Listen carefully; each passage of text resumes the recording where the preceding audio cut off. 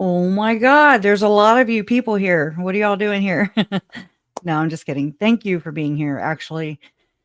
Um, from the bottom of my heart, I did not get nervous till about 5 minutes ago, and then I was like, "Oh my God, oh my God."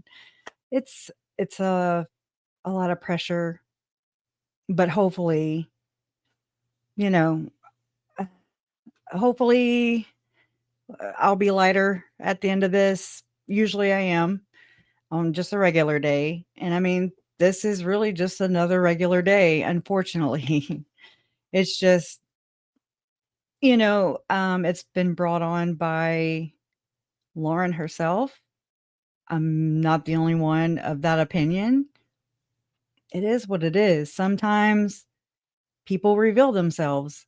Sometimes it takes a while. Sometimes it never happens. I don't know. I'm not a expert, and I don't know everything there is to know about humans and our human experience, but it's actually it actually scared me yesterday.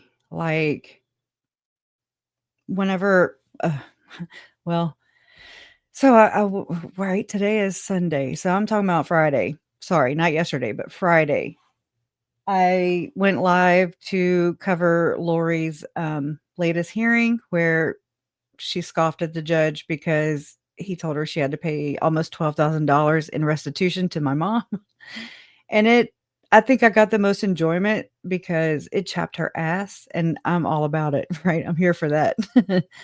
um, anyways, if she only knew how much she did the same to us, like she they have no idea. They're just so freaking tone deaf and not self-aware at all. I mean, and it seems that it looks like kind of the same thing might be happening with our friend Lauren. Um, and that's what scared me. Not so much her, I mean, but to hear Dr. John feed into it and reassure her, give her the weapons basically to continue building the arsenal, to continue with the vitriol, with the mean girl behavior that can put people in actual jail. And so I've been thinking about that aspect too. And I'm like, anybody that can have a clear conscience about a innocent person being put in jail ain't nobody I want to be around, nobody I want to subscribe to, talk to. I want to distance my ass off, right? Get the F away from me, get the F away from my family. Don't say our names. Go. Bye. Like that is I'm like, "Rant, rant," I hear like the oh, it's crazy. And I really did try to I tried to give her the benefit of the doubt just recently, and it's weird. I can't even believe I'm saying that because, I mean, I've seen right through her since day 1, I'm just like, just something about her, and then, things started to kinda happen, and again, I mean, already dealing with real life. Lauren is just like a subtopic off of the real crimes, committed by Lori and Chad and friends. So it's like, what even is this? Like it's a lot to deal with. But it needs to be talked about, y'all. We need to talk about this. I just have not been able to talk about it for years, not openly. And I'm glad. I think it's a relief in the community on a positive note because so many people are able to just say what the hell they want to. They don't have the thought police. Woo, woo, woo. Like I feel that way. So I hope you do too. I hope the hell you do too. I'm ready to, like, my goal here today is to hash this out. I'm not spilling tea. It's probably something you already came to the conclusion of yourself. It's nothing that I have hard proof as of right now. But things have a way of finding its way to the surface. That's how darkness works with light, apparently. So I see you all here. Thank you so much. I don't know how to slow the chat down. This is not good. I don't usually have this problem, but let me go look. But let me see. I had somebody. I'll play something. Not Lauren. I won't play Lauren. I promise. Not right now, at least. Okay, hold on. Just 1 second, and then while I'm slowing the chat down, or trying to, um, I just have to entertain you some way. And I stopped dancing last year, so I'm just kidding. I didn't dance. You wouldn't wanna be here. Let's see. Well, let me share this real quick. This is me in the world I live in, I swear. This is usually this guy, he's opposing, I don't even know what it's called, but this is a Mormon, ex-Mormon, actually. And just watch. In the first presidency. This is me, and everyone's always that way. Those opposed, if any, may manifest it. Right.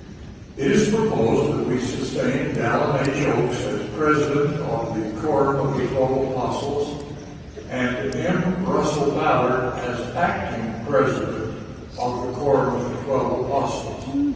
Those in favor, please signify. Everybody else is like, yeah. Any opposed may manifest it. Okay. It is proposed that we sustain the following as members of the Quorum of the 12 Apostles. It's boring, huh? M. Russell Ballard, Jeffrey R. Holland, Dieter F. Uchtdorf, David A. Bednar, Quentin L. Cook, D. Todd Christofferson, Neil F. Counselor in the first presidency. Those in favor may manifest it. Those opposed, if any, may manifest it. It is proposed that we sustain Dallin H. Oaks as president of the Quorum of the 12 Apostles and M. Russell Ballard as acting president of the Quorum of the 12 Apostles. Those in favor, please signify. Any opposed may manifest it. It is proposed that we sustain the following as members of the Quorum of the 12 Apostles. M. Russell Ballard. Is it repeating? Jeffrey R. Holland. Yeah, it is. I think it is. I'm so sorry. I'm like, how many times are they going to say the same name? My bad. I just feel like this guy who is opposing when everybody else, is agreeing to maintain that power, and I really commend him, Brian Pugh. I mean, can we just have more people like this? Or I'm sure there's a lot more people that feel just like me. I'm not comparing myself to Brian Pugh here, but it just really feels like it resonates, I'm just like, oh yeah, everybody's over there and I'm over here and I'm like, hey guys, what are y'all doing? And we're always just on the opposite side and not intentionally. It's just, I'm like, what are y'all doing? But, it is what it is. So hopefully there's going to be more people like Brian Pugh for sure. I don't know how to slow the chat down. I'm not very good at, on the helm and having to do all this. So Turtle Boy always calling out the BS, right? Y'all, the eyebrows, the oh my god, McArches, they might make their debut. I don't know. Depends on how pissed off I get. So I don't know how to slow chat down. You will not be a part of this crap. Well, that exactly, right? Nobody should have to be. Do y'all know that, again, like this is something I'm used to? Google it. Yeah, I don't, it's going to take me a minute. Something that, let's see. Hold on. Well, this sucks. I need to find something real quick.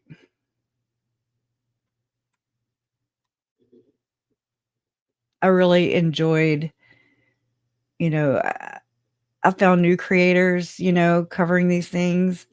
I appreciate their hard work. Some of them have been covering it forever. Nonsense. That's my girl. Okay. Love her. And J is for Justice. She's been covering this, the Daybell case from jump. And, but I mean, I just haven't, I'd go back every now and then to her channel and,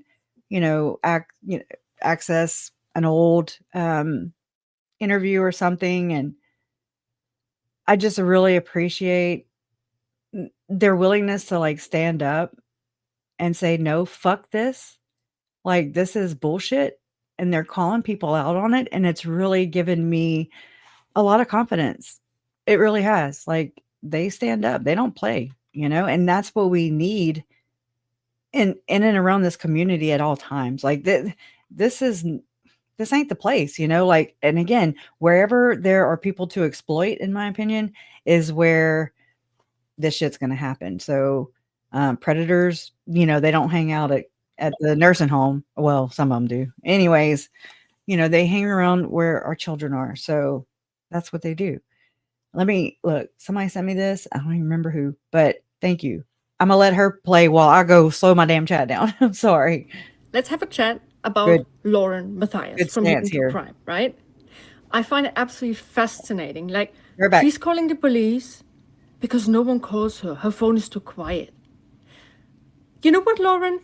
I usually only know stalking victims who complain about how often they have to change their phone numbers because they get harassed by messages and phone calls and everything. And you're literally, I think, the first stalking victim who complains it's too quiet. Like, what is it? A silent harassment? Like someone is harassing me with silence because I don't get phone calls? It is getting so insane. Like, I don't even know where to start with all of this. Okay, so back to square one, because I also had my fair share of run-ins with Lauren. So a few years ago, Lauren and the Hidden True Crime, they covered a case, and she uploaded on her YouTube channel a jailhouse recording of a phone call, and it was obvious it was between the defendant and his lawyer. So this phone call should have never been released to the public, obviously. And it was obvious when you listened to it, you knew exactly what it was, who it was, and, basically you shouldn't have released it. It must have been an accident by the courthouse. And I mean, if you say you're a professional journalist, and you're so professional, then you would maybe make the courthouse aware of it, or the lawyer, the defendant saying, hey, by the way, they accidentally released these phone calls, which they shouldn't. But she still put it up on her YouTube channel. So I made a post on X, formerly Twitter, and I called her out and said, I don't agree with that one. I think that's not right. What happened was Lauren had a complete meltdown, and she also claimed then being bullied, harassed, and as if it's a torture. And I just thought, you know what, Lauren, I'm not calling you every day. I'm not doing anything. There is a post on X. And she wanted me to remove it because I called her out. And I was like, so you're basically torturing yourself, because it seems all you do all day long is like you go on my page and like, is it still there? Is it still here? And you reread the same post and you get annoyed about it. So you're torturing yourself because it's in your mind? Like, back then I was already wondering, like, why is her husband not saying anything to her about, hey, Lauren, how about calm your tits? Okay, so now when you look at the response video they uploaded, right, it's actually really interesting, because Dr. John is with his stupid Brad Pitt example, talking about why you should differentiate between what a person does privately and their work, right? But this is exactly why everything goes wrong for Lauren, because she can't. Because for Lauren, and this is actually also interesting, I'm surprised Dr. John doesn't come up with that one, because you actually have people with narcissistic personality traits, or high on the narcissistic scale, right? They have an issue that they can't admit a mistake they made in any way, because they have such a fragile ego and a fragile sense of self that for them it's basically like, oh my God, if I would now admit that I screwed up, then it means I am a bad person or something. And this is exactly what Lauren always says, I'm not a bad person. No, Lauren, but I mean, you can still just come forward and say, hey, look, I screwed up. What I did was really bad. But it's not what you do. And the whole time today in this video, they were just talking about, you admitted faults and stuff. No, she didn't. She was actually constantly just saying, I have no idea what I did. And that's why so many people come forward now and saying, let me tell you what you did. Because you do not take responsibility for anything. You still say, I haven't got a clue. And I also find it very interesting, like, so yeah, she's basically talking about these text messages that will get released, but the smallest amount of time she's actually paying attention to what she wrote and maybe her behavior was screwed up. No, main part is, but it's much worse that someone would release them, which is like, listen, Lauren, as a professional journalist, I don't know, you can have some protected messaging services like Signal or something, you know. Just the example, it seems everyone has figured it out by now. It's 2025, right? But she doesn't. And the other thing is, it seems maybe she's trusting people a little bit too quickly and easily, because it seems she didn't even know these people that long and they had access to all of her accounts. I mean, I'm not sure why she would do that. But anyways, it's quite interesting because her main blame goes towards the person who is releasing my text message is much worse than what I am when I wrote all this shit about other people.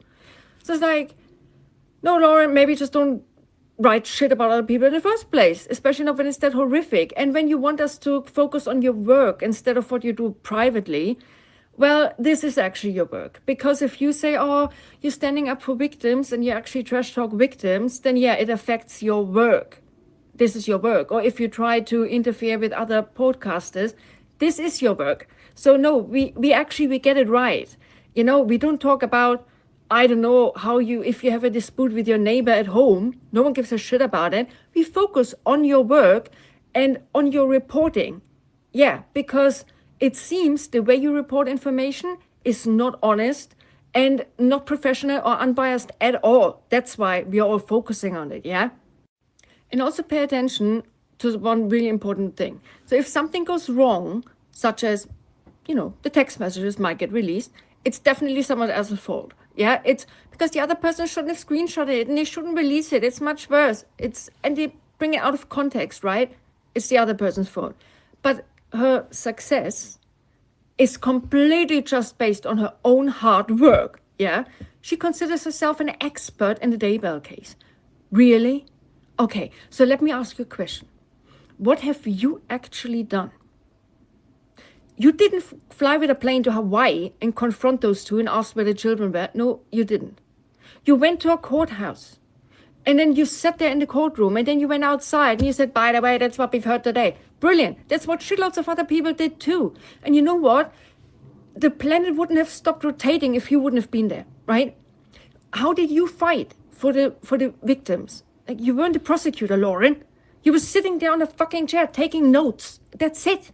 Like, you didn't break something in a case or anything. You didn't find a fucking missing person. Like, nothing. Okay? No one gives a shit, Lauren. Like, you make it sound as if thanks to you, someone got prosecuted. No, it's not. I mean, yeah, thanks for reporting about it. If you wouldn't have been there, shit, lots of other people would have done the same. You're not that important, Lauren. And maybe you just don't get it. And the other thing is, it's actually quite rich to say, I'm an expert on the case. Someone else's family tragedy. You know, there are still people alive living from this family. I mean, I don't know how I would feel if someone else would say, I'm an expert in your family's tragedy. I would be like, really? Oh, thanks. Wow, great. Like, how weird is that? Like, you're an expert in a case. So tell me, what do you know what no one else does? What do you know what not even the family members know? What evidence do you know about, but not even the police knows about? So tell me about this. What is your absolute secret that makes you an expert? Nothing. Absolutely nothing. So maybe come down from your fucking high horse and realize who you actually are. You were a TV anchor. Okay, brilliant, fine, great.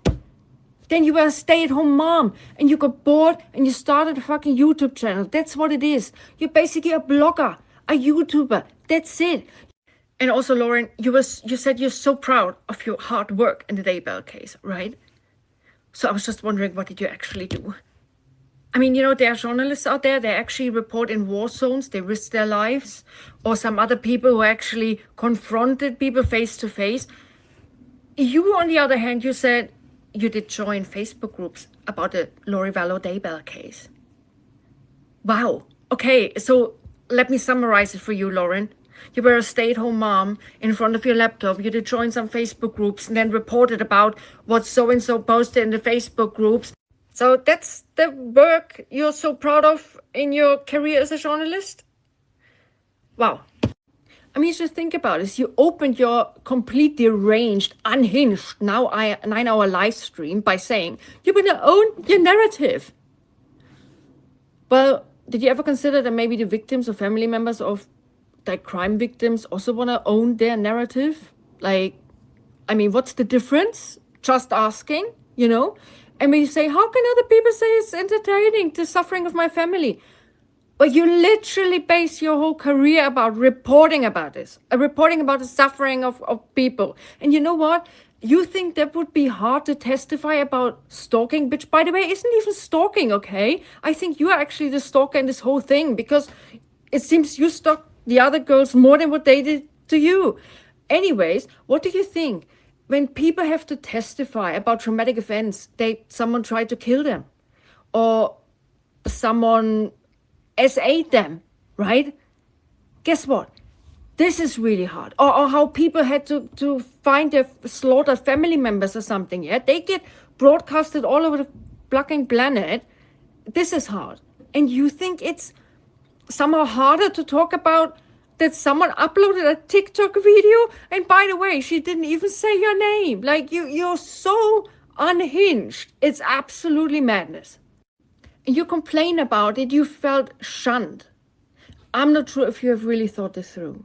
Like, you just absolutely trash talk law and crime, right? And I know somehow you managed to unite people all over the internet to just completely dislike you. I mean, I think the last time someone managed to do that was actually Meghan Markle. And you remind me quite a lot about this because she also tries to sue everyone who doesn't like her and who says that she's unlikable. Oh my God, let's sue someone. I mean, maybe you should team up with her or something, you know? But the other thing is, like, I even find myself agreeing with people where I never thought I would agree with them ever. But at least, yeah, somehow we all figured out that you are definitely, I can't even say it out loud, like, beep, you know. I'm just saying. And if you thought it was uncomfortable for you before to go into a courthouse or crime con because you felt shunned, Lauren, I'm not sure if you realize what you have brought onto yourself. I don't know how you ever want to set a foot into a crime con event without getting actually shunned by everyone because you thought the worst thing in your life would be that someone uploads TikToks where they don't even name you. Like, I can't believe it. Like, do you look at the complete shitstorm you have right now? I can't believe it. You know what? No one would have paid attention to this TikTok account. Like, this is so ridiculous, but you literally made it go viral. You know what I find one of the most concerning aspects of the whole thing? Mm-hmm. You have someone who has apparently a PhD in psychology, right? And he doesn't stand up and say enough is enough and at least gets Grayson out of this whole situation. Mm-hmm. Grayson is so young. Why does this video actually look like a hostage video, right? Mm-hmm. And this weird enmeshment between Lauren and Grayson, what's even happening here? There is no professional boundary, it looks like. Like, what is going on with those guys? Like, she is not a carer for Lauren, but it seems that's her new role now, the protector. And why does someone with a PhD in psychology call a 24-year-old young woman who should be a producer of a podcast and is basically putting the responsibility onto her to take care of Lauren, yeah? She's in a very bad cuckoo place. Like, what on earth is even going on? Like, you're the psychologist. Like, take care of your wife, yeah? Don't put it on a 24-year-old. And just to see how paranoid Grayson got. Blimey, you know what? I can't believe it. I hope she sues you at some point for emotional damage done to her.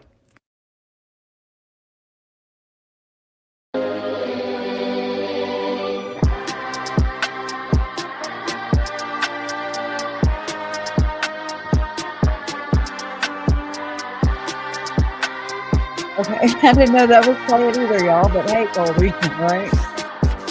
Okay. Yeah, I'm so sorry. This is really embarrassing, actually. But I did have somebody send me some help, and I'm like about to do the thing to slow the chat down, and then oh my god, we're like what 30 minutes in already. So sorry. If you'll just hang tight real quick. I'm a boomer. Okay, gonna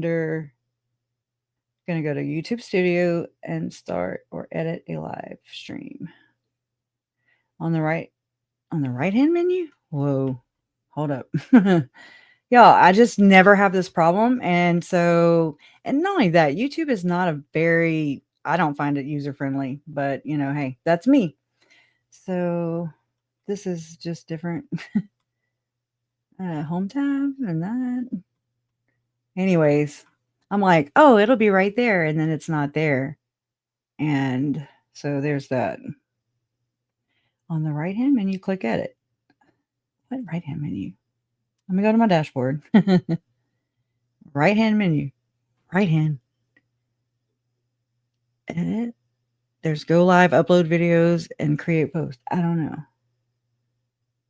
Well, I mean, but I see how many subs I have. This is crazy. Thank y'all. And anyways, we might just go with it because at least till I have a little break where I can do that. I don't know. We're just gonna, always wing it. And this is what we do. This is what we do at difficult research. Right, Colby? Right, Colby? Right, Colby. He said, right, Krisha. Anyways, you're a boomer? All right, good. Me too. Boomers unite, right? You know what it's like when you're, my kids are like, yeah, she's a YouTuber. And I'm like, oh my God, no, I'm not. No, this is just a little corner that I found where I don't know.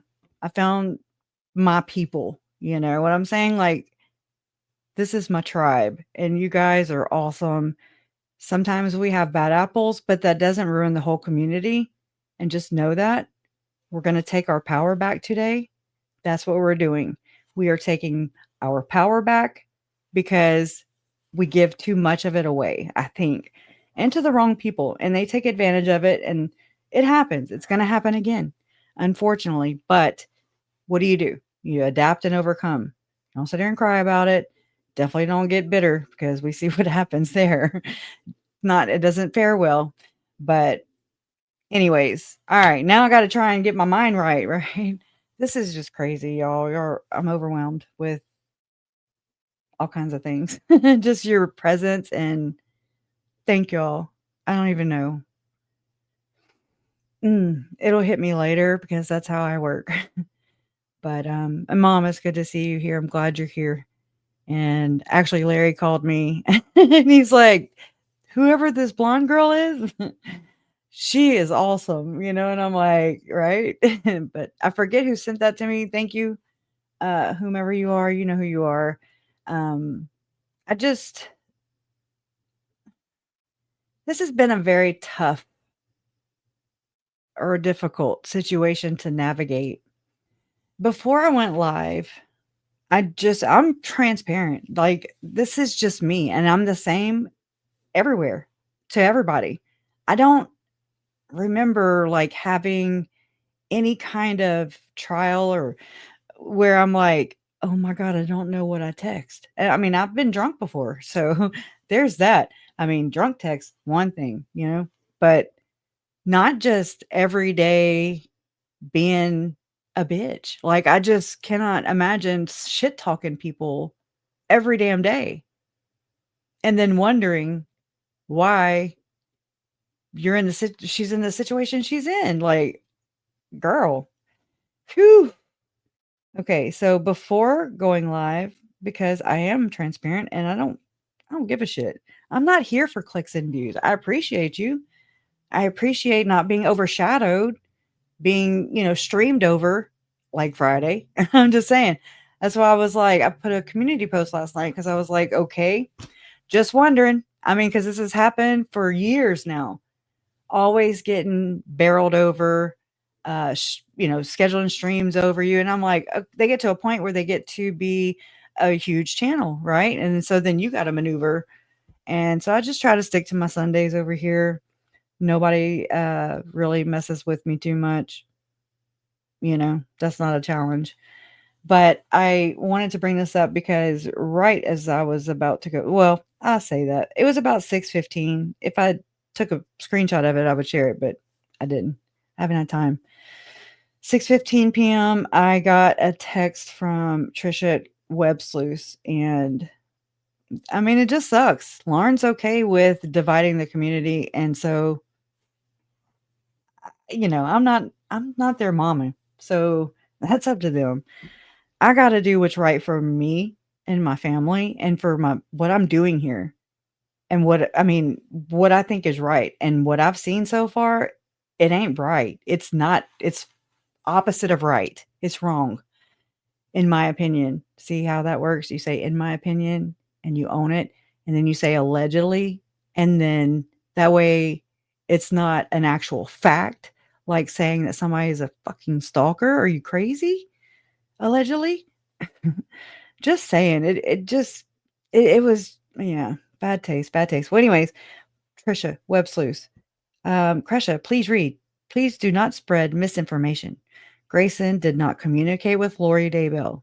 That's about as far as I got. And I was like, I don't even give a shit. I didn't even read past that point when I responded. She is devastated that this rumor is being spread. Please do not say this about Grayson. Here is a link to a post Grayson made on Reddit saying who was communicating with Lori. Okay, first off, I'm not like an extension of your little. I'm not a bot, like what the is real? What's going on, y'all? What is happening with everybody? Are they just? It's like inverted world, and it's a crazy world. I've been in it for about 6 years. And it's been a little scary here lately, with Dr. John just excusing Lauren, not holding her accountable, and even making shocking, questionable statements himself, in my opinion. Nobody is above the law. Nobody is above accountability. Nobody here is exalted. The only exalted people I know are in prison for the next 7 lives and or till death. So either way, till death. But that's where that got them. And so you might want to check yourself. And I'm saying that from a concerned, caring, confused point of view. Like, this is just what the hell is going on, y'all? It was like, it just was scary because it was just like, ew, Dr. John, the way he's handling her it's like, I don't know. I don't even know what to call that besides nothing I want to be around. And it's concerning for the child. I'm just saying, that's who I worry about. If anybody cares, like I'm sorry for saying like a lot. All right, it says, please do not say this about Grayson. Here's a link to a post Grayson made on Reddit saying who was communicating with Lori. Link, stand by, and I will send you actual posts. Well, thank you, Trisha. I've never seen. Now, look, I have not had a text from them or from Trisha. I'm sorry. I was last. Let's see. Last to text. I don't even know what day this was. August 6th. Okay. I mean, I've been on there, after that because I'd be in the chat or whatever. But I saw somebody somewhere say that I just showed up there behind Megan or whatever just for clicks and subscribers. And I was like, okay. I mean, I don't understand. Not everybody thinks in clicks and views.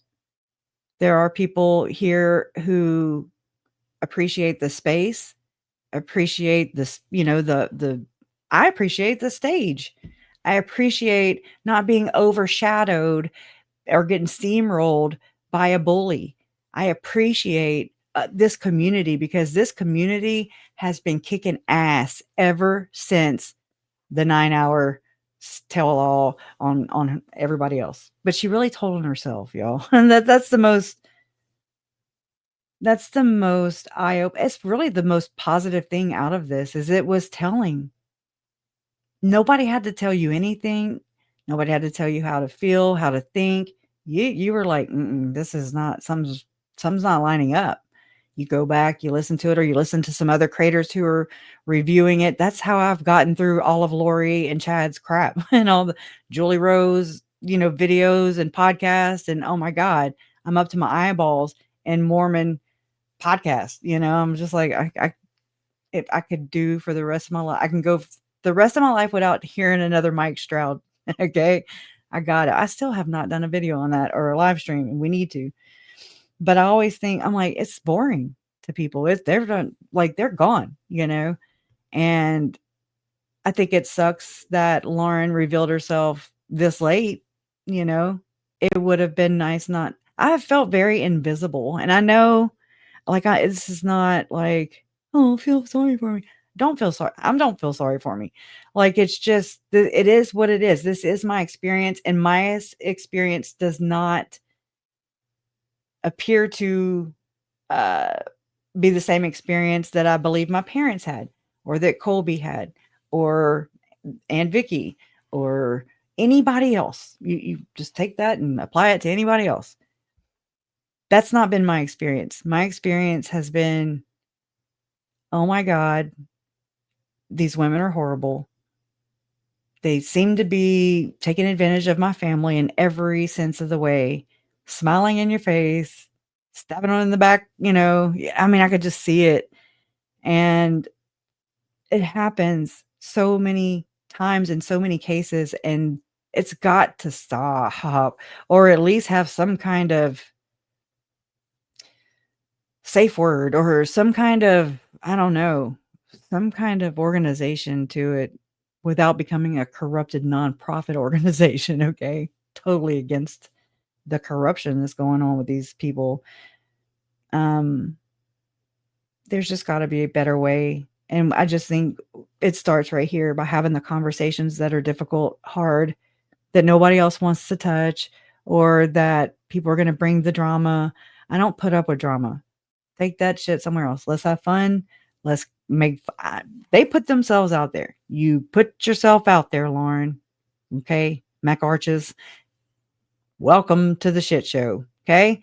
Welcome. It sucks to be criticized, even if the criticism is true. That comes straight from your church. You're welcome. So you're not exalted. You're not exalted. And you might look at it as me being mean or a bitch or whatever the frick title or label you want to label it. I'm sure that's already done. That's if you're even, that's even if you're not going to be a coward and not watch, get people to do it for you or something. I don't know. I don't know what your gig is, but it's not working for you, girl. And you need more people like me to keep your ass straight. Okay. Because you're not above criticism. You're not perfect. Oh, no, right? Oh my God. Yeah. You're welcome again. Here's your sign. You are not fucking perfect. Okay. Go have a good cry. And then turn off the fucking internet. Okay. Come back when you're healthy. When you can contribute again. I'm sure you could be a badass.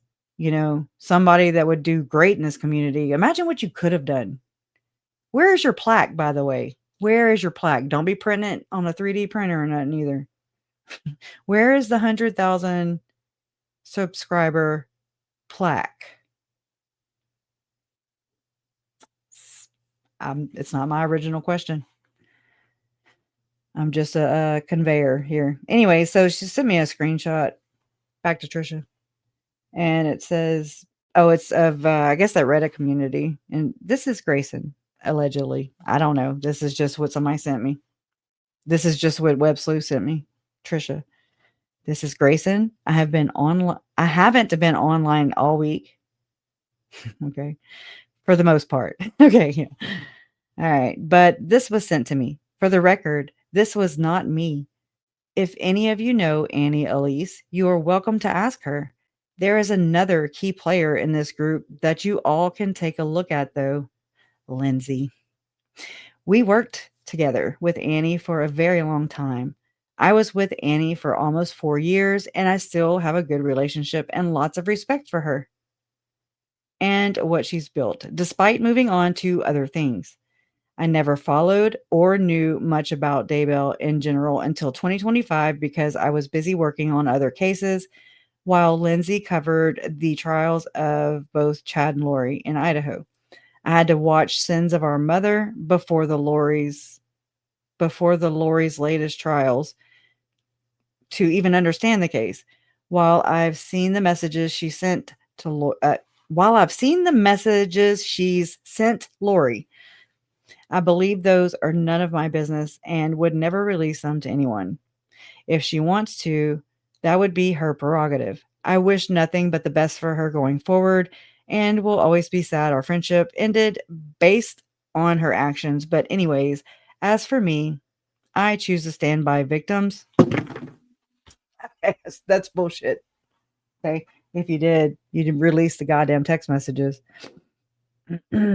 Anyway, she says that she stands by the victims, allegedly, and she does not support someone like LVD and would never tell her I have sympathy for her. I mean, well, first, maybe stop acting like LVD. All y'all.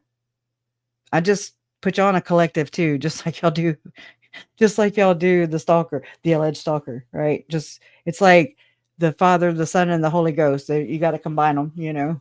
Sometimes they're separate, but sometimes they're together. Just it depends on where they're needed to fit a narrative or fill in a plot, you know, or wherever evidence is needed to be collected, right? Anyways, I'm tired of me. Maybe not directly, but it's always affecting, okay? It affects me. It affects my family. It affects this case. It affects the public perception of this case. It's affecting it right now with your dumbass, stupid 15-year-old, not even. Let's go down to 12. Like just getting the woman thing going on, you know, the monthly, that kind of bitchy, mean girl bullshit, okay?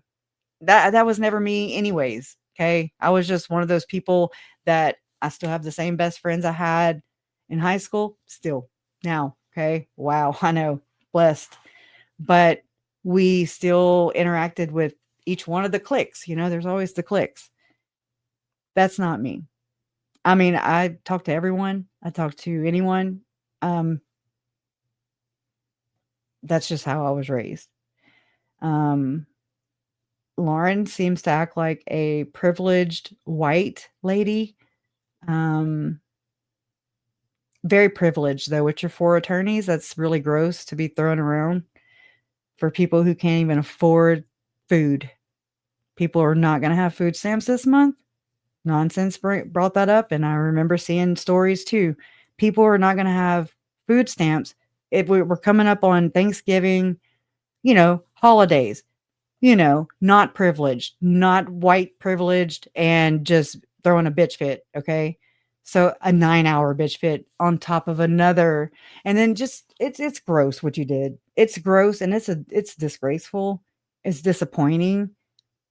Disgust all the D's, okay? It's disgusting. All the things. Anyways, all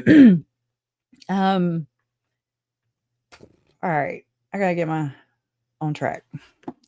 Anyway, so she left me a link and I wasn't going to talk about it. All I did was, oh, I know. Yeah, let me finish that. Trish. Sorry about that.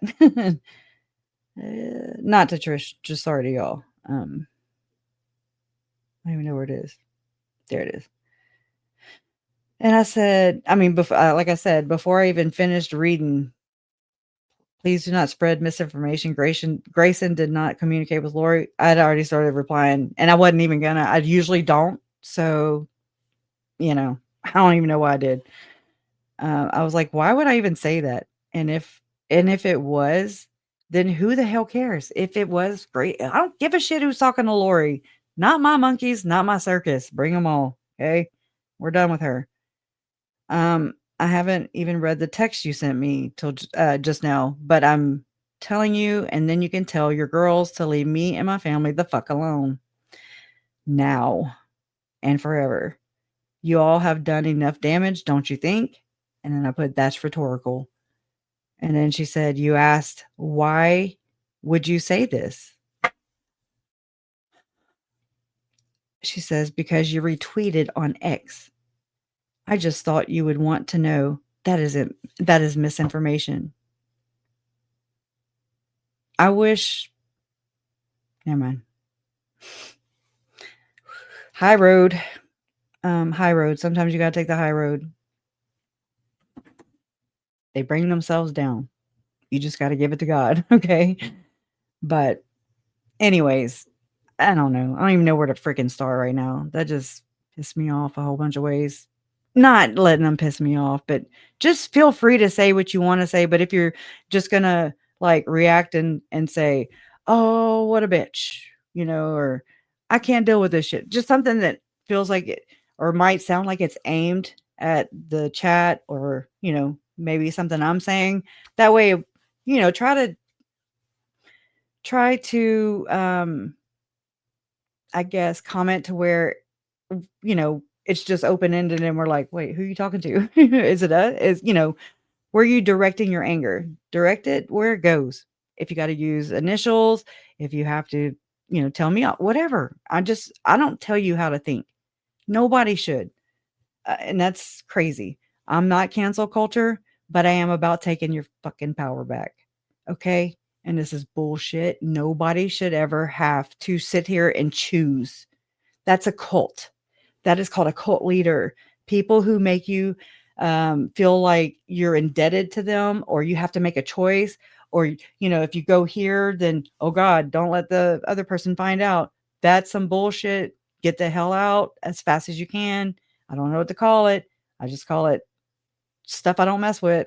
So I want this to be healing. We need to heal. We all need to heal. We've got to let this go. We don't need to carry the vitriol, the anger in our hearts. We don't need that shit. Our community in these cases do not need any more hate. Usually the victims have gotten the raw end of the deal, right? Wouldn't you say? Nobody's a favorite. Nobody got out alive usually. And okay, let's try to add something to people's lives, especially family members of victims. The people who are here when everybody else leaves, okay? And I knew that. I mean, that's just reality, right? People are going to go away when the story fades. When Lori fades into oblivion, that's the good part. But then also, what do you do with yourself? Like I've questioned, like, what am I doing? What do I even do now? Like there's always been something, hearings, trials, date, just always something moving forward somewhere. I mean, it's been a pretty busy couple years, half a decade or so. I mean, it's been crazy, but I just know that things were done, things were said, usually. Oh, wait, let me just say this. Never never confronted by Lauren or Lori. Not that I can remember. It's been a long time. Ask me back in 2021, 22, I'd have had a list because I mean, it pissed me the fuck off all the time. And I had to just pretend this was my way of dealing with it because I don't like drama. Okay. And these people are not people that you can talk rationally to, obviously, or we wouldn't be here. They are divisive, mean girls, maybe have some kind of issues that whatever they need to go handle before they insert themselves into the lives of people who are just trying to fucking breathe and live from one moment to the next. It's not the same experience for each family member. We all grieve differently. Shocker, right? So do normal people. Like everybody here, none of us grieve the same way. I mean, we're not celebrities. We're not famous. Neither are the killers. They're infamous and they need to be left in the dust, okay? They murdered people. They took the lives of people, of innocent people, unsuspecting people, children, people who could not fight back or, even have a fair fight for their lives, their lives. These are people you do not want to align with. You don't want to fangirl. You don't want to boost any goddamn ego. Okay. We need to deflate them suckers as fast as we can and on a maintenance schedule. Okay. We don't need to feed their books. I still continue and I'm going to continue to, if Chad's going to write damn letters and his daughter and his son are going to freaking post them, I'm going to read them. I'm not going to make excuses as to, oh, I don't want to hear Lori's voice. Me the hell either. Guess what? I don't get to flip that off. So you're either with me or you're not. I'm not going to, you can't water it down. People are trying to water it down. How many of us are saying unalive? They weren't unalived. I'm sorry. They weren't. They weren't convicted for unaliving. They were convicted of murder. In the most egregious ways possible, right? They tried to delete or erase Tylee. They dehumanized every one of their victims. And I don't think they were going to stop. My mom was on the hit list. Ervil LeBaron had a hit list after he was dead that still happened. These things are real life. It's not a case. I mean, it is a case, but it's also, there was evidence that 3 members of my family, well, my uncle was murdered, then 2 were missing and with a crazy bitch. Okay.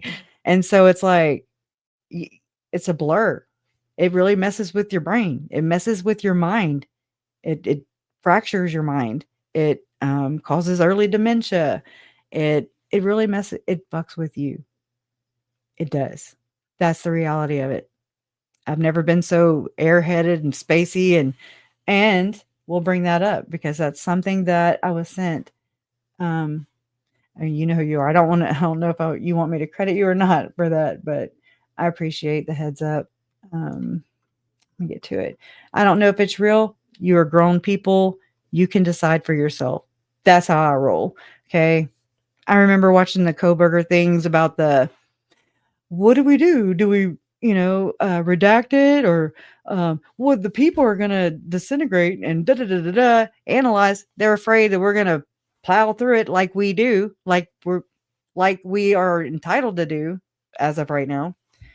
If the thought police will stay calm down over there in their sector, But I mean, my thing is like people are either going to be responsible or not. Okay. I'm saying I'm an adult. You're an adult. I have this video. My channel is set to adults. Be an adult. I don't know if this is true or not. I don't know. I just know what I was sent. And so I'm going to share it with you. You decide. It's pretty dumb. It's pretty lame. Well, I'll just say that. Hold on. Hey, Goldie. Let me go and switch to where I need to go, which is right here. So it don't look real, but whatever. This is an alleged, let me make sure it's showing. Yeah. This is an alleged screenshot that's going around. Lauren, to correct myself, I don't just roll my eyes at Kresha. What do you do, white girl? I find her actions despicable and destructive. I think I can handle it more because her brain doesn't seem to comprehend anything comprehensive. Well, I mean, why don't choose different words instead of comprehend and comprehensive, dumbass. Jordan and McKay know better. Mormon stories made J and K, yet they steal their slides, the entire show, and call it theirs without shame. Whatever. Okay. Go micromanage Mormon somewhere else. Okay. Molly Mormon. All right. Oh my God. I'm sorry if you are of the faith. I'm talking about the bad Mormons, okay? You know who you are. Don't lump yourself in with the bad ones, okay? And wouldn't you want to call these people out for the frauds that they are? I mean, that's kind of the point. bring them to the public square and treat them like the damn Salem witches that they are. Okay? Because that's what the hell this is. And I'm being serious, straight up. Y'all, I do a lot of research. I research the history. I've learned a lot. I'm like, oh, there's a lot of things that are hidden from not just the membership, I'd say the public at large. And this should be a public service announcement. I remember saying this a long time ago, like, it's not just a me problem. Like, yeah, my aunt was in a cult, da da da. Which one? You're like, which cult? Okay, cult within a cult. You can also, I learned that that's not very constructive. It's like telling this is my analogies. Don't take them, Dr. John. Anyways, but it's like telling an alcoholic that they are an alcoholic. It's like telling somebody who's addicted to drugs, pills, whatever, telling them that they are a drug addict. It's like telling a narcissist that they're a narcissist. It's like telling a cat, no, I'm picking. It's like a cat on a hot tin roof, because that don't jive. Charles tried telling Lori that she was being extreme. Okay. I mean, I've watched tons of those shows, Intervention. Who knows? There's probably some heinous shit going on in the background. Seems to be the case with everything else. But I'm just saying, it's like that surprise, a person has to want to be sober. A person has to want to see flaws and go get help for that, for, narcissism or whatever it is. That's kind of how I look at people in their belief systems, like, especially, this was my introduction to the Book of Mormon and the Mormon Church. They don't like being called the Mormon Church, but they're probably about to change their name anyway. So we'll see what the next victory for Satan will be. Anyways, and my opinion of that is that they changed their name in order to obfuscate, like, Lori and Chad, Ruby, Jody, all the bad Mormons. They give them a bad name. But yet, they actually do, the church allegedly sued or went after Heather Gay because she named her book or something, one of her things, she named it Bad Mormon. And I was like, that's perfect. That's poetic. But they don't want people to have a negative label, right? And don't think that they don't watch. They're watching. They watch. They have a whole committee that watches and alerts. It's just like Scientology a little bit. Let's see what else. So they're very in tune. Very in tune. When Tim Ballard blocks me on X and I'm like, I don't even know how to, at that point, it didn't work on my phone. The app did not work on my phone. I was like, well, you lucky I've been over here tangled up with Lori. Like, I've kind of laid off. This is really connected to a lot of negative and bad shit. It says Lori and Chad were part of a larger movement that I've been watching for 6 years. Now, I'm not the only one. It's like we watch different little aspects of it that are different, and they tie into Charlie Kirk and UVU. I mean, that's a given. Tim Ballard was a speaker for TPUSA, but it's not just Tim Ballard that's, a speaker. Or I think they cut ties with him since he was, he had women who not press charges. They sued him, and he's wiggled his way out of some things by technicalities. But the women that sued Tim Ballard claimed that, and I'm telling you this because these women say this and it's quoted for a reason. Listen to victims until they give you a reason not to. That's my advice. I do. I listened to Lauren till she gave me a reason not to. Welcome everybody coming in. It's so good to see. Hey, no more remote viewing. Okay. All right. I'm trying not to do this. Okay. Because I throw myself off just like I just did. Yeah. So this is quoted. take it and really think about this, because they're telling you everything you need to know, and not just Tim Ballard. Think about this, please. And it's quote, "The anti-traffickers are the traffickers," unquote. That's it. That's all you got to know. So anything that they produce, try to sell you, grift, because the grift is strong. It doesn't end here.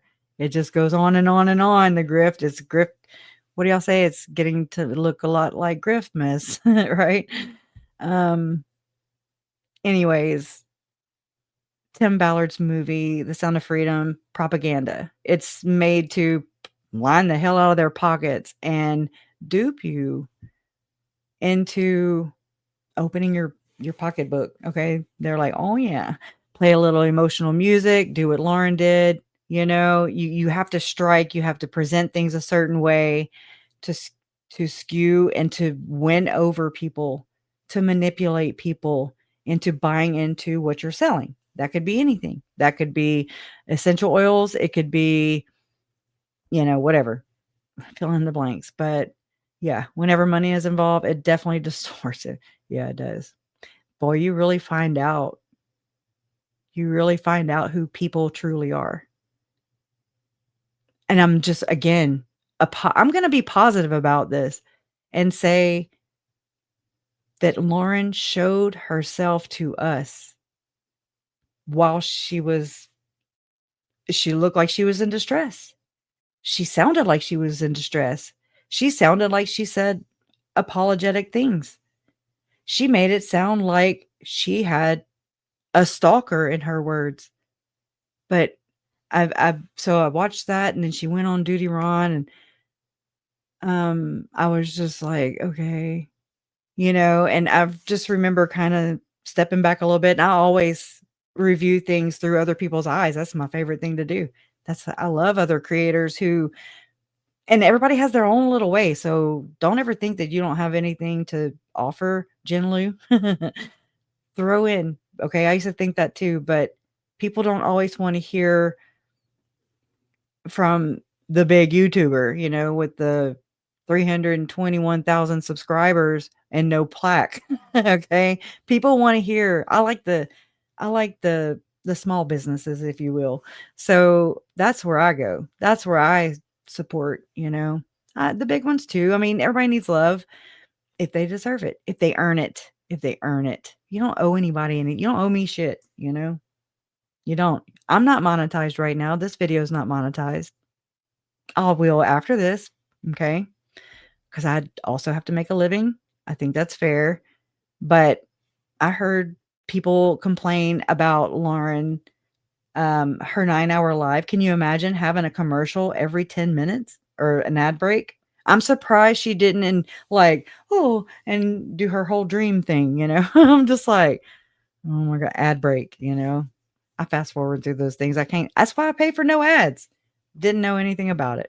So I appreciate those who do, watch those things, because they do help. Every little bit helps. We're all here to make a living, or, what I'm saying, to at least break even and plug it back in, channel it back in, put it back into the channel. Yeah, it was very sad. I mean, you really find out about people. Well, I was already leery about some, I'm very observant.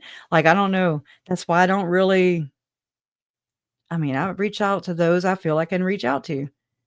And then the rest is up to them or me, it's not always, I can see it. Like, sometimes I feel like I have like a scarlet letter in a sense, because it's like, oh yeah, like, she's part of the family. But then some people could take advantage of that, It just depends. I'm just pretty open, friendly, and I know what to share and what not to share. Sometimes I overshare, but I also know that it's not like I'm not going to lose sleep over it. It's not anything I just like. I'm not like Lauren. Okay. I'm good. Like, I'm not getting wrinkles and shit over who I text and said shit about. That's the difference between me and her. Another one. How many of you are like that too? Yeah. It really sucks. I learned I was in a cult too of the United States of America. I'm like, oh, well, hell, what the hell? Anyways, I'm just kidding. I'm not political, but I could talk about politics too because I'm 47 and I'm an American and I live here and I breathe and have eyes. That's why. No, but most of the people like Tim Ballard, he does a lot of inner workings with the government side of this. And I actually saw a comment from one of the mods in Hidden True Crimes video premiere that railed right over mine. Thank you. Do they have one right now? I'm wondering. Whatever. Says more about them than me, but that's how victim oriented they are. I'm not a victim. Lauren will take that. But I'm just saying for some people know what they're saying. This is the telltale for me. When somebody is saying something, but they're not really, what they're doing is not matching what they're saying. Trouble in paradise. Run. Come over here. We'll pull you in for a little while. We'll have a safe house. We'll be like Julie Rose Safe House, and we'll have, we'll save you from soul trafficking. Just picking. What the hell? I don't even know some of the things that I have to say. I'm just like, what is so stupid, right? Okay. So what I wanted to talk about, I know it's like 7 years later. Let me shut that. Well, first we can do this. While we're right here, let me share my screen. I am a boomer, Amber E. Oh, boom, boom, boom. I say, way-o, way-o. I like being at Jay every day with Jay because she's got all the sound bites. Law and crime. I'm just like, oh my God. I love it. Love it. I know I'm leaving people out and I'm sorry. My brain doesn't work that way. Anyways, so this is interesting, I think. Now it's not like exact. Oh, it shows a 1,000 subscriber drop. I'm one of those. Are you? I'm not about cancel culture. I'm about not allowing bullies to just steamroll over everybody. Just, not everybody's experience is the same. I know that I've heard that before of people coming out of the Mormon church where, okay, like when President, what's his name, Nelson died. I mean, I've been researching into some alleged crimes by his daughter and son-in-law who Lauren happened to know. She's like, I know them. I'm like, oh my God, I didn't see that text, and I saw it today and I was like, from a long time ago. And I was like, oh my God, okay, that's weird. Interesting. Not weird, but interesting. You know these people, but you're a true crime channel and you're from that religion. And what am I missing? Oh, just the high profile? It's pretty high profile. Been going on since the 80s, allegedly. I'd be knocking that shit out. Like, if I had the platform, bet your ass. I mean, even with the little one, I'm organic here. We're organic. We grew organically. Nothing's bought. Nobody was coerced with a coercive control. Organic. But, I didn't know. I have 2 people. Who do I bring up? Well, let me go. Well, what do I do? Let's see. All right, let me go over this real quick. And then I'll bring some of them up or maybe both. I don't know. Let's see. So this is just like about Hidden True Crime. You can go and check these. This is Playboard. They used to have another one, but I don't think it works anymore. And it says that these are approximate also. And this is not really what I'm going to be focusing on, but just to kind of say, they rank 54, 636 in the country. Anyways, total revenue, it says approximately $59,542. I'm just like, a month? I mean, what is that? Total, no, I'm kidding. Total, last 7 days revenue, $557. Okay. Yesterday revenue, $10. I don't even know what this means. But anyways, it says 5,013 chats. I don't really know analytics, obviously. That's not what I'm really doing here, but just know that this is on Playboard, Hidden True Crime, and you can just kind of check out their analytics. Although obviously I need to brush up on my skills. But I found this to be interesting. Interesting. So every channel, you have a space where you can basically type in all the things that kind of like hashtags, when you type something into the search bar on YouTube or Google, because they're the same owners, basically. It will, like, by doing this right here, it'll help YouTube's algorithm feed and find its viewer. It'll find you. It'll say, oh, John is interested in this, so it'll send that to you. You get kind of keyed up that way or matched up that way. Well, I found it interesting because Lauren, she's claimed that she's an ex-Mormon. Okay, whatever. I remember when she cried, which I thought was so insensitive, especially with the kids and how all that went down. I was like, and I wish I'd have pulled it up, but I'm kind of glad I didn't because it really pissed me off. It really pissed me off. And I say that. I know that religion is sensitive. I understand and I respect that. So are human beings that are missing, that are children. And to me, if you're going to be in this space and I'm victim oriented, and you're going to be this authoritative, huge platform, that claims all these things, don't cry about your feelings being hurt about your church because you feel like you're being persecuted. First red flag of many. This bothered me because I was like, what? But it's okay for my family and me and friends of the victims. It's okay for us to come into your chat so you can name drop, right? It's like a trophy. Oh, hey Kay, hey Larry. Oh, bullshit. Hey Colby. Just, I used to buy super chats to make her read my name. Because you're going to say my name. You're not going to pretend like I don't exist. You don't do that to people. That's abuse as well, Lauren. That's abuse as well. And I'm not the only one that experienced it. People saw that. People see right through you, honey. You need to get yourself together.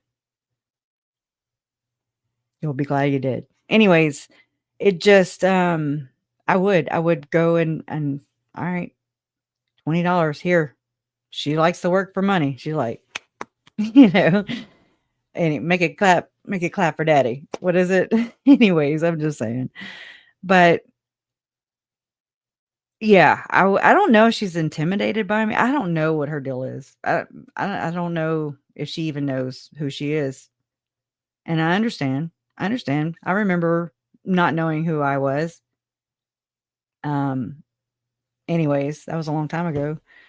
But you're supposed to get better with age. You're supposed to grow wiser and then out of these things, but that doesn't seem to be the case.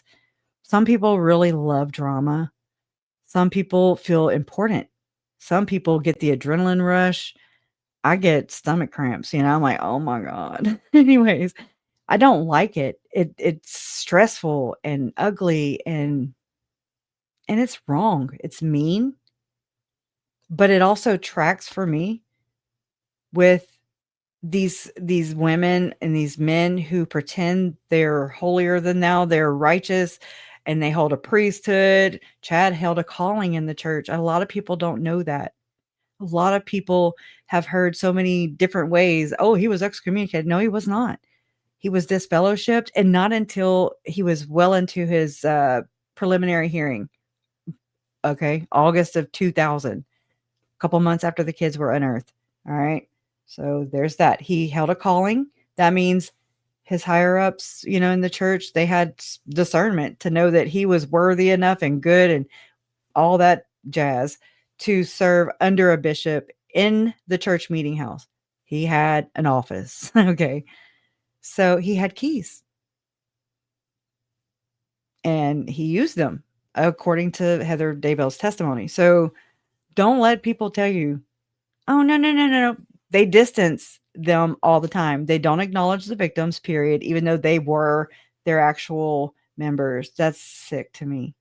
Now I dare them to. I'm like, I dare you. don't even do it now. It's too late. Just saying. It's just been a really weird situation to navigate. I'll get to that too. All right. But yeah, so let me bring I'm gonna bring mom up. Oh, hey mom. Clearing your throat. Oh, thank you for giving me a warning. Oh wait, you have a window open. Oh, There's 2,460 people here. Oh my god. Yes, there are. No, Shut I don't know. I don't know is it still open? Now I can see the comments on my phone. I'm not. Yeah, I don't hear an echo. My camera is not on. Okay. Okay. Mom ain't turning her camera on, y'all. She's like, I'm not dressed. I'm in my jammies, no makeup. Yeah, no. It's Look, Sunday night. I'm chilling. I brought Todd back to the rehab today after his 48-hour pass, and we had a lovely visit and ready for him to go back. He was ready to go back, and he's got oh wow. 8 weeks left Good. to go. Then he'll be cut loose, and he's gonna be working. So he's doing great. I'm so proud of him. And I'm so proud of Kresha too. She is doing an amazing job. And I tell you what, in the last 6 years, she's really come around. She's really matured. She grew from this. This was a big growth for her. And actually, it was a big growth for I could say for my family, because I'm not the same person I was 6 years ago. I'm totally different, but yeah, I still don't know who I am quite all the way yet, but I'll figure it out. I still got a little ways to go. I'm working on it. So yeah, I'm proud of you too, Mom. Thank you. So can I talk? I don't want to interrupt you. You're fine. I'm giving you the stage. Oh, whoa, I'm echoing. Go ahead. I'm gonna mute myself. Okay. So I have for a long time sat quietly, and I have been bullied by so many people, but I'm going to bring one person into this. But in the beginning of this, in January 2020, this was all fine. JJ and Tylee and justice for Charles and Tammy. That's what it was. And then, I connected with Annie Cushing in January of 2020. I'd met her in 2006 in Fort Lauderdale with Charles and Lori and the kids. And I really didn't hang out with her or anything. She was really hanging out with Lori. And I just remembered her red hair. So then we get to Dr. Phil, and there she is. And I'm like, okay, wow, I wonder how she got here. I wonder why she's here. But then, okay, let me back up. Kresha gets it from me, people. I'll tell the story out of order. But in January 2020, Annie and I connected, and I was I was offered condolences and all that. Even though we didn't know where the kids were, not condolences, but you know, I understood her heartache and that I wasn't accepting anything until there was a body, and I wouldn't. That's why I could not accept that. That was just my way of dealing with it. And so anyway, talked to Annie. I said, hey, I ran across some pictures. I think this might have been February of 2020. Hey, I ran across some pictures that Lori had, or I don't know where they came from, y'all. There's been a lot that's happened, and I just can't remember every little detail. But I'm trying not to. I'm excited, but I'm aggravated all at the same time. Take your but time. Anyway, I found these pictures of Joe Ryan Joe Ryan and Lori's wedding picture in Kauai or Hawaii, wherever, and then a couple other pictures of Joe Ryan. And Annie asked me, "Oh, well, could I see those pictures?" Because I told her I had them, and I sent them to her. Well, then the next thing I know, they're on, I don't know, Fox, CNN, whatever, with her name at the top, Annie Cushing, like she produced those pictures, which she didn't. I did. I found them in Charles's things. I sent them to her.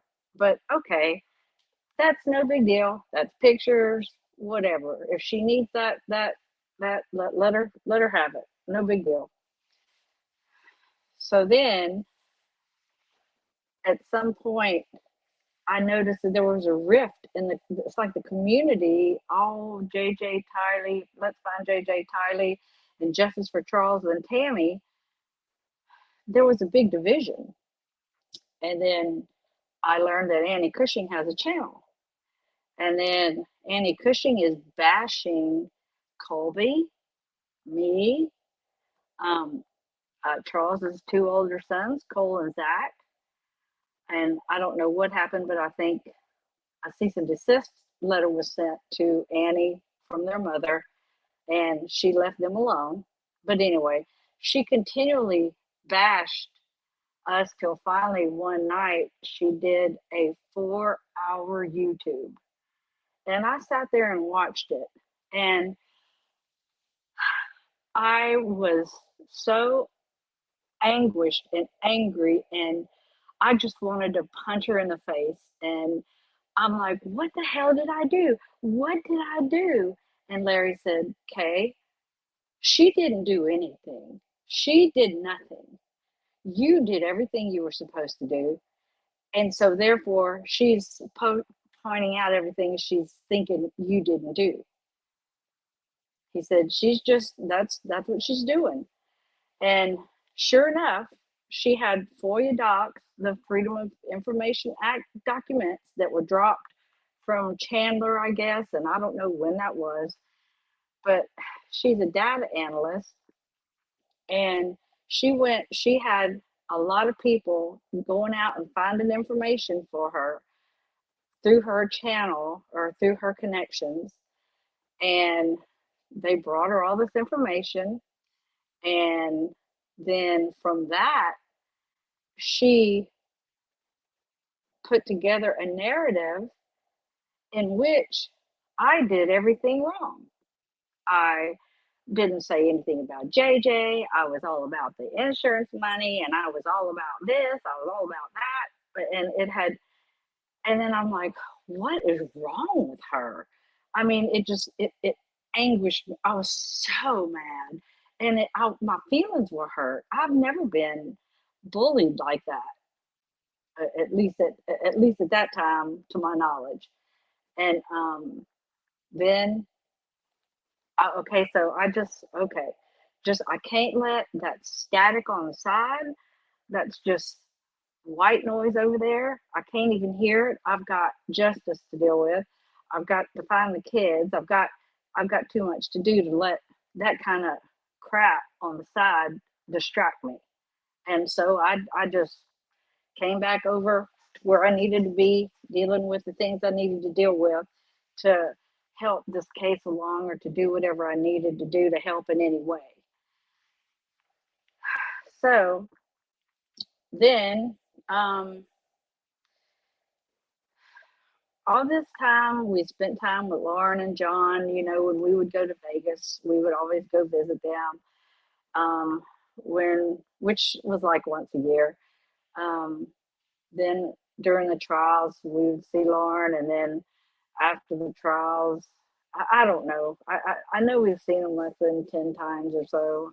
I'm just guessing. But anyhow, what do you need? I'm hold on a second, Russia. Okay. Oh, Okay. I can still hear you. I can still hear you. No, Larry Hot mic. Larry was Not a hot. talking to me. Oh, You I'm like, couldn't not a hear it. hot mic moment. I had him down under my legs so nobody could hear. It was Anyway, funny. It was funny when he called okay. while I'm tanking. I'm trying to figure out how to Oh, slow the I chat down. know. And he's like, I'm like, who hey. are you talking to? I love it. I love it. That's awesome. Okay, I'm backing back out. You're doing great. Okay. And yes, So this is anyway, for anyone just joining. This is Kay, and this is JJ's grandma, Troll's sister. Okay, I'm going. I'm just laying foundation for all of you out here that, okay, so that's the Annie Cushing part. And she didn't, anybody that listened to her and believes all the crap she was putting out, I'm here to tell you it is her narrative. And she's pulled down all of her videos and stuff, I've heard, but I have that 4-hour one that she did on me, and I don't remember what year it was in, but anyway, I have it. But I just, again, okay, we already talked about that. So here we go. We're friends with John and Lauren. We spent some time with them. Every time we'd go to Vegas, we'd eat a dinner, or we went to their house a couple times and recorded a couple of videos. And we told them what we didn't want public, because not everything we talked about we want public. It's not everything I talk to Kresha about is public. Not everything I talk to my doctor about is public. Not everybody that I've talked to the person at the store that I paid for my candy bar. That's not public. It's my private conversation with them. But if you get my drift, I don't know if I'm expressing that correctly or the best way possible. But anyway, let's fast forward to Lori's trial in Boise. And here, I mean, the stress. You do it so perfect. JJ. What? Hello? I did that on accident. I'm sorry.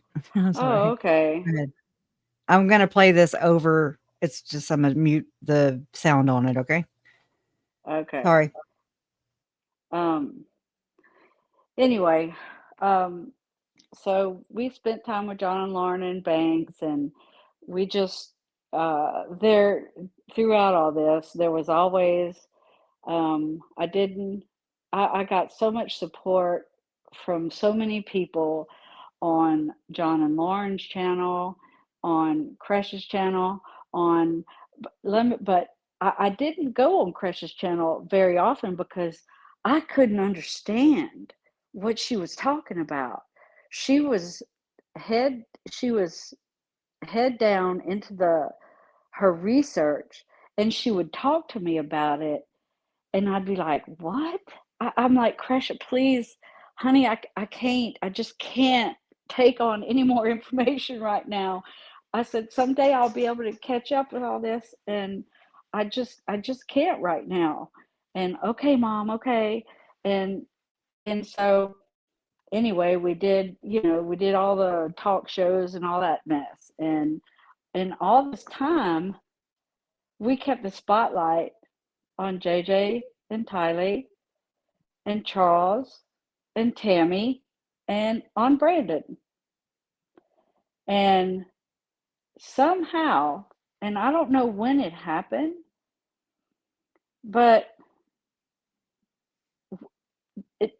where did JJ and Tylee and Charles and Tammy go and Brandon go in Lauren's videos and in her on her channel? At what point is she using my names, using pictures of us and saying, oh, we're great friends with the Woodcocks, when she's trying to prove that she's got a good reputation? When I don't understand it. I don't understand what she's trying to prove, but all I know is anytime I put on one of these videos, that the 9-hour one I happened to stumble on one night, and I listened to 20 or 30 minutes of it maybe, and then I'm like, oh, this is just crap. I'm not listening to this. It was her crying about her being stalked, and I do know about the stalking. I do know a lot more than I let on. And Lauren wasn't stalked. She was doing it. In your opinion, allegedly. In my opinion, she had a lot to do with it herself. In June of this year, we had a conversation, Lauren and I said, yeah, I hear you trash talk this. I said, but you know what? I'm turning my head.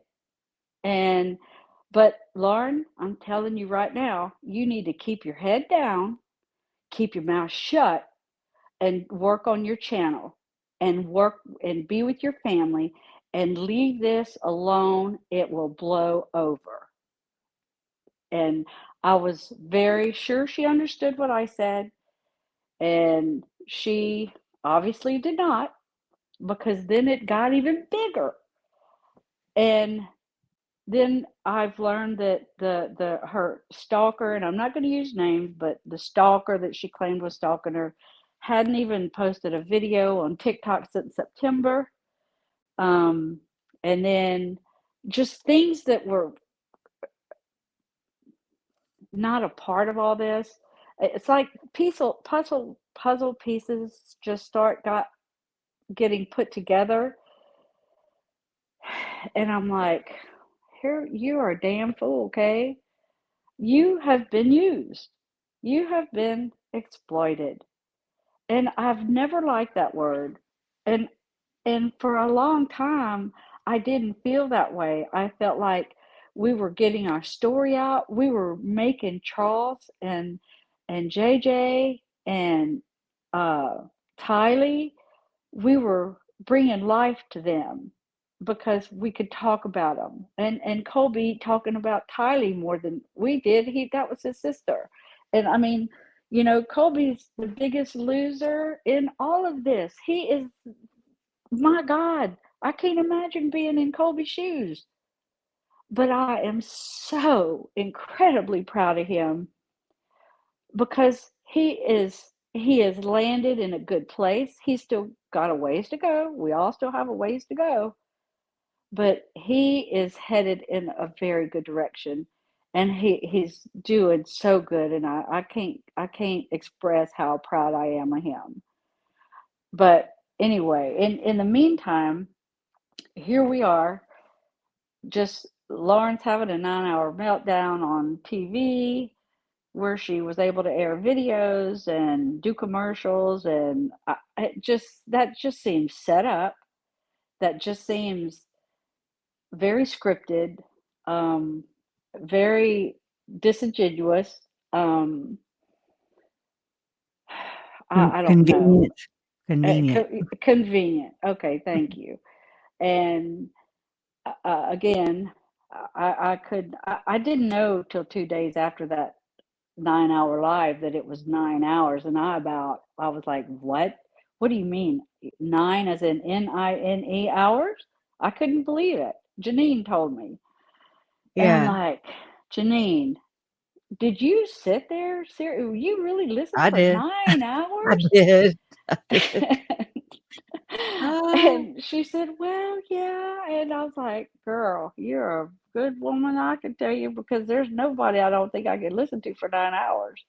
But And I learned a lot. Like, I was interacting with chat. I was getting out my own feelings, and how it looked, because I wasn't really paying attention. I never really do. I never absorb things immediately.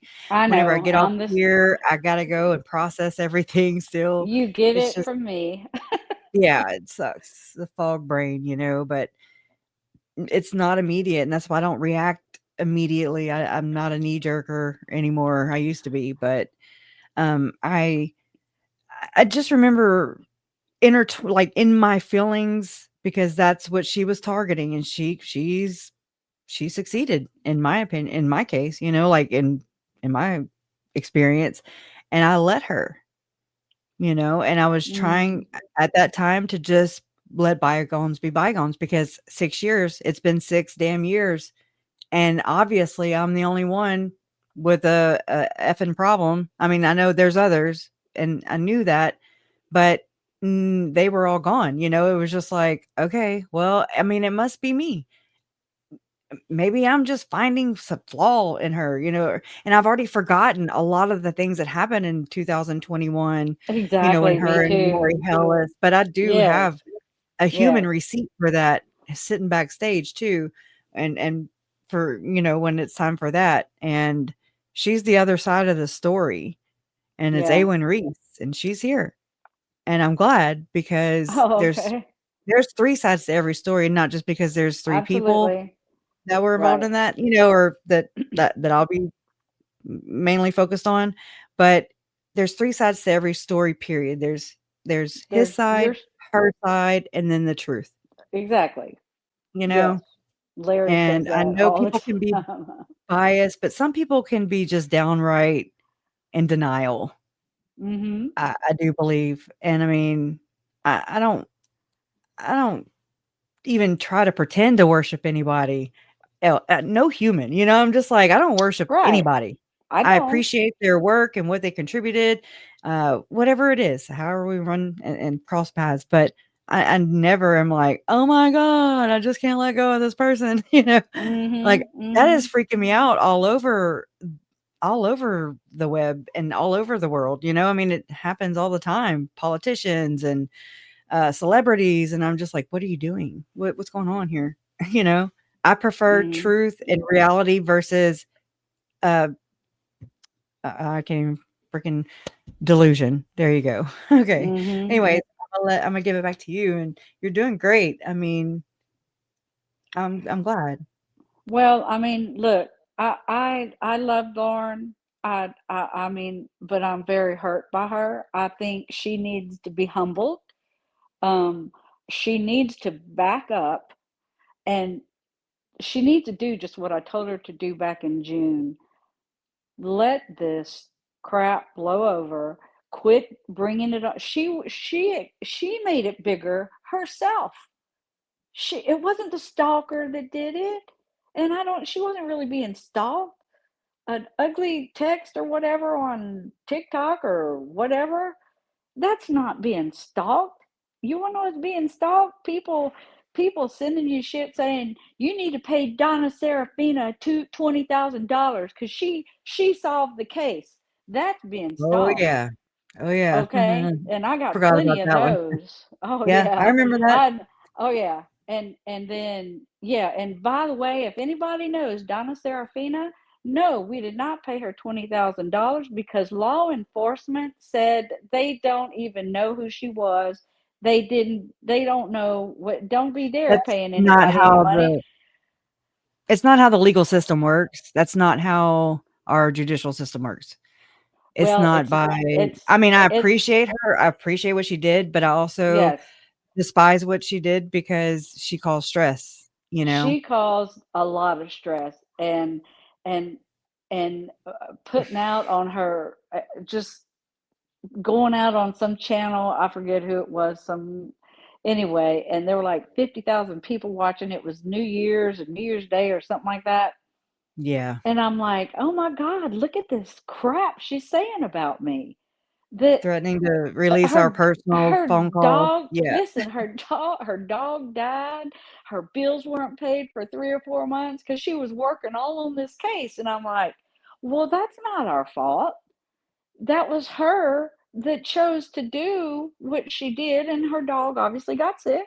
I'm sorry about that, but it's not my fault. It's not our fault.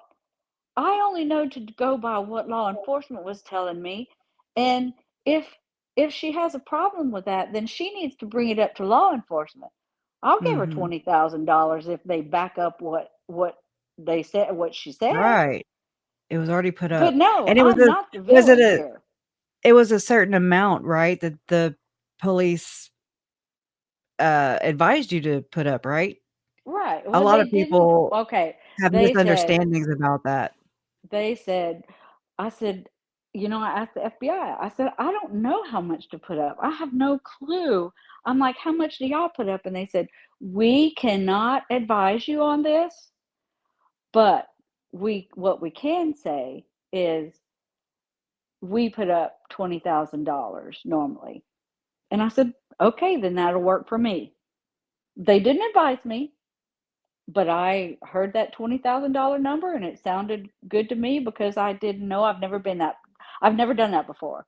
I've never put up a reward for anything before, much less 2 kids.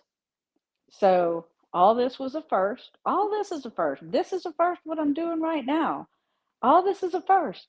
I've never been a victim like this before. I was thrown into a, hello, Allie, how are you? I see her, that Allie, she waited on Larry and I in Boise at Ruth's Chris there downtown. She waited on us all the time. No, that's not Allie. Okay, never mind. I'm confused. Anyway, that's Natalie Stewart. We're cousins. Anyhow, Oh my god, I'm like, "What?" I'm sorry. I'm muted, so no, I'm muted, and so I saw it on the screen, and I went off totally. So sorry. that's Um, okay. but I mean, I had never done that before. I've never done any of this before. I've never been thrust in the spotlight before, ever. I've always been one who is fine to be in a room and be the wallpaper. That's me. Larry's the one who's the one in the center of the room talking to everybody. Okay, that's Larry. I'm the one up the wallpaper, and we're thrown into all this, and it's sink or swim, people. And we had a message to get out, and that was to help us find JJ and Tylee. And all the while, I'm dealing with the death of my big brother, my brother, whom I was very close to. And I never even had time. And then we were selling our company at that time. And that was a 6-month ordeal. And I mean, it was like, holy And shit, how much can a person take? oh, don't ask that question, that's a I rhetorical know, question. no, I That's don't like the ever ask universe is that. like, "Here you go." And But y'all were never say broke, you're right? bored.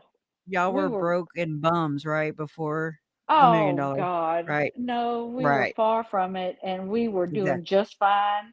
So whenever we buy a new car, we have our own money, and Exactly. everybody For thinks, whatever oh, reason. they're just pissing it off because they can. No, I don't piss money off. I don't. It's against my She DNA. don't. She don't. So anyway, but Very I mean, frugal. we've been accused of many things, and it's like whatever. You know what? I don't even know you, and what you think of me doesn't even matter because I just don't care. I can't care what everybody thinks. But I've had to really grow a thick skin. I've had to live 6 years of pure hell, and not go I remember when this started, when they found the kids, and then talking to the prosecutor about all that and how long is this going to take, and well, um it can be 5+ years, and I'm like, 5 years, no way. Oh no, ours isn't going to take that long. No. Well, it did. But we lived through it, and it was hell. And it was you just get, like, after Lori's trial in Boise, you start getting okay, it took 3 months normally after Lori's trial before I felt human again. It just totally, I can't tell you how it just wipes you out emotionally, physically. I just did what I had to do. I went through the motions of life because I had to. I had to do certain things. And then Chad's trial starts coming, and that was in March or April of 24. And so 2 months before his trial, I started feeling, oh, it's coming. And now I've got all these worries, and where are we staying, and what are we doing? And thank God we had a place that we stayed in again, the same place we stayed at for Lori's trial. And it was a very good deal for what we could do without renting a whole apartment for 6 months or something. But anyway, it's just, the trial lasts 6 weeks, but the effects before and after each trial, that would be probably about 6 months of my life, going from getting ready for the trial, a couple of months, then the actual trial, and then testifying. And then that was, oh my God, I've never been one to want spotlight on me at all. I've never been in front of a court, in front of a judge. Oh wait, I take that back. I did one time in Las Vegas, but that was a different deal. And but nobody was there, just the judge and anyway, just a handful of people.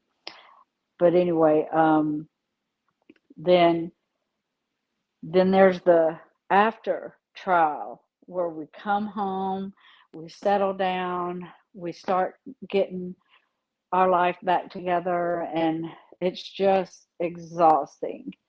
And then it takes several months, a good number is 3 months. And then I start getting my feet back under me, and okay, now I can start getting things done. Now I can start, moving. And then it's just, then after Chad's trial, it's like, okay, well, here's Arizona now. Oh crap, oh crap. But oh no, Arizona's not going to be as bad, because it's not going to be as long. It's not going to be this, it's not going to be that. I'm telling this to myself. And then next thing I know, Larry's like, hey, I'm just going to stay home with Ellie, because we're raising our 10-year-old granddaughter now, and we have her full time. And so, I mean, one of us had to stay home, and it couldn't be me. So he's like, I got this. So Larry, my rock, is home with Ellie and Ashlyn, our 19-year-old granddaughter, but she's pretty much on her own. She comes and goes and unloads the dishwasher when she needs to. And she does her jobs around here. But so I'm over there by myself. I mean, I have my brother Jerry and my sister Susan with us, but it just, he's not there to hold me. He's not there to hug me. He's not there to say, "You got this. Come on now," or for me to be worrying about him because he's having a bad day, because he's stressing out really bad over something. And so I was off. It was a very off feeling, and I did not like it. It was just very, just it was an upheaval to me. And so anyway, so these trials may last, 6 weeks, 5 weeks, 3 weeks, 2 weeks, 10 days, whatever. But the effects of them last way longer. So, I mean, I'm just telling y'all that because just in case you ever have to deal with something like this, it is, please have a therapist, please, a professional therapist, because without her and without all my friends and my family and all our supporters around the world, we'd have never gotten through this.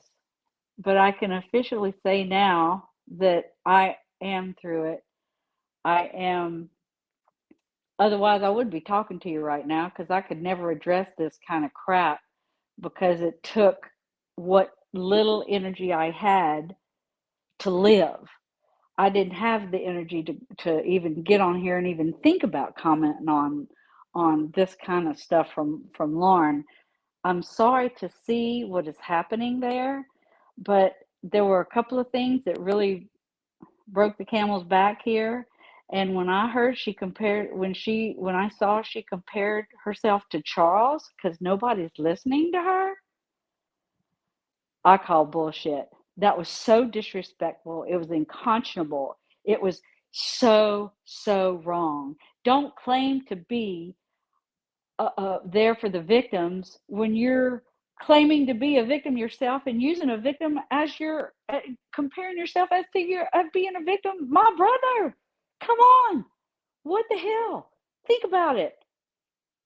Where do you get off doing that? No, I call bullshit. That was it. Then I'm gonna mention Tylee.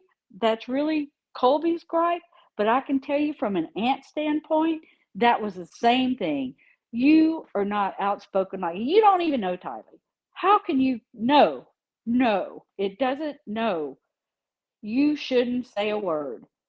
And then let's throw in Charlie Kirk in the mix. I didn't know him, but and I know you probably didn't know him, but still, there you go. There's another one. Just stop. If you're really there for the victims, like us, like you say you are, like Lauren pretended to be, and then she'd walk around us and trash talk us. And I do know that. And I do know it wasn't AI. I know it was real. And she can talk all around it for days. And I don't care. I don't care. But I know the truth. I think, and John, good Lord, John, I worry about you. I worry about Banks. I am concerned about you and Banks. John, you can call me tomorrow. You can call me anytime, but I want to talk to you alone, me and Larry and you, because we need to talk. And I can explain this a lot better. Anyway, John knows. I'll tell him how it is because he knows that's how I am. The other part of this was when Lauren started attacking Gigi.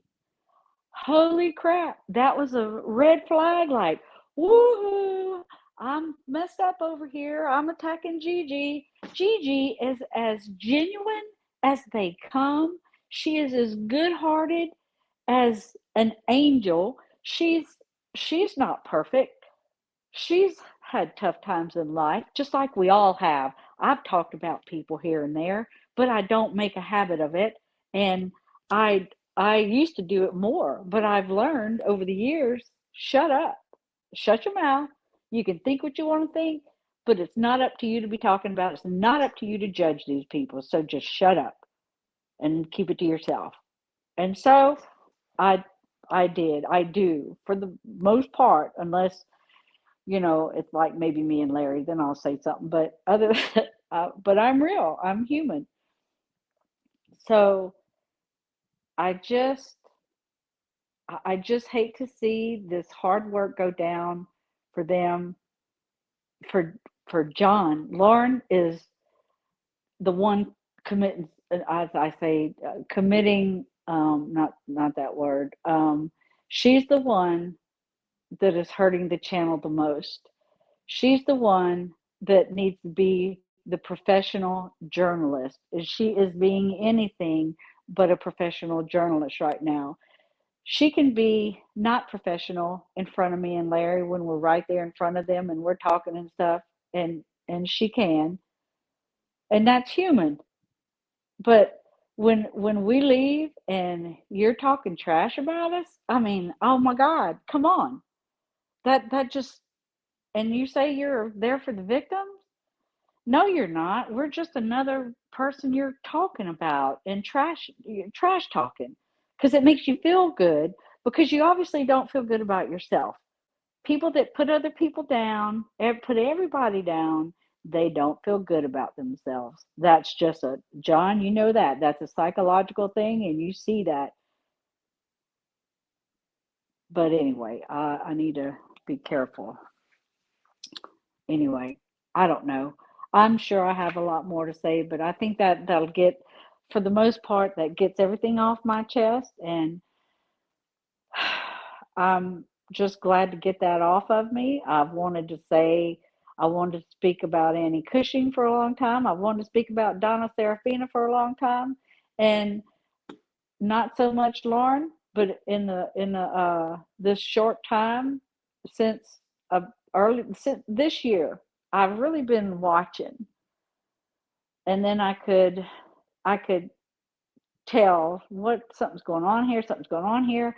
I'm like, there's all this drama over there, and then it's about she's attacking these other podcasters, and then now she's being attacked.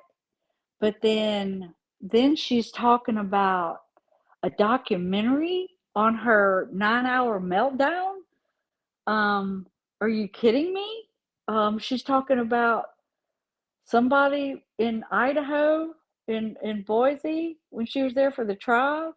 I can't remember who it is, but she's talking about them too. She name dropped a few times. I can't think of the name right now. And I'm thinking, what is she doing? She is causing all this over here as a distraction from something that she talked about in that 9-hour meltdown, but I don't know what it is because I am not going to put myself in that place and have to listen to her for 9 hours. Not going to happen. Somebody, Yeah, I don't need to we know. didn't learn anything either, Mom. I'm just saying. We learned that Lauren outed herself, and we were like, "Oh, wow, we found the criminal." How Allegedly. she's yeah, and but there's more to it than what she's this stalker Oh, crap, yeah. and there's Can you more to it, imagine? and that's where the real story is. Okay, Oh, it's not this stuff over here with this her being mean, Lauren being a mean girl, right. and then She'll being wanna write stalked by a she's mean girl. she's gonna want if somebody wants to write a book about her, when it does come out, she is gonna trip. She's gonna trip out. Yeah, Well, look, see, there's my comment on her live. She's like, "I love you, Krisha," and I'm like, "Oh, Lord." I'm who? just really Wait, talking on the what? chat. On the chat. I mean, like, I have her video playing the 9-hour Oh, okay. live. Look, Lori I told Mom the other day, I was like, "We are here because of the crimes of Chad and Lori Daybell.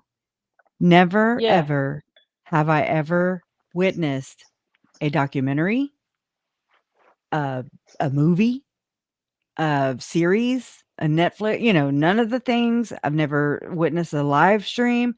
I've never, not even a day of court or trial. Has it ever been 9 hours?" And I'm like Mom laughed. She was like, "Well, yours are like 4." And I'm like, "It's not about me, though. Like, come on." Like, I get it. I'm spacey. I get it. I'll be the first one to tell you, but it's like, it wasn't about me framing somebody else, victimizing me and me playing the victim and then guilt tripping this is a psychological operation right here.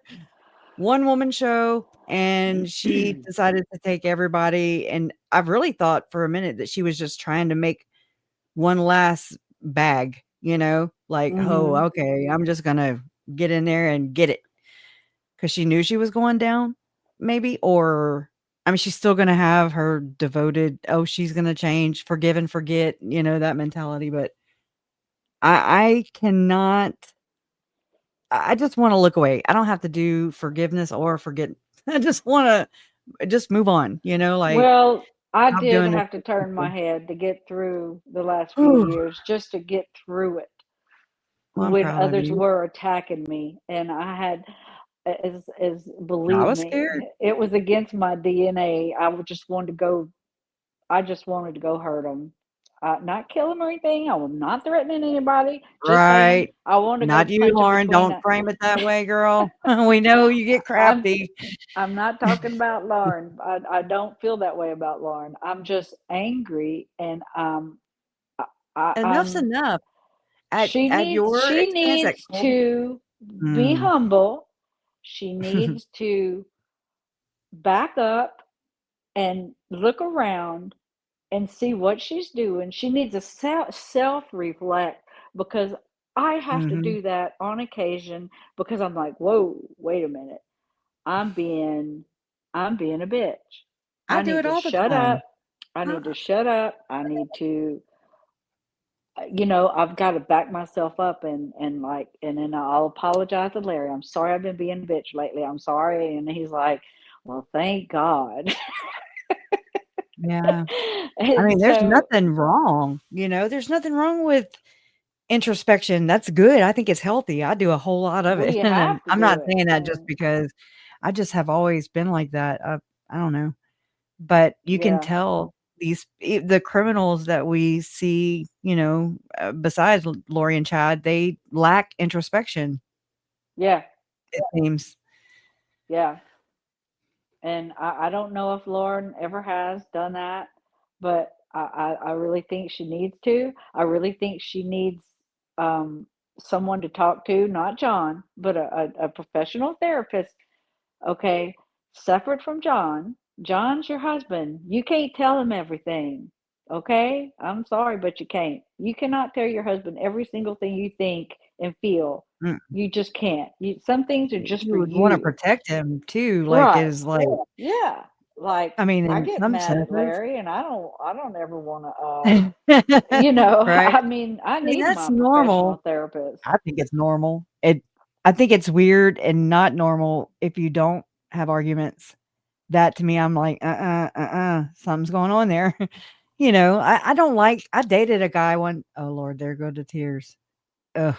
I dated a guy once that ordered the same thing that I ordered, and everything was just like, "Well, whatever you want." And I was like, "Oh, I want out. I want out." Like, I gotta Yeah. go. Yeah. No, Yeah. that's not good. But I don't Yeah. know. I hope they figure it out, but I just am tired, and I'm saying this, I'm not tying mine with yours. I'm just saying that I'm so sick of feeling intimidated, or you don't know how the dynamics are gonna go in the community because there's a following, and then this channel that built up off the blood of my family, okay, Yeah. your family, our Yeah. families, And and we help our pain, and our we fucking pain. Sorry, I'm our talking. story helped build their channel. Our Me and It Larry's built their channel. I mean, she approval. worked and he worked, I get it, but they built it off of the false pretense that they are victim oriented and, you know, victim Yeah. advocates, they're victim oriented, and they're here and they showed what they wanted people to see, and you guys Yes. and I hated it, and it tore us apart. I mean, it made me feel like, "Oh, man, I just don't." Like, I'm not your boss, right? You're my mom, Mhm. and so I'm Mhm. like, "What do you do?" Like, they're grown people, like, I can't it is what they'll figure it out, that's how I kinda got, but it took a long ass time. I'm like, "Come on." In the meantime, this one and I mean, I know y'all are who you are. You're gonna go, and if you see a child, that is your mama, papa, I get it. I have nothing against that, but I feel like it was weaponized, and I really don't think that's a far stretch nowadays by Yeah. this one in front of us. Like, it just and to hear, like, when Silas I'm sorry, what's their names? So when, the other our kids or whatever would hear that or see that, because I still watch my, uh, opponents or adversaries or people I don't care for. I've forced myself to watch and listen so I can know all sides of the story in order to, first off, know other sides of the story. to understand the different aspects and perspectives. There's a lot of things that I didn't think about. This is not just one person's idea or analysis. This is a community effort, and I don't care what anybody says. This is Tylee, Charles, Tammy, JJ, and Joe's stories that were cut short, that were stolen, that have well, damn. I don't know. Well, good, Potta. Anyways, I don't know if that's the real Uncle Jerry, but wait, in here? I don't know. You never know, Mom. No, you but don't know. Where do you see? I'll be I have able it to tell pinned you on the screen. It says Jerry Vallow. Now I know why I don't watch your channel. Well, bye, bitch. No, I'm kidding. Oh my gosh. That's why I don't feel like it's Uncle Jerry. But if so, he would understand what I just said. Yeah. But anyways, love ya. If it is you, even if it's not the real you, Uncle Jerry, I still love the fake Uncle Jerry. Whatever. Okay. But that threw me off, damn it. Great job, Uncle Jerry. PD questions. Oh yeah, I saw his video too. Wait. I like watching. Hey, wait. If it's the real Jerry Vallow, what was your high school nickname? I don't know. The real Jerry Vallow. You don't know it, Cresha. Nope. Anyway. I think Lauren just wanted to cuss and to show everybody she can cuss. Now she's like F-bombing everywhere. It's funny. Yeah. I'm telling you. She cusses normally. Not in the public. Really. No, well, I understand. Yeah, I agree with Lisa Marie right here. She says, in the end, we are all glad that justice has been done. And Lori and Chad are where they belong. That is Jerry. You asshole. Well, why you don't like Chris's channel, buddy? Go over there to your other person's channel. No, I'm kidding. I'm kidding. Or do whatever you want to do. You're old enough. His nickname was Stick. That's it. That is a little weird. I really want to know more about that. Why? No, don't say it here. Don't say it here. Yeah. That's our code word. Now it's our code word because I'm glad I thought of that. But sushi. I mean, I wonder, like, is Larry okay with it? I don't want you to speak for him either, but I mean, is he pretty disturbed about this? He is. Or let down? He's since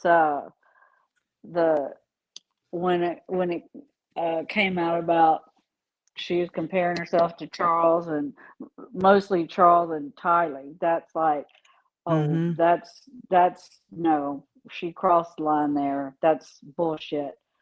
And knowing Laura, she's gonna, I'm so sorry, I didn't mean it, and I was under stress, and I was this and that, and she's gonna make an excuse for it. I don't care. Whatever. There's always an excuse. But we're not fresh meat. We're not meat. You're not meat. And also another thing that should be talked about is, and this is from my experience, and it looks like you, Larry, Colby, Tammy's aunt, like other people Vicky. experienced it differently, right? Where Lauren, victim chooses. She chooses who she is going to ingrain or intertwine herself with. And I've noticed this a long time ago. That's what she does. That's what a lot of these kind of people do. I'm not trying to lump them all together. It's just noticing a pattern. Okay. And I'm saying it funny, but they ingratiate themselves in, or just integrate into the story, to where they become the victim. And I've seen it over and over and over again. I'm like, good, that's gross. They do it. They turn the tears on, off, get the super chats, make their bank, then they close it down, and then they're assholes, doing asshole things. And it's like, but that's because I was able to be observant. And like I said, I was hyper focused. I was hyper aware because I feel like I was traumatized by that, by this whole situation. And it just, I felt hyper vigilant, just the PTSD kind of thing. And it took me a long time to stop flinching or and jumping, and I mean, a good bolt of lightning and a clap of thunder, and I'm gone. Heart attack, but I mean, but I'm also, I don't know if you feel this way, how, people like this, for instance, having to deal with this shit. This is nothing.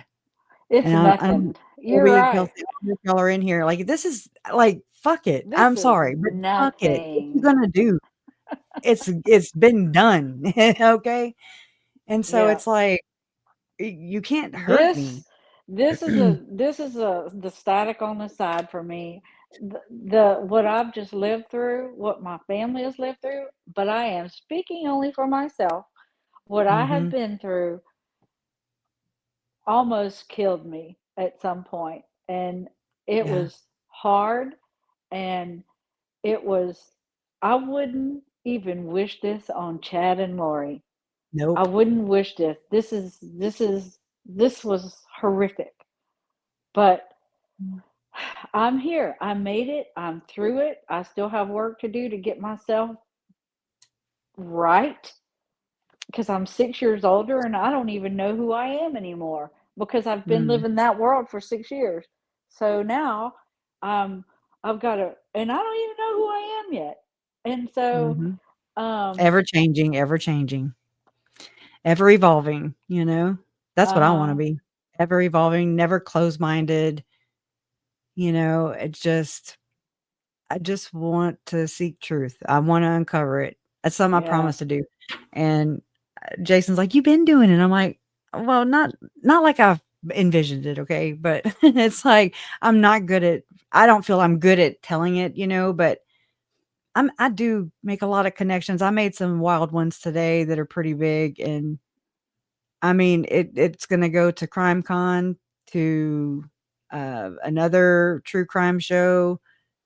Um, it's gonna go to Charlie Kirk. It's gonna go all kinds of places. And it's like, "Whoa." All that from, just one little morning of listening to my corner of, creators who cover the things that that I'm interested in. And so, again, it's a community effort. I like to credit them. I don't like to take anything on as, "Oh, it's my idea. You heard it here first." I hate that shit. And it also would bring us to East Idaho news-ish area. It's interesting. It's a theory, Again, I mm, can only bring it, I can only try to weave it together or figure out how it's weaved together really, but I don't ever try to force anything. I just because that does no justice to the victims' stories at all, or anybody else for that matter. Like, what's the point of convicting a wrong person? Like, ooh, okay. That doesn't mean it's not dangerous for the public. It doesn't mean that it's yeah, I'm just making an analogy. It does no justice for the victims at all. And so I just want to tell their story, or I want their stories to come out, and because they were horrific, and in the end, everything let them down. But mostly, the person that they loved the most and trusted the most, like that is just the most betraying thing ever. And I mean, those last moments haunt me. And I know I don't try to stay there too long, but I try to center myself using kind of this method, where I just would they be proud of me? Would Am I doing it for the right reason still, or am I just being angry and cynical and lashing out? Do I need to push away for a little bit? Um, what am I doing? Like, am I even on the right damn path? A lot of mm-hmm, times, and because it seems like the things that I bring up, a lot of people, like you said, you're like, "What?" A lot of people aren't ready for that, and that's whatever, I get it. I totally understand. It's bursting from my mind, and I just don't even know what to do with it, and I already have a fractured, my speech, like, just my thoughts are fractured, I feel like I can't mm-hmm. sometimes connect one to the next, and I know it aggravates me. I know it aggravates people. That, But I mean, I'm the same way. I am, and I'm 64 years old.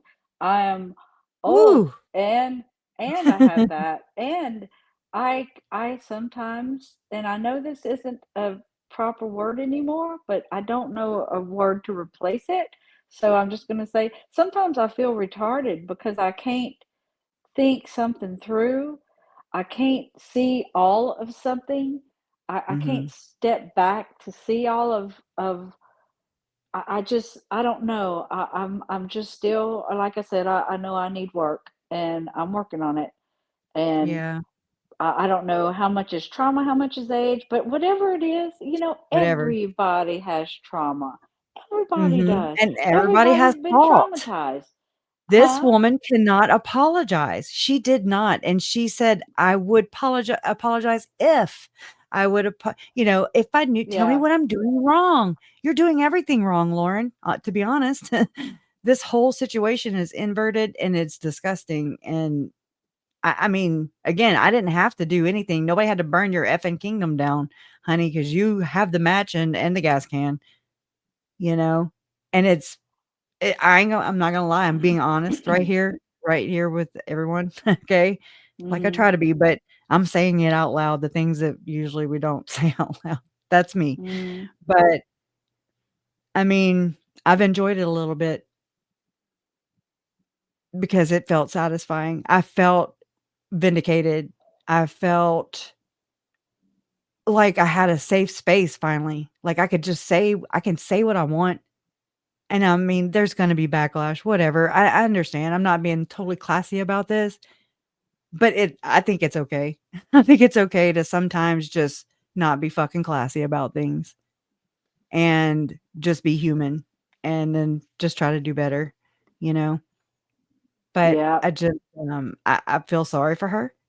She needs to right Mhm. this situation. I mean, how hard would it have been and how much different would it look if Lauren she knows she's admitted, okay, so many times within this 9-hour, whatever the hell this is, narrative that she called this woman, whatever, right, wrong, or indifferent. That's not for me to judge, but you don't okay. When Lori and Chad were awaiting trial, to be tried in front of a jury of their peers, one thing you cannot or you learn in this, one thing I learned in this, and I learned it from Awen, okay? She was like, "You have to say allegedly," and I was like, "Oh my god," and I was like, "Allegedly, allegedly, allegedly," like, I beat it into my mind, okay? And so I say it all the time. I know I get on people's nerves about it, but guess who's not gonna get sued? Allegedly me. I'm just saying, I'm covering my ass because you can't just say that because there's an assumption of innocence until proven guilty in a court of law. So when Lori was convicted, yet Chad was awaiting trial, I didn't say murderer, murderer, murderer, murder. You can't do that. Like, you can if you're above the law and rules don't apply to you. Or, with Lori, I said, "Oh, she's murder and he is an alleged murderer," until he was done. Then, okay, but then she went Mhm. for Charles and Brandon. I had to say she allegedly murdered my Uncle Charles. She allegedly attempted to murder Brandon. You have to follow the rules. That's a just society. Like, that's what the rest of us have to do. And so you're not exalted, Lauren. And there's that. Anyways, Well, that I don't know anything about all that, but I just taught I you. mean, Okay. well, no, I just, I don't get into all that. I stay away from there. Just always when I you can't say talk that. something, when you say something like right now, you can also say facts. That's not defamation. So if I'm saying the facts, that's not defamatory. Nobody can sue me if I'm stating the facts that you can prove in a court of law.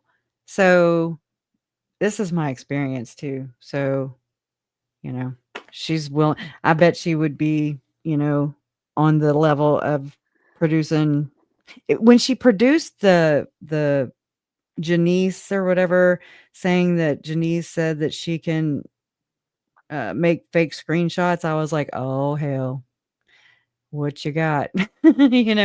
What you got, Lauren? Because it's like a projection. It's like that Darvo deflect. I suck at acronyms. Deflect. I, I don't know. I won't. I'll forget it. I forgot it already. But here's that screenshot again that I got. You know, I don't know if it's real.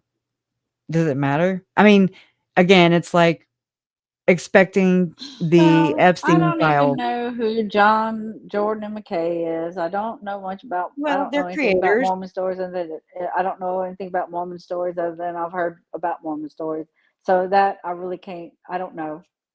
But so that's for you to No, I talk don't. to. Talk. Oh, it says I my mean, name is about the what I'm text. saying. Yeah, yeah, Yeah. yeah. And so she is And belittling she you right corrected there. herself. To correct myself. I don't just roll. She doubled down there too, just like her and John did, Yeah. apparently, in my Your opinion. actions are despicable and destructive. Well, I find it Goody. destructive. You're so Mormon and vanilla. Okay. Now I understand your situation, Lauren.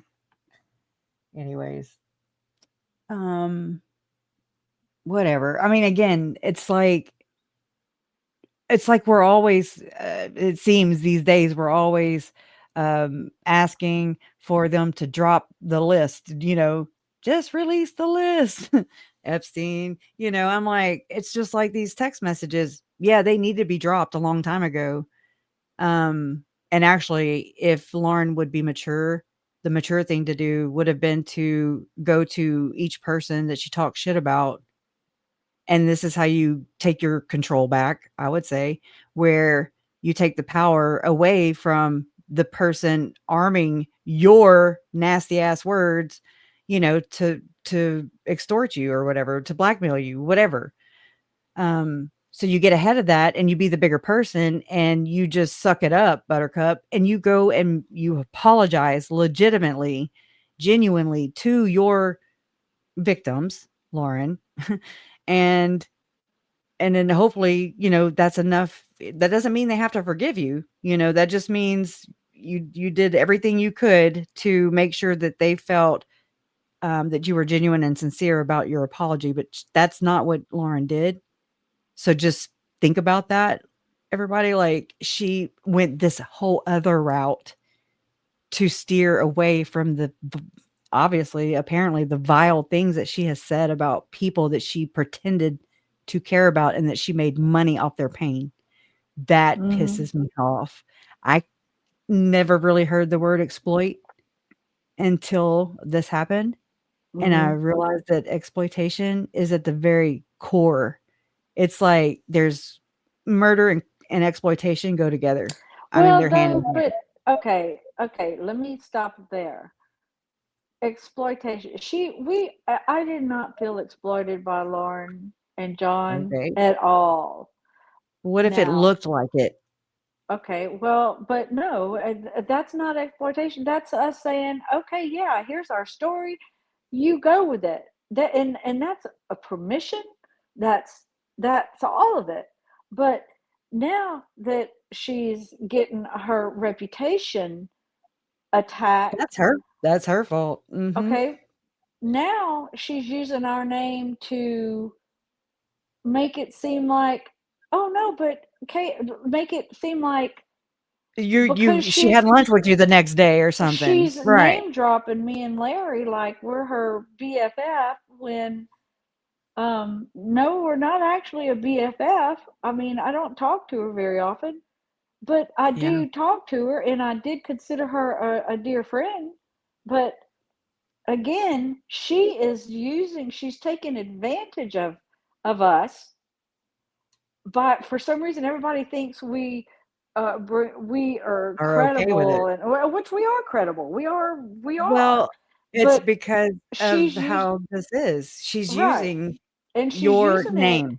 our name to make her look like she's credible, and she's got virtue, and she's Yeah, she's a moral whatever crusader. I'm using their yeah. words. I Yes, love thank using you. your words. Okay. Thank you. I'm again, I'm Oh. searching for words Oh, here, shit, and shit, shit, shit, shit. Sorry. that was a phone number on there. I That's mean, it. that's when she crossed my line. She crossed the line when she hurt Gigi. She crossed the line, and I still turned. I turned my head. She crossed the line when she was trash talking us behind our back. She crossed the line when she compared herself to my dead brother. And a murdered girl. Who was my a kid. murdered brother, who I was very close to and who I love very much. And then she's compared herself to Tylee, who is a 17-year-old girl 16. who was sick. Well, sick. Okay, 16. I'm sorry. She was brutally murdered. And who was there's brutally no murdered, freaking and comparison. whose mother had kept strife in her life the entire time. And she always and I've learned this word, triangulated. She always triangulated Colby. Well, I'm not going to talk about Colby. That's for Colby to talk about. Sorry, Colby, if you're here, but he's like, don't talk I take about it back. me. No, I'm not going to talk about you. Other than to say I I'm proud still of am you. going to say that Kelsey is the Lord's favorite. Okay, I always say that because Lori demonized her and others, but I'm just saying she's the Lord's favorite. Just saying, Kelsey knows. Because I mean, she told her that she was like, Jesus loves you, but he loves me more. Really? Okay. We're separating the wheat and the tares too. Go to prison. Yeah. 7 lifetimes. Whatever. Whatever. But anyways, I want to bring Awen up because she's the other side of this big story, and I'm grateful that she even considered coming up. I mean, I'm glad she emailed me. It's been a long time. She always has a good soothing voice. And I want to say, after everything, all these years, and the situation that went down back then, right? It had something to do with Mark Means and Lori and Lauren from my perspective, okay? But it also had to do with Awen. Awen, I can honestly say, never hurt me. I don't feel hurt or offended or exploited or victimized by Awen. Not to my knowledge, Not, I can't say that for the other two. And I feel like Lori Hellis is just like, all right, B, like if I go down, you're going down too. And so I kind of, hey, I kind of respect that. But, yeah, Jennifer McIntyre says if she was innocent, she would release the damn messages. I think it's to fuel the drama pool or I don't know what it is, because that means Lauren has the messages. And Grayson would have had to have seen the messages. Am I getting that right or am I getting that wrong? I don't know. But anyways, I'm going to bring Awen up. Is that okay? Yeah. Well, look, I'm going to hop off here. Okay. Y'all go there. Because that was what, in 2021? Yeah. That's when I think I was at my lowest. Yeah. 2020, from June of 2020 to all of 2021. I think I started coming out of the fog a little bit in 2022. Right. So I'm going to bounce off here, and I appreciate y'all listening to me. I got to get that off my chest. So that's all I needed to do, and I thank y'all for listening. Okay. I'm glad you got to do that too. I'm glad you trusted it here. That was kind of another reason to build this, and yeah, I want my family members, even Uncle Jerry, if he's being shit, whatever. He's got I'll let you opinions, pick what girl. nursing home you want to go in, old man. Just picking. I tell Mom that. That's Melanie's job. I would never she'll take let care you of it. No shit, huh? Yeah. Yeah. He knows I love him, and we'll have a talk. Don't worry. But right. All right. I Well, I love love my you, and effed up family, y'all. thanks I love for my effed everything, everybody. I'll be on the couch with Larry now. I'll get out of my room now. All right. Well, All if he right. wants to share too, Okay. hey, we should have All right. at least a bi-yearly or something. All Okay. Well, right. tell Love you, Mom. A1, Love you, tell Larry. A1 hi. Bye. All right. Tell A1 I said hi. Bye. Bye. Oh, well, hey. Let's see. I'll remove you, Mom. Oh man. Remove Why does yourself. where is my picture? I put it. Oh well. Lauren took it. No, I'm picking. She didn't. Lauren, fine. I'm gonna We're snark, going right okay? there, huh?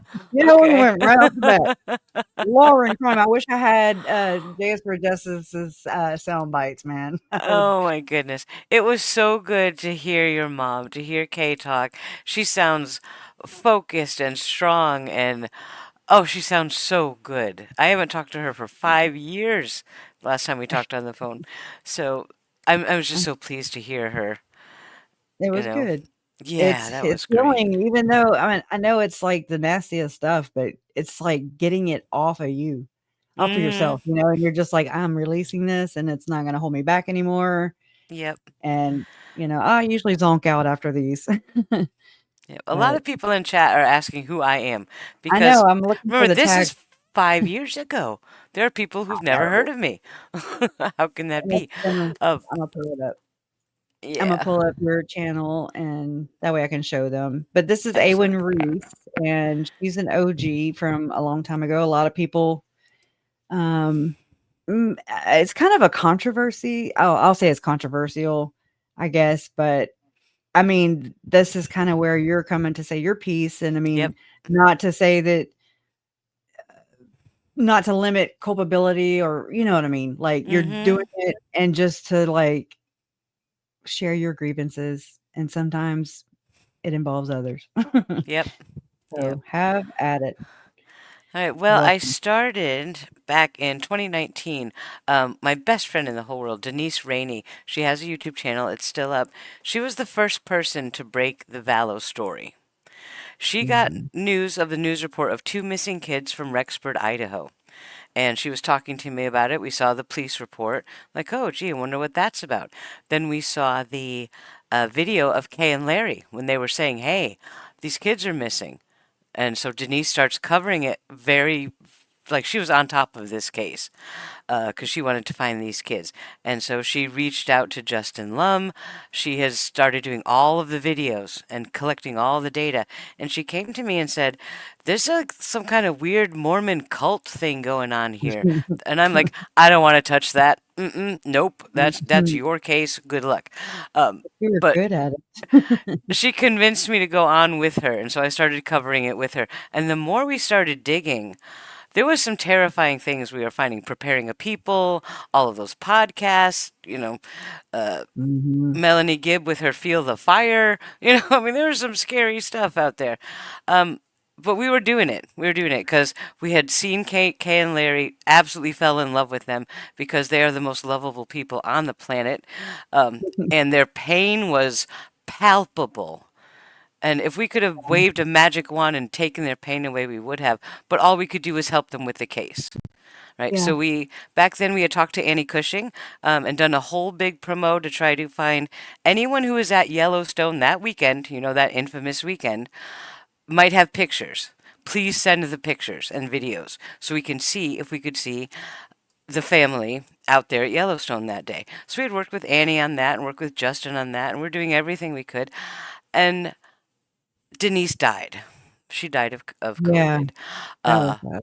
I lost my mind. But I said, I can't let all of her work go to waste. I cannot let it go to waste. She was so invested in this case. And I said, all right. I didn't want a true crime YouTube channel. No, I was doing narcissism stuff and, that kind of thing. But I said, I Mhm. can't let this case just fall by the wayside because we're both so invested and Denise would not have wanted it dropped. So I picked it up. I said, all right, I'm going to start covering this case. And I just go. I've never done this before. I'd never done a YouTube channel. I don't know how to cover crime. I'm like, I'm just going to do it. Denise did. And it was going really well. And then I met a lawyer, a woman, who was having a lot of flack in a Facebook group, and I rushed to her defense because that's me. I'm going to rush up for the underdog. I can't resist. It's the Captain Save-A-Ho syndrome is what I call Right. it. Exactly. And I could not resist. So I swoop in to help her, and we start talking. And she's a lawyer, and she's going to help me with some legal questions because I'm not a lawyer. I don't know how to talk about this stuff. And she was wonderful. She answered all my questions, and then she started coming on my live streams to answer legal questions for people. And it was working really well. That's her right there on the Identified. screen. And we started off having what I thought was a very good relationship. She was very open and we talked a lot and it was great. Until some things happened. Some things happened. She met a No. woman named Lauren Matthias. No, I'm not gonna show her picture again. Yeah. Y'all know.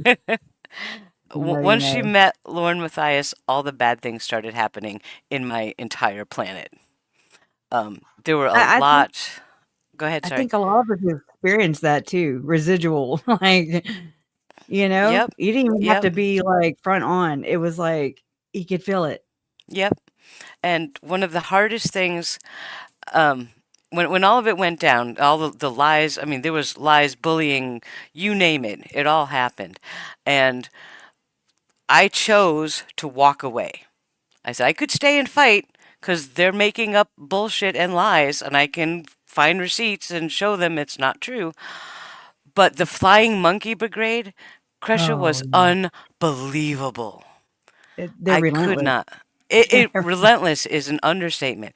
The Yeah. death threats, the doxing, the we're gonna come kill you. I'm like, uh, what did I do? Why are you mad at me? Yeah. Because these two women were out all over Reddit and Facebook and stuff saying all of this horrible crap about me that was absolutely not true. And I said I could fight back, but all the shit that they were throwing at me started to splash onto people I cared about, like you and your parents. Well, you would think that would be, like, top priority for them too. Like, you would think that I mean, hey, to be honest, there were a lot of things that I didn't feel or didn't know of. I was like, "Oh, wow. Mm-hmm. Okay, well, that worked," you know? Like, it's like I felt like we were rallied around and kind of y'all provided, like, a buffer Mm-hmm. between us and, like, the bad guys, or the bad Right. world or The the big whomever public. bad evil was. Yeah. Yeah, the big public or just whatever out there was. And so I really appreciated that that level of whether it was mental, I don't know. It just was comforting. And I actually Yeah. feared whenever like Lori's case was finished adjudicating or finished in the judicial system. And I was like, oh shit, the spotlight. That is insurance, man. That is insurance. Mm-hmm. When the spotlight is on, the cockroaches are not there. But Yep. when you turn the lights off, boy, they are Yep. There's someone in chat who's been pestering me all night. Honeycomb Hideout, I'm gonna call you out because I'm taking my power back today. All right? Yep.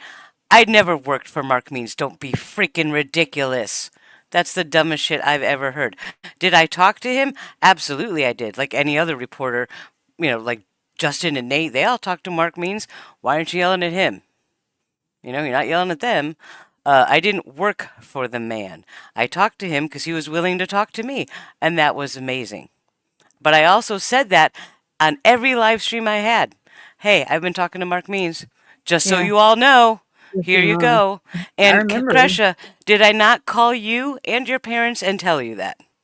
I don't know about my parents, but you called me. I can Yeah. only speak I don't Okay. remember. All right. I've been having, I'm like, Flashbacks. okay. Well, I've been trying to have flashbacks because I buried it down so far. It's painful.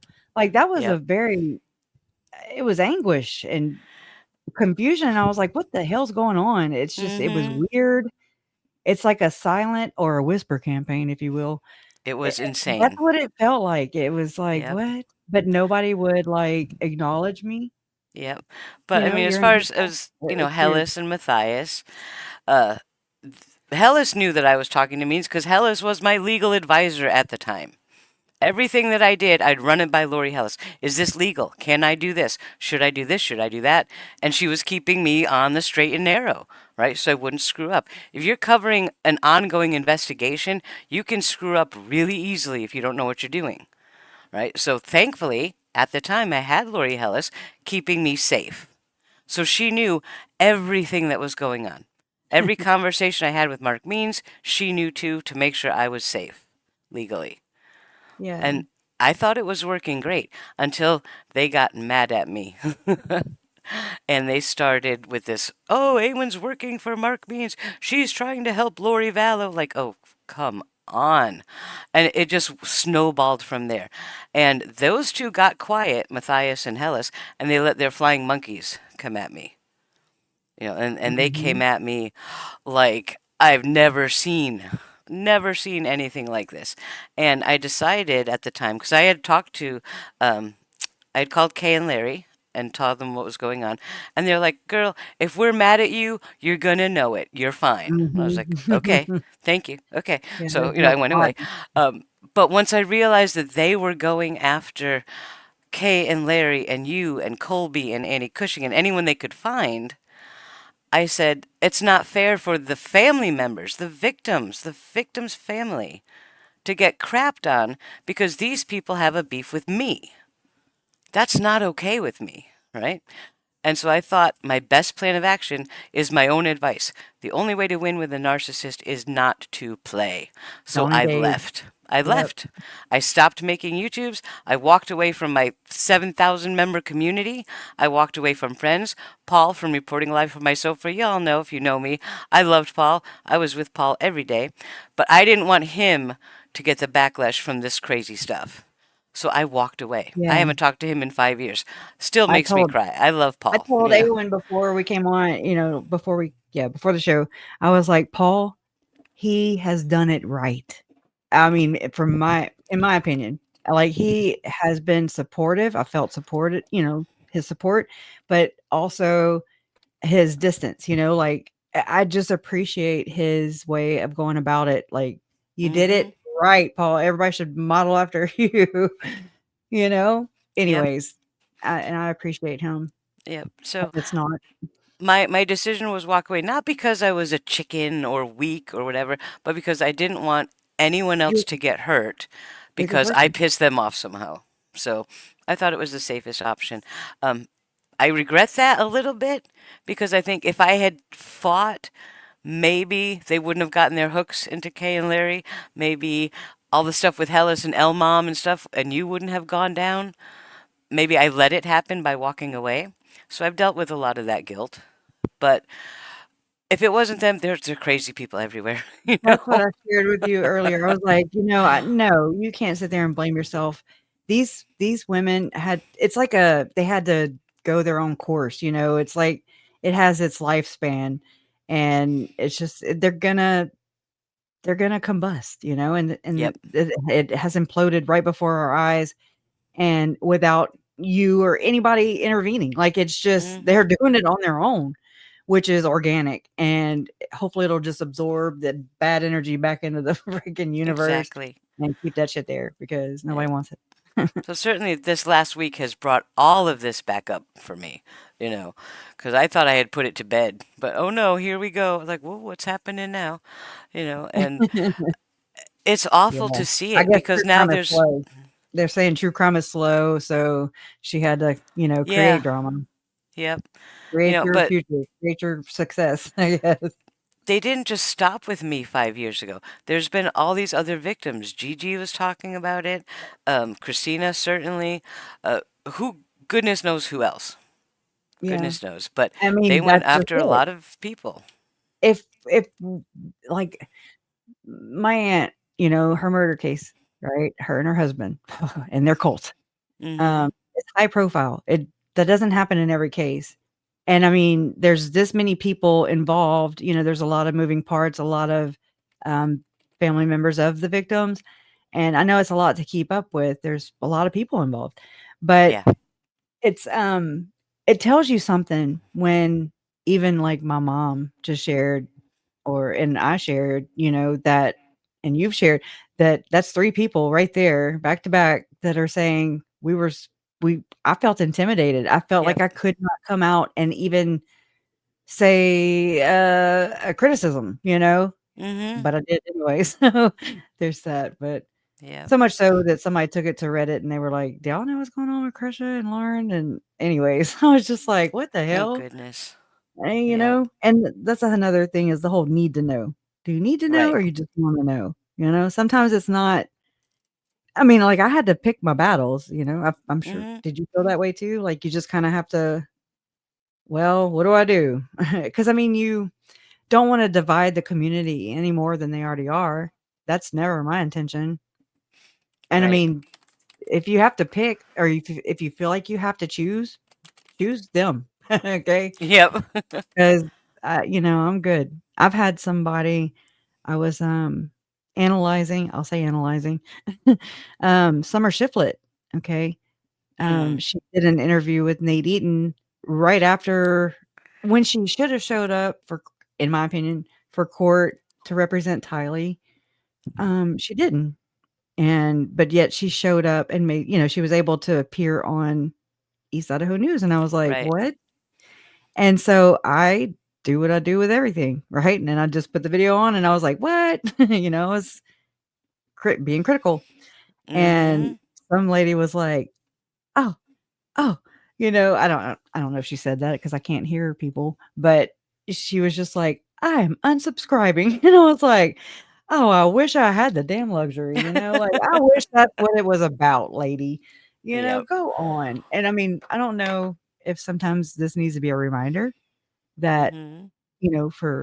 for us, it's not a switch. We can't just shut it off. It continues on, will Yep. continue on. Every hearing, if there are appeals, which there are, you know, that's a continued thing. And, Mm-hmm. anyway, so I don't know. Everybody's just on to the next thing, and I get it. That was 6 years of Yep. Lori and Chud. But I So, mean, it was when I walked away, I found a lot of peace. I have a very wonderful husband and a beautiful family, and I have had a wonderful, quiet life the past 5 years. But I did get messages from the L mom when she started going through it. She's like, "Help! Am I crazy?" I was like, I'm so "Oh dear." glad. All right, and here we go. Lori Hellis again, Lauren Matthias again. I'm like, goodness. And it's so hard to sit back and watch it and stay quiet. Yeah. It's And, monstrously mm, hard. But was I being selfish? Maybe. I liked my quiet, peaceful life. But after seeing what Lauren did in her 9 hour live to Christina, because I watched all 9 hours, okay? I'm I crazy. did well, I showed up 55 minutes into it, so you got me. Yeah, but I wanted to hear. I was waiting to hear. Okay, where's the stalking? I was giving her the benefit of the doubt. I was like, okay, who's stalking you? At first, I thought maybe it was Lori Hellis, but no. She has issues. They have beef, but whatever. But I Yeah. never heard anything of stalking. I was like, wait, all she did was make some TikToks Yeah, vaguely she about you criticized you. that you She didn't like. criticized That's it. mhm. Yep. That's "Don't not come over here then. stalking. You're gonna get your feelings hurt." Right. And I'm sitting over here Uh, like, remember what you did to me? yeah. No, That she was don't. way worse than a little TikTok. Girl, you are sitting pretty. What are you crying about? You know? And that's what got me. The hypocrisy of crying well, pretend crying on camera about someone making some little TikToks about, oh, she was so mean. They were very mild TikToks. They really are. After what she Oh, did to yeah. me personally, the war she waged against me was insane. Like, who do you think you are? And then thinking about, wait a minute, she's all mushed in with the Woodcocks. Oh no, Yeah, no. oh, I and I was was like, that's it. I I was got to upset. come out of this. It is not time to stay quiet anymore. It's just not. And Colby, So, like, oh, they just had she Colby on knows the how to other work with day, didn't Kelly. they? Mm, Yeah. I'm glad to see actually, I wanted to say that. I'm glad to see that Colby and Kelsey were here, and I'm yeah. just glad to see that they're not being snowballed more, and I mean, it's an uncomfortable freaking position to be put into, you know? Mm-hmm. It Yep. really is. You're just trying Yep. to look at this, look at this, look at this, look at this. I'm just saying, the devil's in the details, y'all. But Mm-hmm. Anyways, Yeah, but there yeah, there it's were a a lot very of people that were hurt, and I don't want to be quiet anymore. They don't have any more power over me. What? I don't have a YouTube channel. Well, it's still there, but I don't do YouTube anymore. What are you going to threaten me with? I'm going to lose subs? Oh, no. I mean, you got nothing. Come at me, yeah, bro, Leave the yeah, family alone. Come at me. right. Because I can't do it anymore, Krisha. I love you guys too much. I can't be quiet and let them steamroll the next person or the next Mhm. victim's family for the next case that comes up. 'Cause it will happen, and it likely already has, I mean, we've Mm-hmm. watched her cover other cases, and I mean, can I genuinely or legitimately ask myself if Lauren is factual when I saw the shit show evidence that was presented when I watched it critically the second time? I Yeah. was like, "What the no. That's not evidence, boo. That is I don't know what that is." Mm-hmm. Manufactured, created, fabricated, skewed, twisted, I don't know, whatever in whateverville, but I don't really trust anything more. I don't Yep. respect her anymore. Yep. Not even gonna try to, which is awesome. Mm-hmm. It's But freeing I all mean, in itself. this is her MO. She beats up the smaller creators, even though at that time I was much larger creator than her Mm, because she had just started. But she wanted my audience. So, okay, let's take her down. Let's make up all kinds of lies about her. Let's put it out in our little book newsletter and put it all over Reddit and lie about stuff. And maybe they were banking on the fact that I just get up and walk away and be quiet. I yeah, did, not for the we reasons they like that. think, but, they bet, and it worked for them. So then they kept doing it again. They did it again. And they turned other creators at me. Like, there's a lot of people in your chat tonight that I'm like, you had quite a go at me because you believed what they said. But Well, I'm like, you believed what they yeah, said. A lot of people did. but I'm they're not mad here at you, now. It's Kathy. I like, see you. we got it, right, right? Yeah, We both but have yeah, complaints in that department. even Kathy left undone is, hi, Kathy. Yeah, I see you. yeah. She had a massive go at me based I on was what Hellas and Matthias told her, which was not true, and she's since come around. But that happens. That happens. But that's very different than the Flying Monkey Brigade, who will haunt you day and night wherever you go and standing threaten on to kill their you. truth. Like, you're like, "What?" Not just that, like, doubling and tripling down Mm-hmm. on, "I'm right," and everybody else. It's just y'all are seeing it wrong. Yep. Don't you that's gaslighting Yep. like crazy time. And It's even right now, I'm we've like, got. "You're a doctor? Like, what is going on right now?" It's a Yep. little scary over here. Like, I mean, you've come out before about Lori Hellis years ago. I think I saw some lives about that. And right now, Lori Hellis, she's sitting pretty because Lauren did apparently give away some free copies of her book, Yeah, allegedly. she bought Um, receipts, allegedly, right, which yeah. is horrible. That's a horrible thing to do. If she I did that don't to Lori Hellis, shame on her. I may whether not it was like Lori 3 Hellis, but copies that's still or wrong. 10,000, it's Yeah, wrong. it's very wrong. Yep, It's not your property, like, you wanna take the higher road. I would think an ethical person would take the higher road, right. and then so here we are. Yep. But that doesn't mean I like Lori Hellis. I mean, she certainly has a point. But Lori Hellis, I mean, I've got that email that they told me, and I will put it on the screen if I need to, that says, Run if it. you say one more mean word about me or Lauren Matthias, I'm going to release all of your texts to the public. Oh my And I'm god. like, Mean and? means, that actually And means what? the truth. Right? I'm like, I The don't truth have means texts bashing other people like you do. What are you going to do? You're going to have texts where I told you privileged information between my conversation with an attorney? That would not be smart. But knock your right. socks off. If that's what Yeah. you feel you Uh, need to do, you're going to be the one in trouble, not me, because they threatened me with jail. Oh, Awen, you're going to go to jail for what? All right, what did I do? Because I didn't. You're allowed to talk to attorneys if you want. If they talk right. back, most of them wouldn't because they're smarter than that. But you know, that's all. But they Yeah. wanted the information I was getting so they could put it on their channel and push my channel down and they could get all the views. That's all it was about. Clicks and views. Clicks and Mhm. views. They would And that's hurt yeah. anyone. Yeah, I noticed that they don't even like J is for Justice, or Every Day with Jay. I mean, I'm just repeating things that I picked up, from everybody else from the community. So, I'm not trying to steal anything or steal anybody's thunder, but Yep. they don't even acknowledge people in their chat. It's like they know that the chat is there for that's their fans. Like that's not their community. They're like talking at them and not to them or Mm-hmm. engaging really. They're just like after that 9-hour live at the very end, she just started clipping through and I saw that from Turtle Boy. He was like, what is this? The one from John the next night with both of them or whatever, when they scheduled right over me. They scheduled their premiere right the hell over me, which is par for the course. That's normal. And I'm like, okay, go ahead and show your colors again. Whatever. Used to Yep. it. But at the very end, they just leave on a bathroom break. I'm like, what the fuck? What are y'all Mm-hmm. doing? Like, what is this even? And it was edited. I mean, like Yep. nothing. I don't It was understand. weird. I don't know if they went to the dark side.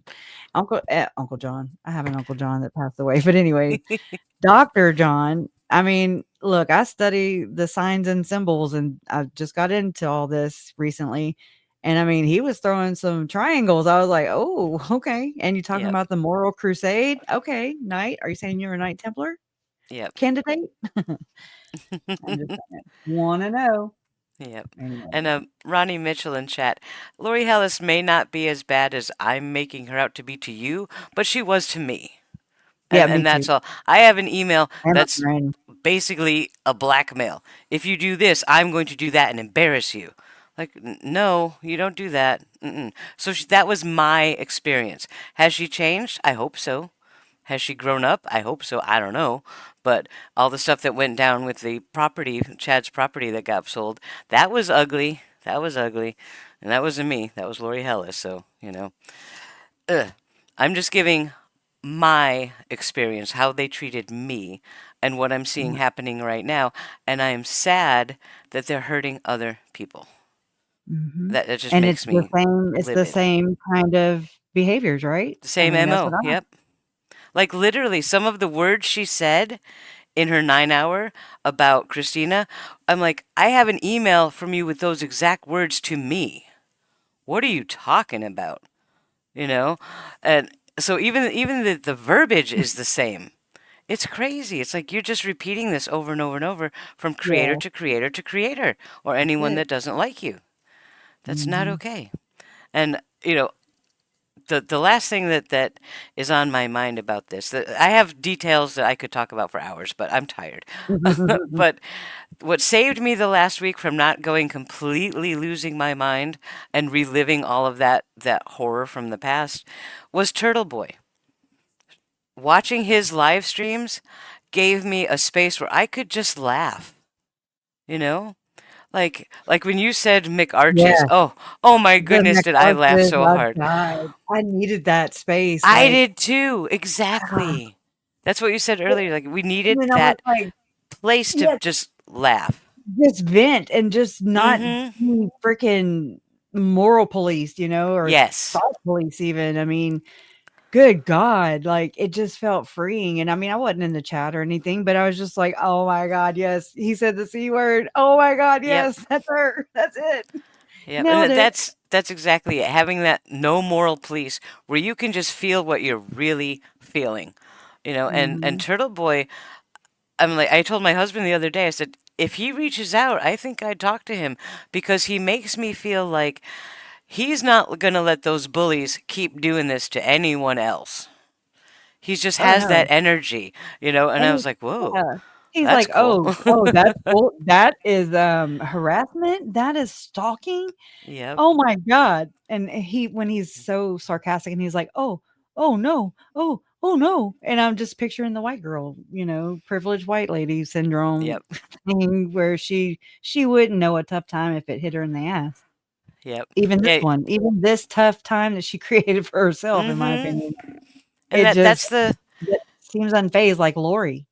yeah, that's what gets me the most is watching the 9 hour stream. It's like, why did you say anything? It would have been better for you to not mention this at all because none of us knew about this stuff. But what I realized is she's just trying to get ahead of her bad text coming out, Absolutely. How you many know? people think that? Because that's I wanna exactly know. what they threatened me with 5 years ago. Was, "Oh, we got this on you." Blackmail, Mm-hmm. that's exactly how the elites do it, by the Isn't way. it? Isn't it Yeah. though? Yep. Mhm. Uh-huh. The elites that are JSN. protecting certain parts of the story. You and I worked very hard on certain parts of the story. We had our own Discord server where we put all our documents, we were sorting them out, Mhm. going, the Mike Stroud direction and all that stuff. That was Pro big and overwhelming, but that Eval never got protected, any yeah. traction. And I have a theory for that, I Mm-hmm. mean, I don't know, I started on this little thought process today, and while they're still legal to have thoughts, right? Um, I I I don't know, I just kinda it opened up some avenues, and I was like, "Holy crap, this could be what this really is," Mm-hmm. and why we're seeing what we're seeing play out right in front of us, except for not Kathy, it's really just more Lauren. More Lauren, and to me yeah, but I want you I want you to be able to at least say get the better part of it behind you Yep. first, and then I'll Well, the funny thing about it, honestly, is that one of my subs from 5 years ago reached out to me the other day in Discord and said, "Hey, when all this stuff is going on, you got to tell your story. You got to get out there. People need to know." And I was like, nah, I'm not comfortable with that. No, I have a nice, quiet life. I need to keep it that way." And he's like, "No, you got to tell your story." And so he talked to me. He called me this morning. We talked for 3 hours, and I'm like, "You're right. You're right. I got to do this, Joe." Um, and I thought, and I told him and my husband, I said, the only people that I even think about what they think about me at that time is Kay, Larry, and Kresha. If those three are okay, my life is good and I'm golden and I'm happy, right? Because all the flying monkeys, I'm not going to convince them. They're never going to believe me if they don't want to. There's nothing I can do to convince them. And it just hurt me to my core that you all might have had that opinion of me from Lauren and Lori. I really don't remember having I just remember You just being like, didn't. "What? We were Yeah. getting waylaid," like, I don't Yep. that's what it You felt had like. too much to deal with We were back then. getting And like, Kool-Aid by Lori and Chad's actions in the court and, like, yep. just the things that would happen, and we're like, "What?" Just I don't know, it was Yep. crazy. That is a Like crazy Kay just said, time. back then this was what, early or late 2020, early 2021. It was very early in the case. You were not worried about internet drama, Mean Girls. No, You had I'd laugh out of my damn mind. plenty to deal with. And that's why I chose to walk away because I was like, you don't need more of this shit. You don't need me trying to defend myself to you because that's just more garbage. It's more internet drama. You didn't need that. But that was always my biggest regret. But I Yeah, think I think that's sorted now, And certainly, yeah. if Turtle Boy calls me, I will be like, "All right, I got to dig up all my papers. I've got a box of file folders somewhere with all my receipts." I'll be like, "Let's do it. Let's do it." They have no Yeah. power over us anymore. There's this I'm gonna cuss, so all you sensitive people cover your ears. But there's a thing where it says, "Fuck it, we're going live. Fuck it. Alright, fucking thing sucks." Yes. I laugh every time. And so, yeah, F it. Yep. Speak your It's like truth, the I mean, we wanna know. We've been dying to know. Like, I know what it seems like to me, I know what it felt like to me, I know what it looked like to me, even though I couldn't directly stare at it, but there was something off. And then my friend Jen, my very dear friend Jen that I miss with all my heart, right? I mean, I feel like they won because they did what they conquered and then, they divide.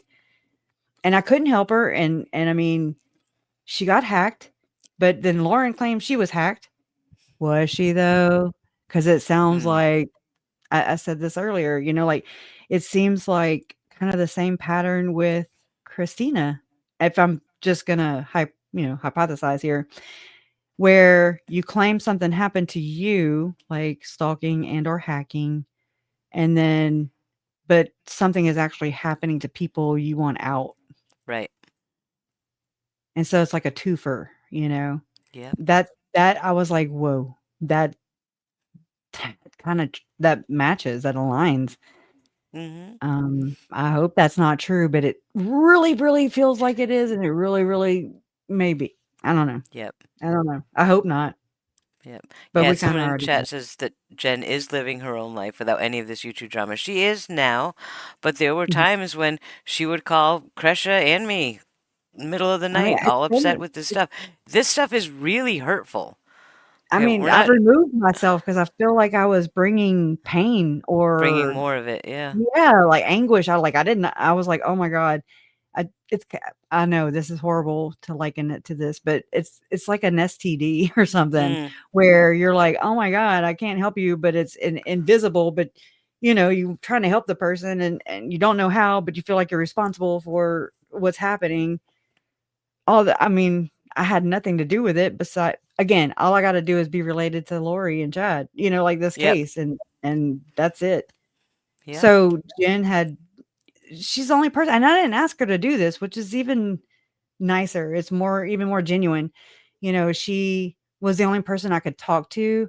I felt I felt silenced, Mm-hmm. not just because of what was going on around me and all the just the case, all the craziness, all the feelings and emotions. My uncle was murdered, but also the things that I was learning about the scriptures, about the Book of Mormon, about the church, about Lori and Chad's beliefs. And then here come Jen, and I reached out to her and then, we struck up a friendship. She's awesome. And she got me. Like I didn't have to sit there and I mean, I couldn't even articulate the things, I was just like, I felt like Maggie on The Simpsons, where she's just I think it's Maggie, the baby, where she's just sucking on the pacifier and just point like I could just point at things and Jim would be like, "Oh, okay, Timmy's in the well," that kind of thing. Yep. And I'm like, "Yeah, that." She would articulate it for me. And I mean, that was such a huge um relief.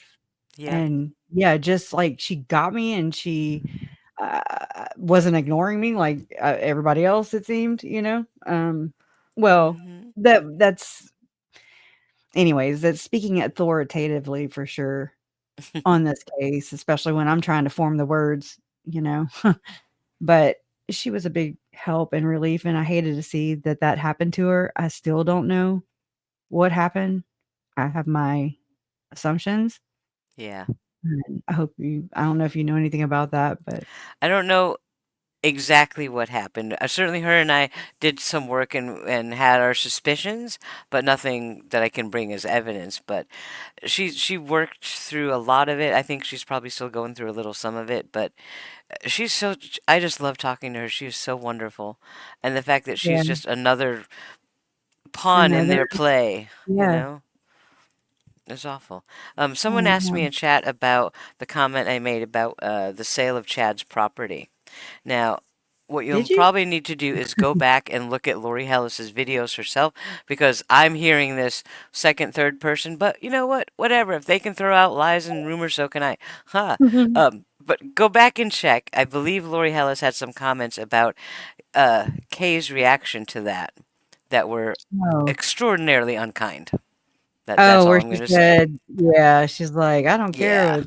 Yeah. I don't Oh, care yeah. what the family We thinks. did What a does she have a right? Yeah. That's when I did, like, the first part of this what I said was gonna be, just me unburdening myself today, but because it was like a 1-2 punch, and Lori was the first one, and this one's the second one, and they're quite far apart. It's hard to, like I don't keep journals, okay? I mean, I write down my Yep. notes and everything when I can, but, Yep.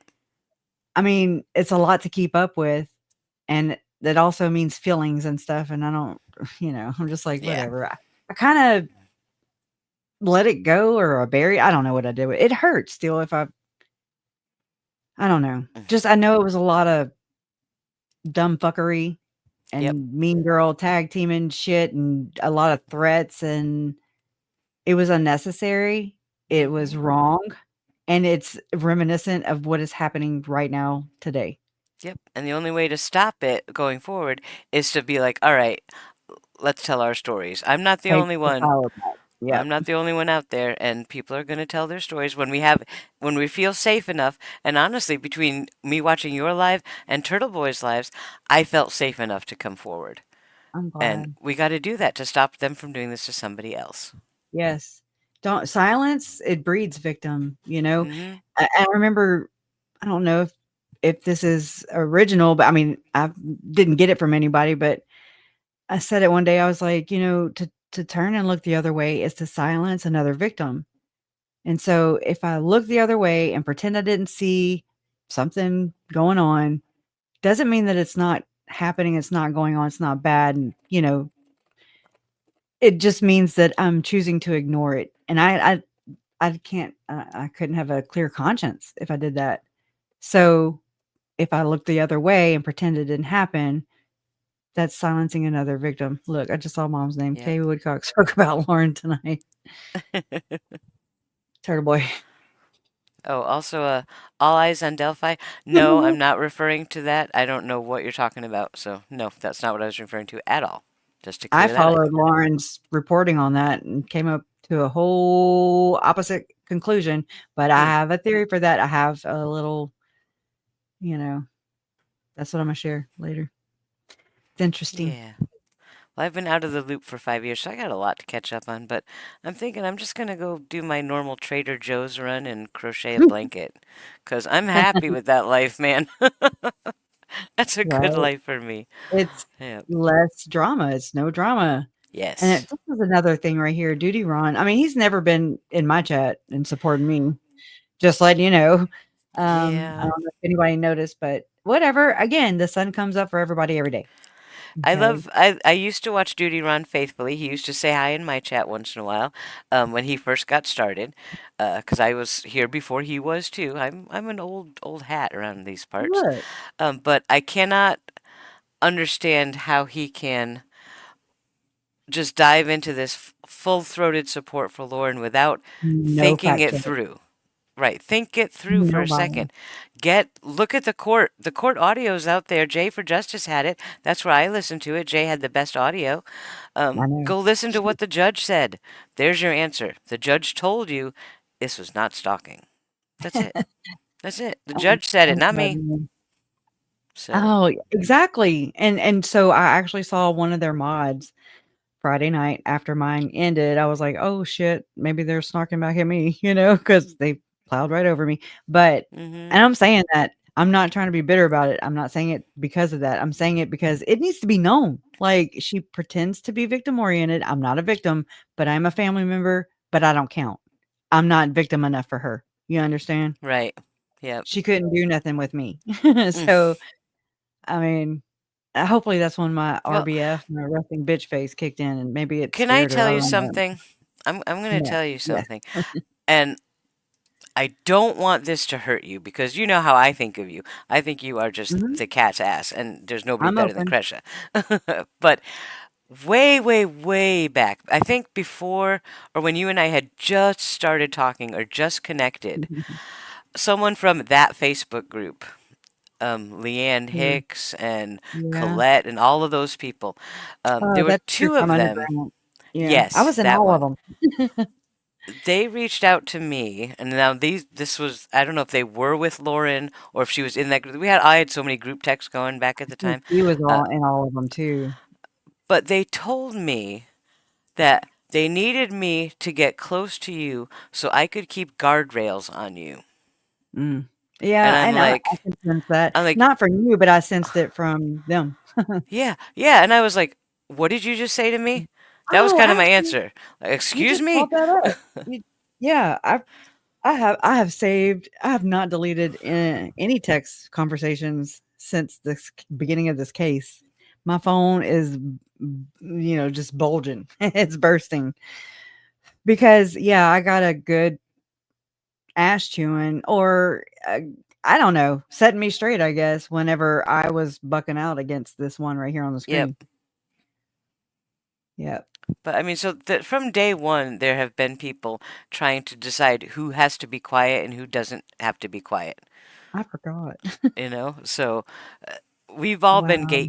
gate kept by them for years, Isn't and that now something? stops, man. Mm-mm.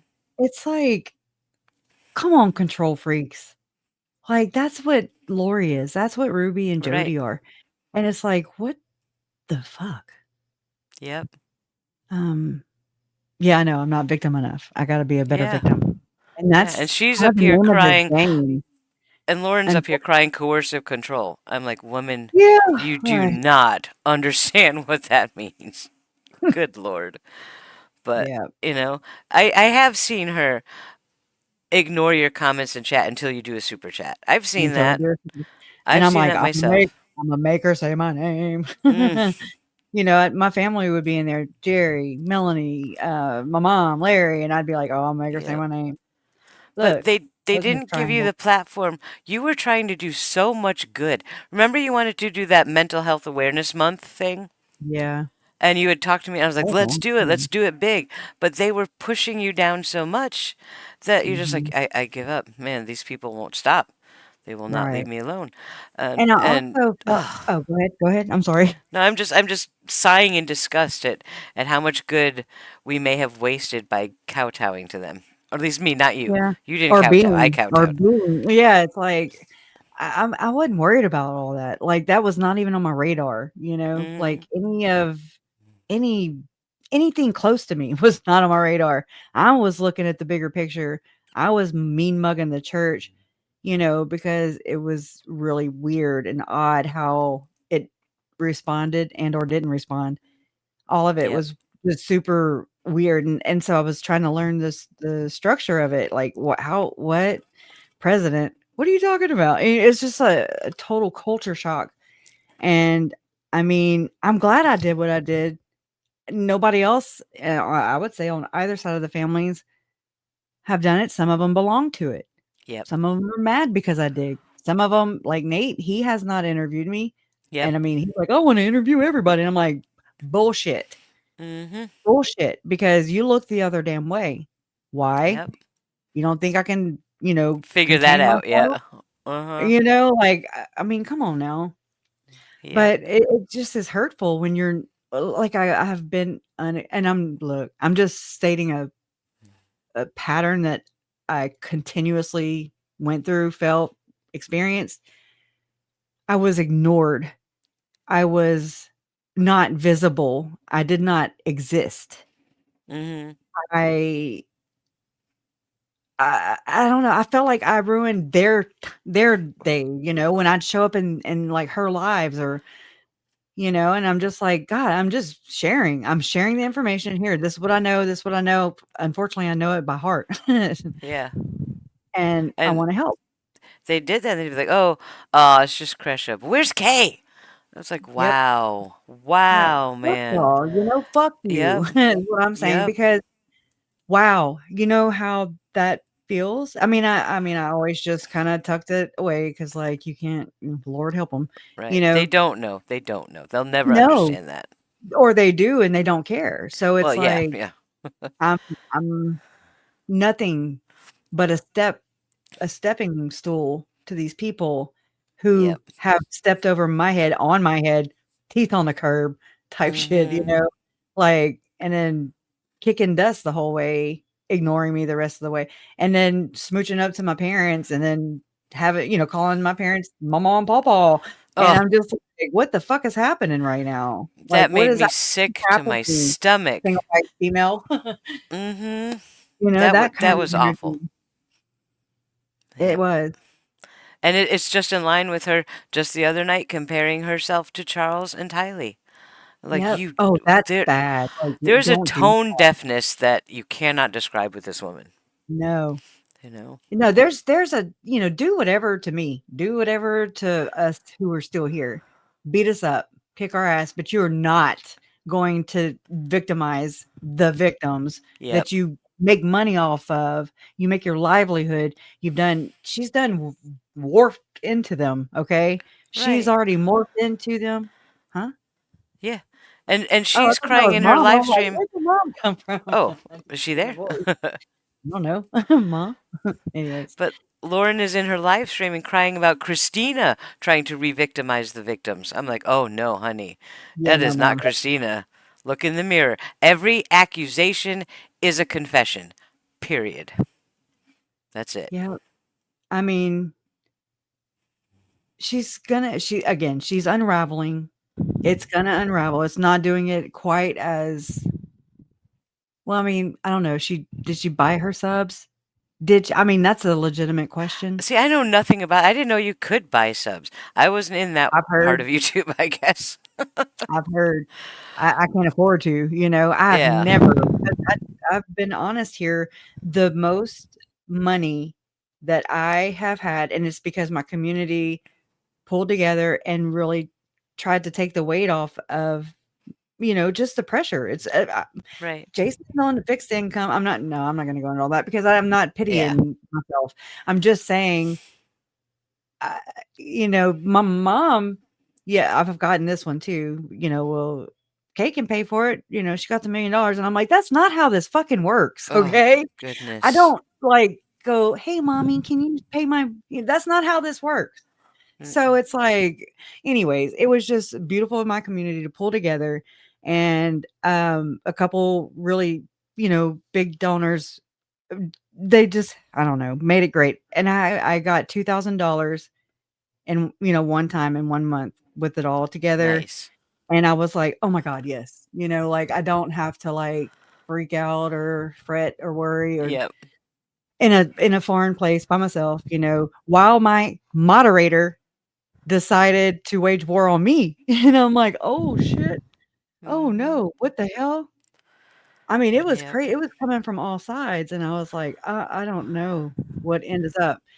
I tell you though, red flag is when somebody says that they knew another crime victim, like Shannon Watts. Run. Mm. Okay, run. Yep. Run. Yep. Definitely. Run. Don't give your passwords. I was Nope. having to change passwords. That's what happened, like, the last time when I was actually, the first time when I went to Boise for Lori's trial, and Lauren I'm sorry. Oh my God, I can't believe I said that.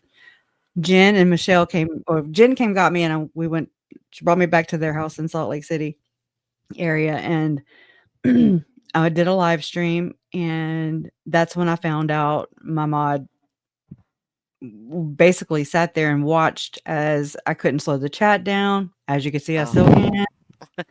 Yeah. And, I still never learned. I usually don't have this many people. I've never had this many people in a live stream. Lauren has always she'd be attending a trial, and then she'd also be streaming it, Right. cornering the market. How dare? How dare? Yep. It's just like Nate Eaton's second channel, Meet and Eatons, and they're like 10,000 views, and I'm like 854. And I'm like, whatever. Whatever. I'm not fake. I didn't sell out. Okay. Sell out to my damn family. Move on. And Yep. actually, I remember whenever mom told me about having the memorial for the kids, which is interesting. We're going to dig into that soon because of, and I'm not trying to drag anybody else into it, but just affiliations. I'm all about connections.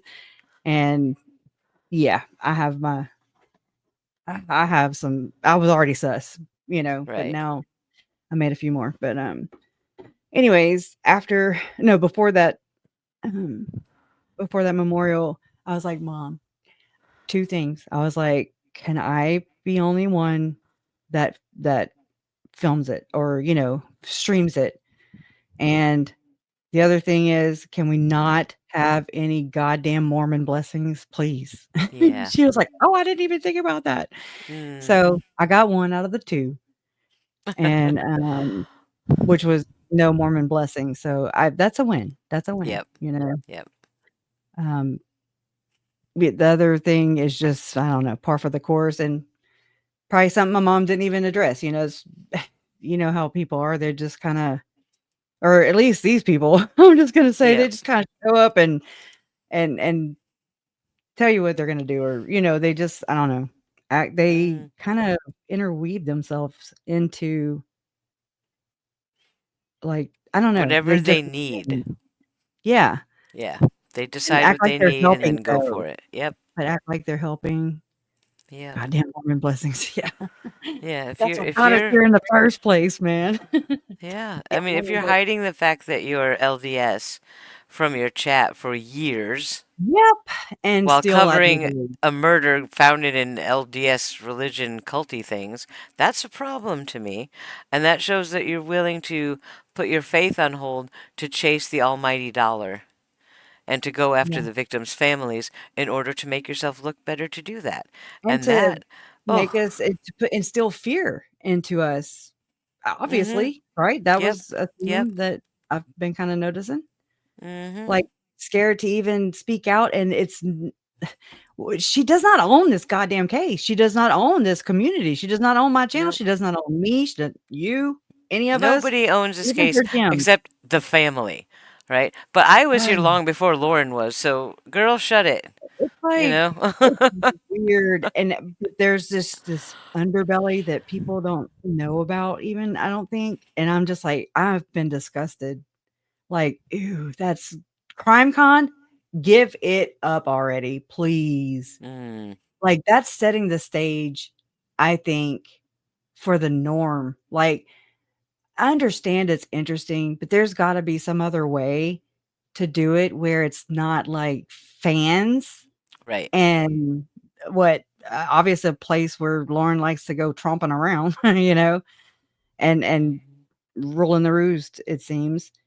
But I mean, people are not property. I feel weird having to even say that. Like that doesn't even I don't even know. Doesn't even math. You know, it's like why am I even having to say that? Yep. Nobody is your property. The victims aren't your property. I mean, they're not even they're nobody's property, okay? Like give people their autonomy. I understand that people and I really believe this is a beautiful thing and it's a healing thing.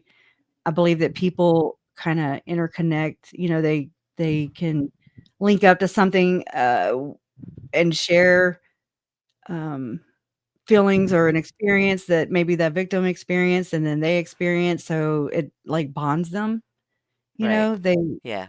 not a favorite victim, that sounds hideous, but somebody I mean, I've had people say, "I feel guilty for, you know, really, uh, putting my all into Charles, you know, versus the kids," and I'm like, Right. "Don't feel Right. guilty for how you feel," and that's something Jen Mm-hmm. did teach me is that nobody gets to tell you how to grieve. Right. That was very freeing because I felt like I didn't even belong.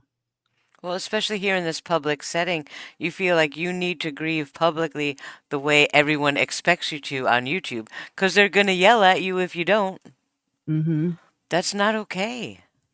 Yeah. That's really not okay. And that's why when it comes to true crime, it may be something for us as a society to think about not doing this. When you especially when you say you're here to support the victims and the victims' families, and I'm Right. like, "Are you? But are you though?"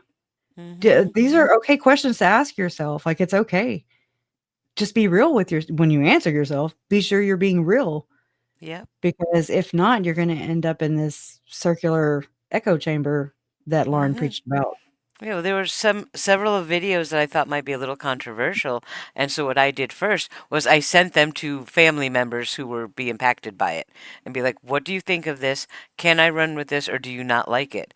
And my moderator at the time, the one who went crazy and started her own YouTube channel, was like, "Why would you ask the family that?" I was like, "What? Why wouldn't I? This is their story.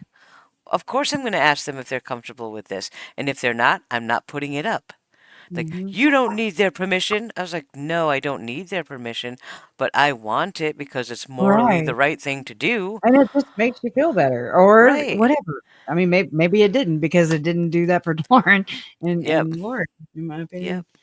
They just kinda had their own agenda, and, I mean, obviously, they both achieved, right? I would Mm-hmm. say that would be a success. Yep. I felt bad too because, Brandy, which is Monkey's mom, you know, she showed up in that 9-hour live too, and Lauren was like, "Oh, I love you," you know, and I'm like, "Do Mm. you? But Yeah. do you though?" You know? I mean, it's just I don't know if Lauren loves herself. I mean, I think that's a genuine I mean, a legit question to ask. Yep. I don't It's know. She perfectly seems very fair. detached, disconnected, especially towards the end of the live, it's like she can't stand to hear John talk unless it's Yeah. about her. Mm. I don't It know. It's weird. the response video was very weird.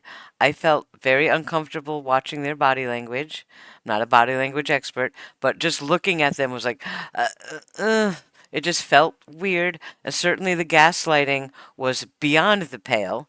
That was word salad like I've never heard before. If I ever hear the term uh, psychological essentialism, like, I'm sorry, what? Wait, Come, what was the other dude. word she kept messing up on? Well, Oh my god. Brad Pitt. There's Brad No. Pitt. It There, was there in was a her lot. it was some tortious or Oh, tortious? I don't remember. tortuous interference Yes, I was instead of like, tortious "Okay." interference. I was like, tortuous? Oh dear, Yeah. we are on the wrong While I'm page. being petty, while we're in Pettyville, okay, I'm gonna go there for a second. Pettyville is revealing that it's a Mormon thing. I don't know. Maybe it's a Utah thing. I don't know. I'm still sizing it up. But it's wives, like WIVES, or lives, Hmm. LIVES, not wifes and Or not lifes. lives. Yep. Okie doke. Alright. Yeah, I mean, I'm just like, is that because of the polygamy thing? Wives, you know? There's a lot of I'm pronunciations that you hear in Mormon women. They have a particular cadence at Yeah, times. I mean, You know? nothing against them. I just don't, Yeah, I it's just. found every which way to critique this one. So, I just when I don't know, uh, she attacks her nose sometimes. I'm like, "What the hell is she doing?" It looks like she's Yes. fighting her face. And it was like you keep wiping your nose on your hand and your Yeah. sheets, and can you not get a tissue? All right, whatever. That's your pain, not mine. Mm, Yeah. yeah. No, honey, I'm not jealous, Tracy. I think that went by a little too fast. What the fuck am I jealous about? What? Because what? She's got my family? I mean, what please make that make sense for me. Yeah. Please. I mean, I'm immature then. Call It's the me eyebrows, man. immature. Your eyebrows are just not on fleek like hers. Well, I Get the admitted, I mean, Sharpies, I let's burned go. mine off. I scorched them off. Like, they were very thin, but I still Yep. showed up. I just gotta pencil them in a little bit still. So, Yeah. I am here. I am releasing. So, if you're jealous, I don't know. Don't project your feelings onto me, ma'am. Hmm. Thank you. You're welcome here, but Yep. don't come at me like that. And That's not at all someone true. in chat mentioned my ethical approach. And I tried to be ethical 5 years ago. To me, being ethical was walking away, being quiet, not upsetting the apple cart, so to speak, so that to minimize the damage against the families and my friends and community. I thought that was taking the high road was the right thing to do. And I think it was. I'm still pretty sure I stand by that. But tonight, you know what? I am just mad.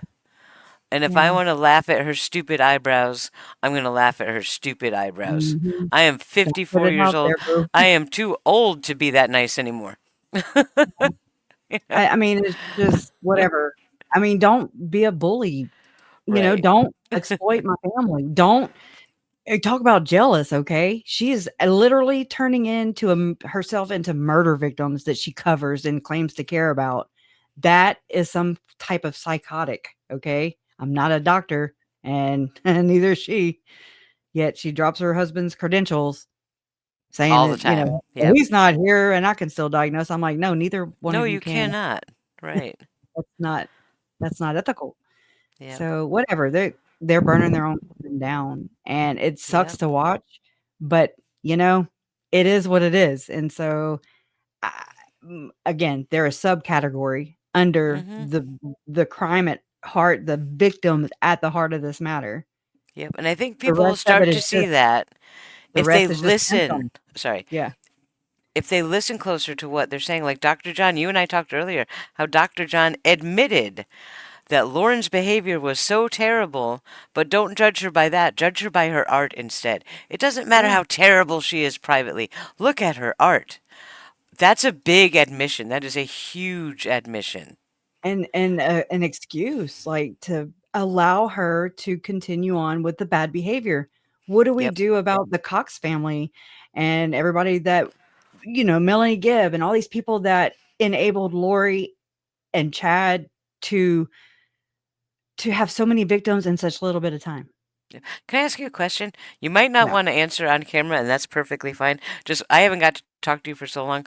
What did you think of that Silver Linings podcast?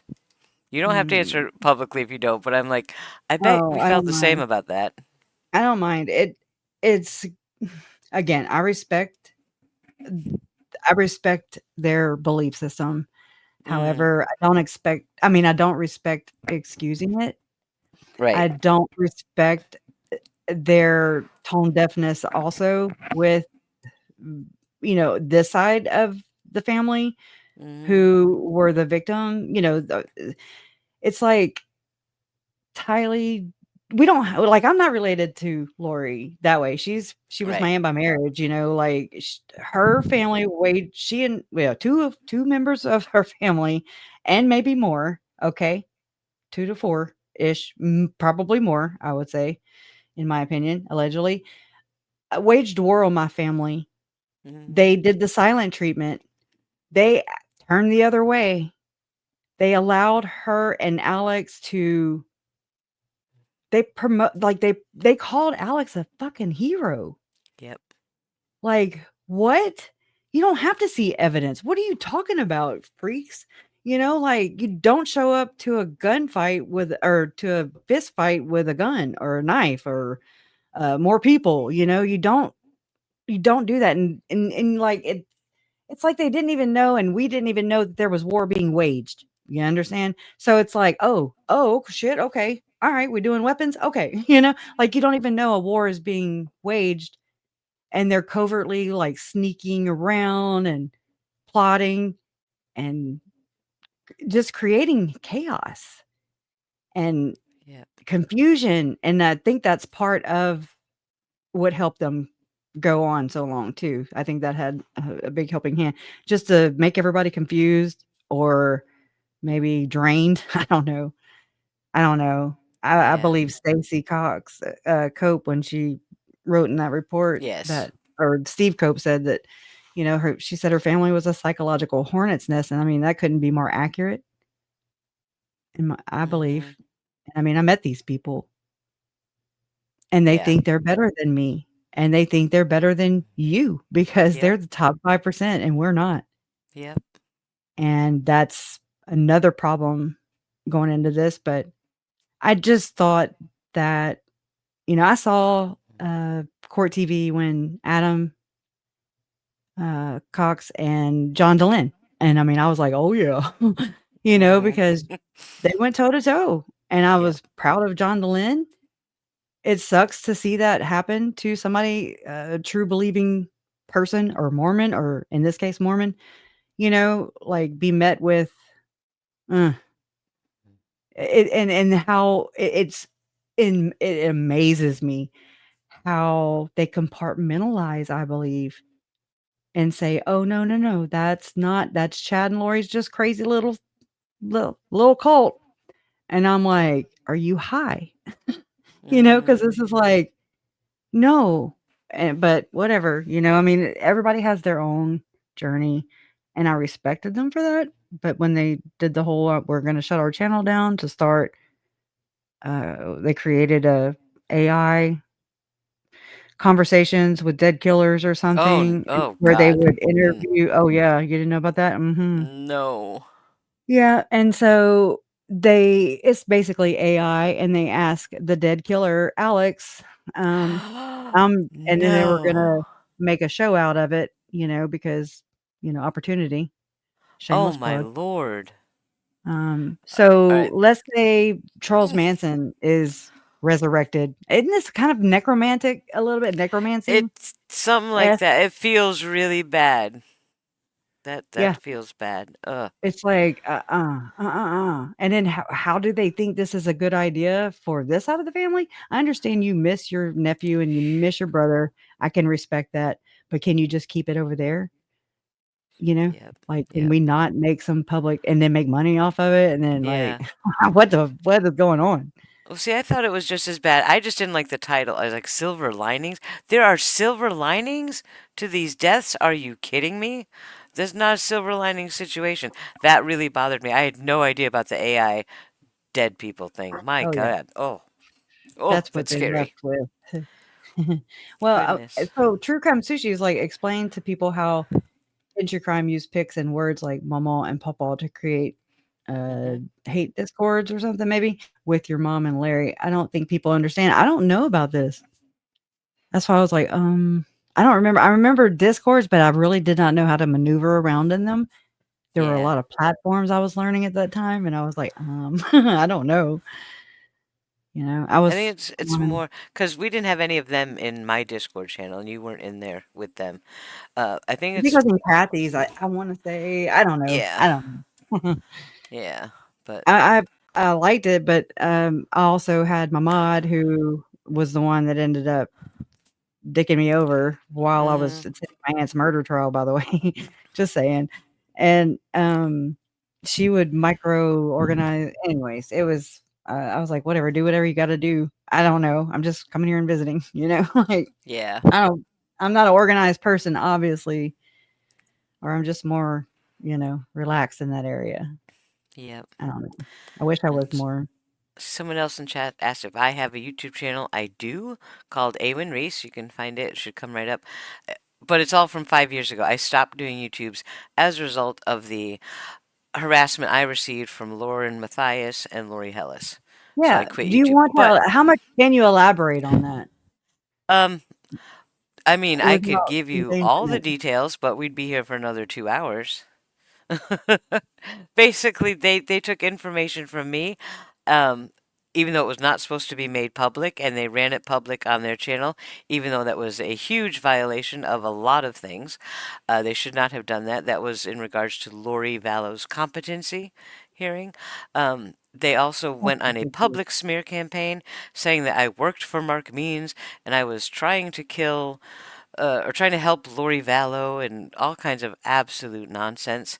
Um, and then there was a story about a person who had an audio recording of herself with Melanie Gibb, and that was released to me through several channels. And they started by saying I was making it up, it wasn't real, it wasn't true, there's no such recording, blah, blah, blah. And then when they knew there actually was a recording, then, oh, she got that illegally, blah, blah, blah. No, I did not. I got Mm-mm. that from someone who we're not going to name right now because I don't know Yeah. where we're standing on that It's person. okay. But it did come to me. And then they vilified me for putting this audio public, which I didn't. I put little tiny snippets of it to protect the person's identity because she talked about a lot of her own personal childhood trauma. That didn't need to be public. This person was not in the case, right? That was just the Mhm. person that Melanie had called. So I clipped all of her stuff out and put tiny little snippets. Someone stole that from my Discord, my private Discord server, and released Oh, it to one of the Facebook groups, and they put it all over the internet, which was horrifying because that person did not deserve that. But wow. the woman who had it told me, yes, and I had the screenshots. They're all up on Reddit. Can I publish this? Yes, you can. Do you want to come on live and talk with me? Yes, I do, but I'm going on vacation. Maybe when I get back. Okay, great. Can I put it up in the meantime in little pieces? Yes, please do. And then even on the video, she thanked me for doing it. And then Matthias and Hellas tried to turn around like I was some kind of evildoer for violating this woman's privacy. And how could you do that to her? I'm like, she told me to. Here's the text right here. What are you talking about? And then later on, Lauren Matthias actually interviewed her and pretended like she was the one who had discovered it. I'm like, oh, nice, nice lady. And that's just the beginnings of what happened. They were poisoning me to the family, telling them all kinds of horror stories about me Mhm. that That were was not true. all you. They were just Yep, peachy keen, peachy keen. Yeah. yep. And I was like, I can't handle this. I just can't. I was not expecting people to behave that way. I thought adults would adult. I was shocked and stunned by it. I was blackmailed and told to shut up. I was not allowed to speak about them, or they would release everything. I'm like, but now 5 years later, I'm like, whatever. Like what Kresha told me to say, a very smart thing. Kresha's a very smart lady. She said, just say this. I said whatever, bitches, and the bitches whatevered. Whatever. And that is exactly what they did. That's They a meme whatevered that so hard. was awesome. That was the best meme ever, and It I was would love to great. put on shirts. I said, "Whatever, bitches," and the bitches, whatever. Yep. Right? Yeah, and And Maury, and I don't care if you're not cool with me. I don't care. That has no power over me. But Matthias has been doing these things for many years. This is not a brand new thing. And that's all people need to take away is be careful before she does this to somebody else. That's all. I just want that to mhm. stop. Yeah, it would be nice to stop excusing the bad behavior. Um, and I'm not trying to make any excuses for how I respond. Sometimes I Hmm. respond and it's ignorant and not the best way. I think we can say we all do that, but I'm Yeah. not excusing, yeah. But I mean, this isn't like a popularity contest. It's not for me, it's not. Like, this is my family, and Lauren and Lori fucked with my family, and I Hmm. mean those words. She fucked with my family, they fucked with my family, and they've continued to fuck with my family, and they're okay with that, Yeah. as long as it serves and suits them to whatever And means, makes them okay? money, gets them clicks. They've never come clean. They've never apologized. In fact, they just continue on to fuck my family. And I don't know what it is, but then they get praised for fucking my family. Do you Yep. understand? So Yep. it's like I'm a little I'm a little pissed off. Right. And I've Why had to is that? hold it in. And What is I'm she not making 20,000 a month on YouTube? I Off. think that was just I need to know how to read that. I think Yeah, I don't know how much she's making. She's making a lot of sometimes money. people just kind of teach me the other night and I was like, I Yeah. don't know. I Yeah. don't even read my own stuff, my Hmm. analytics. I still don't get it, but oh, and Gigi, yes, Gigi she's so sweet. I don't understand that. That I never tells got to you meet something Gigi. about the bullies, okay? That tells you Hmm. everything you need to know about the bullies because Gigi stays out of everybody's damn way, okay? Like, I'm just like, "What?"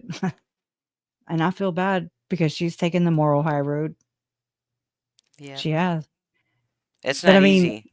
but it's okay for what? The bullies to continue to harm, Yep. to demonize, to dehumanize, just like Lori, just like Chad?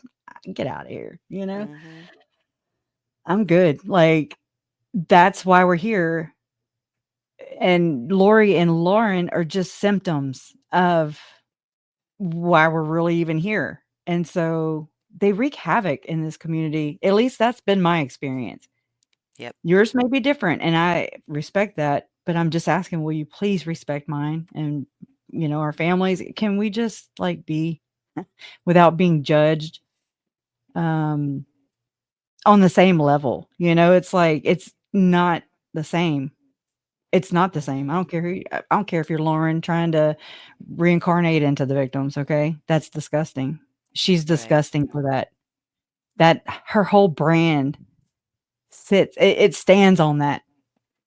I wanna say, John said it Friday night. Now I gotta go look for it. That's me. But, yeah, go ahead. Yeah, I If never you got to meet Gigi. I think she started her channel right about the time I was shutting mine down. So we never crossed paths, unfortunately. But uh, mm, I'm sad that she's gone through this too. yeah, It's just not fair. it is not fair because, I've read a statement that Gigi allegedly wrote, and it was from, Every Day with Jay, her channel, where she shared it. She showed the screen, everything, and She actually has a little video about it. I might go scoop up. Yeah. But I mean, it sounds like Lauren went even after someone else's livelihood. Yeah. So it's okay for her to go and wreak havoc and raise hell and cause chaos and disdain and discord and division, but it's not okay to hold her accountable. That's it. Right. That's oh my God, God forbid. God forbid Yep. she's held accountable. Not she's not a I mean, like, she's a Not saint or her. something. Yeah. Right. Why? I'm just Because gonna she's interject the for one Lord got second. away with it. Go ahead, I'm sorry.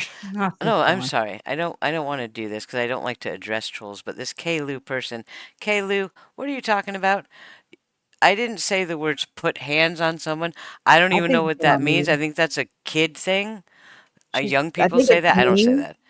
I think it's me. Oh, did you say that? When I said I What does wanna it say I mean? said that I wanna it's a joke. I mean, it's a joke because I don't know if you counted the times that I was like, "No, Lauren, it's not a threat. This is just me talking shit," like, Right. don't get full of yourself. We know how that tends to be. Um, but I was like it's like, Imma say it like this so it doesn't get twisted, but, come here, let me put my hands around your wait, let me I wanna hug your throat with my hands or I don't know. Anyways, it's something stupid. Yeah, I I can't see. remember it, but So whatever. it means to physically put your hands where But someone might not want them. to answer your question, no, no physical threat, so you can calm down, okay? Okay? I'm Crushy K, okay?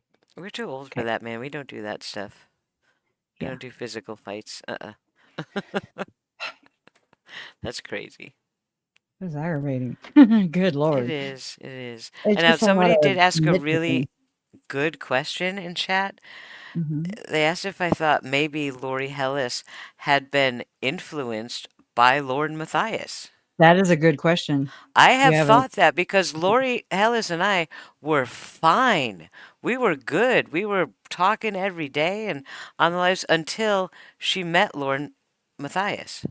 It's quite wow. possible that Lord Matthias twisted Lori Hellis's brain up, and maybe Lori Hellis and I need to have a talk. Or You know? maybe lit the inner bitch or something, I don't know. Maybe. Yep. A streak Yep. of, like, maybe there's some jealousy there. I don't Yep. know, it's a good question. It's But, I mean, I definitely a question also we're thinking about. there's, like, a competitiveness with Mormon women for sure that Hmm. I've observed. And, I mean, that's kinda driven by, the culture, and I see that in Lauren. And, I mean, Yep. I actually admire that to a degree. And then it's it becomes not admirable at all, it Yeah. becomes concerning, and, like, I've noticed that with me, like, if, I've scheduled something and they maybe didn't schedule yet, and then, they're like, "Oh, I gotta do it, and I gotta just override her," I mean, of course, these are my own thoughts that I'm projecting, but I'm just saying that's what it kinda looks like sometimes. I'm just like, "What is she okay, thank you," you know? Hmm. It's like she doesn't believe in the whole the sun comes up Nope. every morning And for that's the everybody. problem with them. Up is down, in is out, hot is Yeah, cold. You don't know which way you're coming with them because everything is backwards. It's really inverted weird. is Yep. the best Yep. descriptor for me. Yeah, and, like, Lori and Chad were projecting on their own victims backwards, inverted. Lori's still saying that they're gonna separate the wheat from the tares. I mean, she sent a message to Colby saying Hmm. that very thing that she did. Like, she did, but she's projecting that it's happening to her. And we're like, "What?" Like, I'm saying we. I'm like, what?" Ruby Yeah. Franke, same thing. Pain is love. Oh, Love is God. is, Yep. abuse. Same thing with the And Hamblin case. and certainly with the research that I was doing into the wider cult, the Melanie Gibbs, the David Warwicks, the Jason Mouse, all of that whole group, um, Mhm. and then you get the Ruby Frankie stuff. It's like this stuff is Yep. still happening, It's but rampant. we tried to talk about it. You and I both tried to bring it out. Nobody Got wants shut to hear down. this stuff. They don't want to No, hear that's it. what everybody like, Lauren wouldn't even address this as a cult. Mm-hmm. She would not even, like, identify it as a cult, and I was still trying to figure out what a cult even meant and why the news stations were using it in their headlines and, the salaciousness of it, and I'm just like, "Oh, so you're not convicting a cult. You're not gonna arrest and charge and hold accountable a cult, but you're gonna use it, and so, hell, I gotta use it too because the keyword search optimization, it sucks. It sucks, if I use pictures of, the victims, which, I mean, that's just further exploiting them, really. There's different ways to look at it, right? There's really Right. no right way. It You gotta make a lot of decisions, and so they're gonna be using, really colorful or loud or bold, thumbnails of the perps. That's where Yep. everybody clicks. It's the weirdest thing. If I use the Mm-hmm. victims' names in the title, mm-mm. They don't. Yep. Chirp. I mean, it's like crickets. It's inverted as well, and that kinda brings me back to CrimeCon, Mm. and I I'm mean, I'm glad I saying never it. went to CrimeCon. I'm so glad I didn't go. Me me too, and I mean, I've learned how I believe that they have found a way to further victimize people like my parents, Mm, like, they were invited to CrimeCon. Colby was invited to CrimeCon. Summer was invited to CrimeCon. yep. But yet when I found out that it was Mormon owned, I was like, "Nope, ain't putting my money there. Don't want a effing thing to do with it," you Yep. know? And then you find out,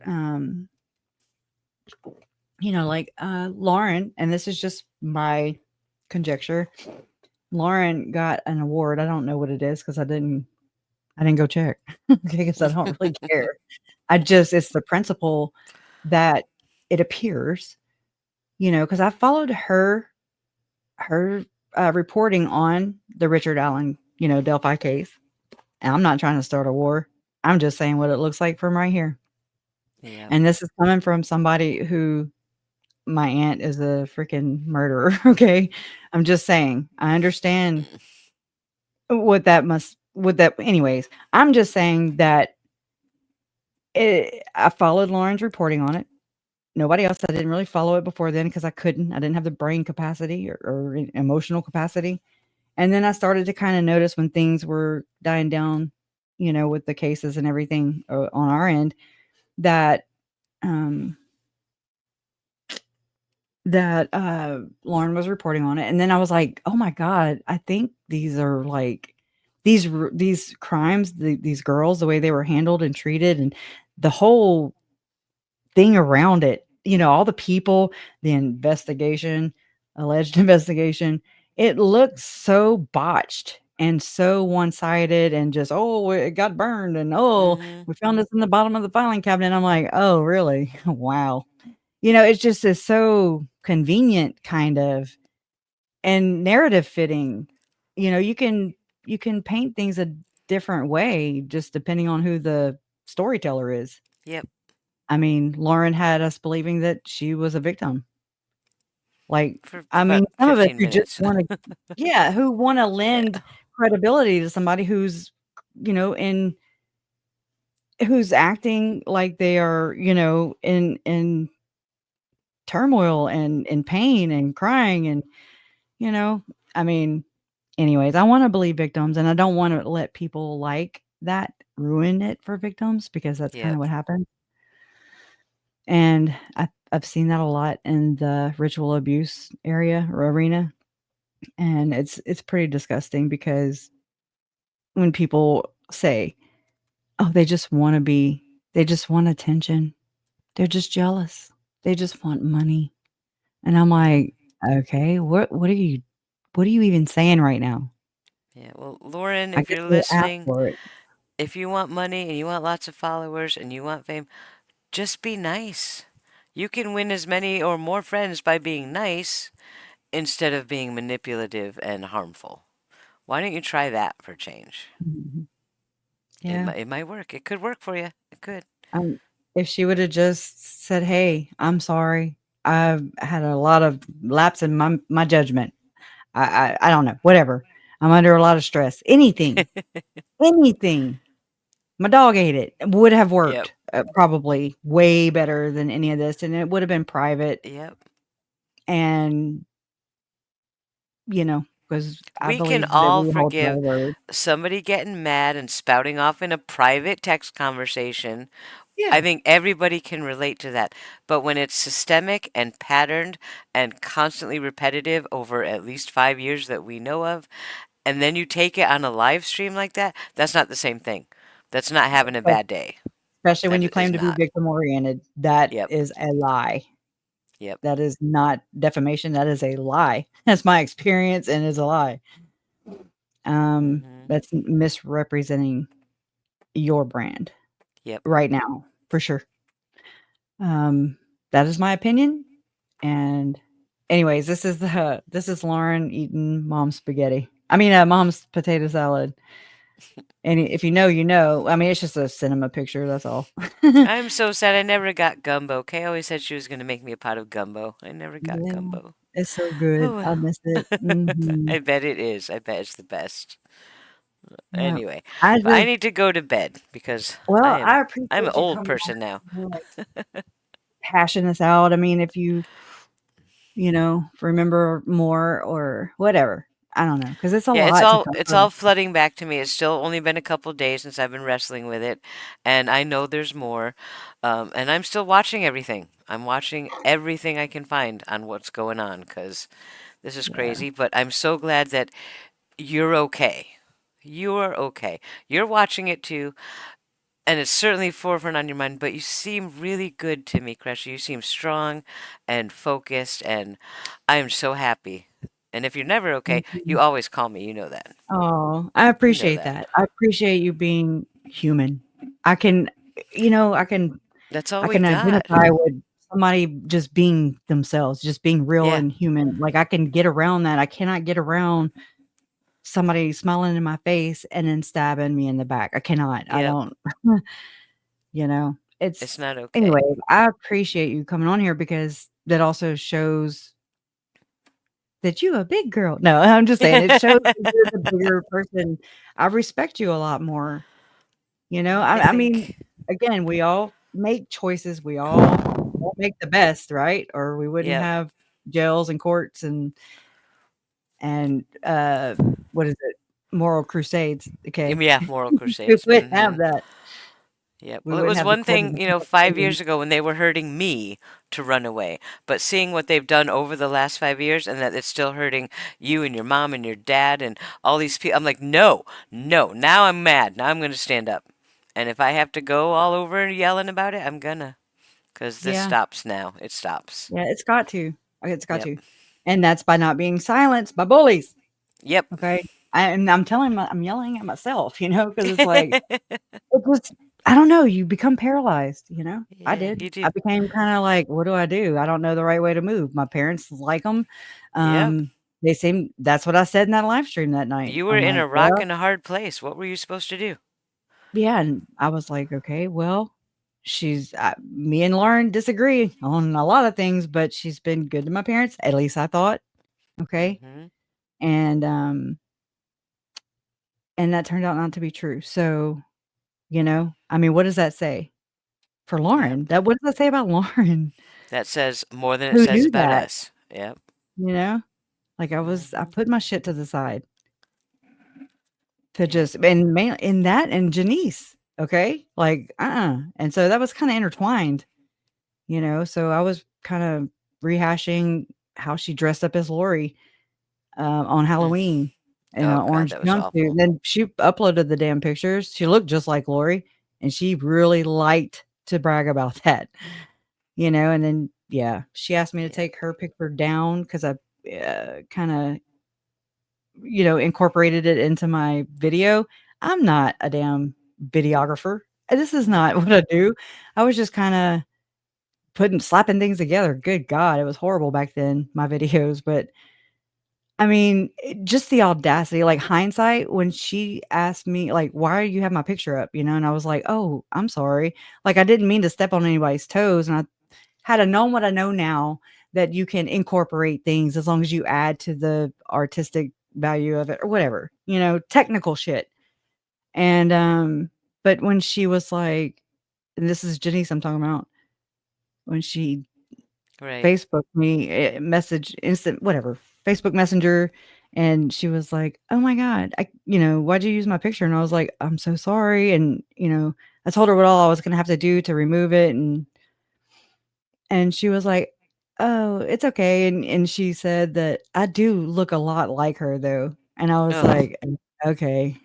And then I deleted my video, re-uploaded it into my editing app, Yep. re-edited it, took it out, put it back up on the damn YouTube. And I'm just like, "Oh my god." Probably years later, I was like, "I fucking apologized to her." Yep. And she took it. She didn't apologize.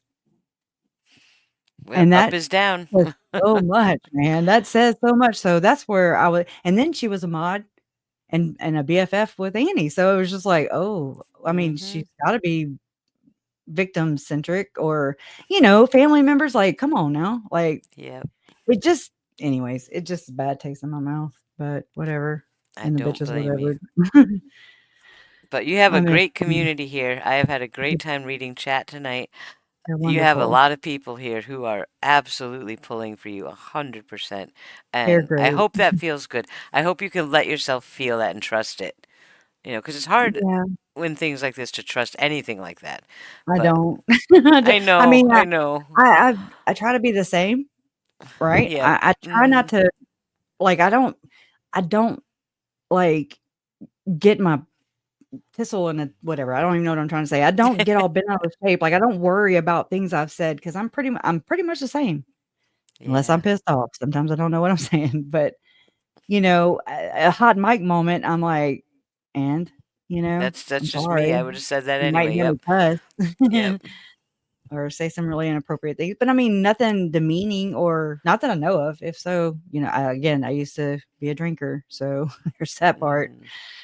But I don't know. There's just still no excuse for it, and But whether it was me or anybody else. you have a Thank you, Dad. great chat here. Your community is lovely. And it was really nice. I saw a lot of names I remember from 5 years ago. That was wonderful. And thank you all for the warm welcome. I needed that because, I've been trying to keep all this mental health stuff under wraps too with the last week. It's Thank been rough. you. So it was really good to be here, Yeah, Crush. I'm so I'm glad glad you to came. talk to you again. I missed you so much. So this is Uh, awesome. Thank y'all. Thank you, just for being an exception to the rule. Okay, it does exist, and it's n- it's not it's not as painful, just facing things and just I don't know.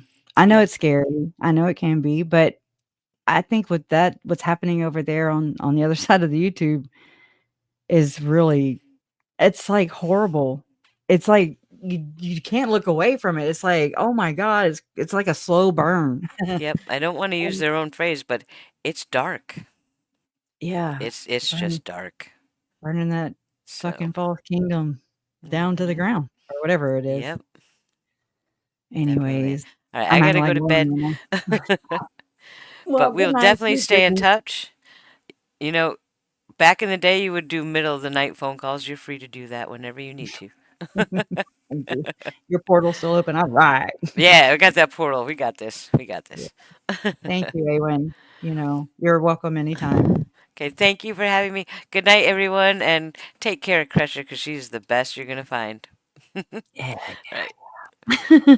I allegedly. forget how to leave StreamYard. It's been 5 years. I can do it. I know it's weird when you're a guest. All right, ready? 1, 2, 3, bite. No. Bye. Bye. Oh my gosh. Yeah, I look like hell. Every time I turn my camera off, I don't know, it looks like I was like doing a headstand on my face. I don't know what it is. Anyways, I, I want to get to these, but also really quickly. Oh my god, it's been 4 hours. I feel like you know who. Let me turn this back off so I can feel comfortable. Okay. So glad that Awen joined us. I'm so glad Mom did too. And Uncle Jerry showed up, Colby, Kelsey, and I mean just everybody that has, creators and their chatter, people that have been in chats have been so welcoming and supportive of me period, so I just want to, I feel like I've been like, I'm not invisible. Okay. Is what I feel like. And I really appreciate you guys just showing up, and just being here. It means a lot. Anyways, all right, let me just hold it together. I wanted to, what am I doing? All right, hold on. I don't know hold on, let me grab this real quick. And I'm just going to kind of read from it because I'd put it together. All right. Hold on just one second. So I know I should have probably done this in the beginning, but again, couldn't slow my chat down. What a wild night. Okay. Lots of learning curves. And I appreciate my mods too for being here. Just always, they're always here and supportive and helpful and just that's my girls. That's my people. But so some of the bios of the accused stalker, based only on the transcript. So I fed a transcript, right? And it says provided Christina is the quote unquote the stalker, not the alleged stalker, nothing like that. Okay. It's just straight up, she named her that. And then everybody started calling Christina, who has never been convicted of being a stalker or any other crime involving any of this stuff with Lauren. She called her a stalker, I want to say over 400 times just in that live stream. And I've heard it even in subsequent ones, like the one from Friday with Dr. John and Lauren. I think it's safe to say, and I actually explored out onto TikTok earlier today and looked at some of the videos myself. And I was just like, you can basically frame anything you want to, just however you want to present that. You throw some tears in there, you throw like you're scared.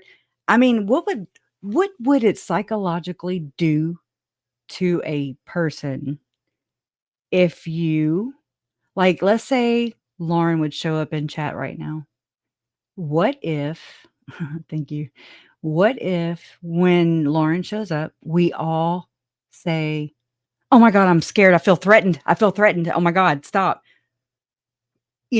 Like stranger danger, like all the bells and like the way she acted, the way she showed us her own quote unquote evidence of how she was like, "I feel threatened." I mean, and I'm just like, what?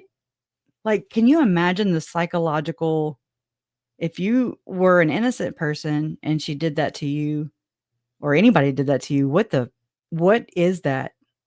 I've not seen that before. Maybe never. I don't know. I don't know if I paid attention to it. Before they look for eyeballs. What is that? Educate me. I don't know what the eyeballs thing is. I know the eyebrows. You feel uncomfortable?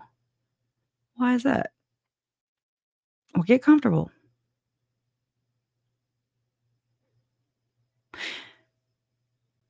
Yeah, that's usually what I do is I don't entertain any, that's what I've done. Like, I've just kinda put my head down and just overlooked a whole lot of things about Lauren. Trust me, I've watched all of her content or that was relevant to my family's case or, um,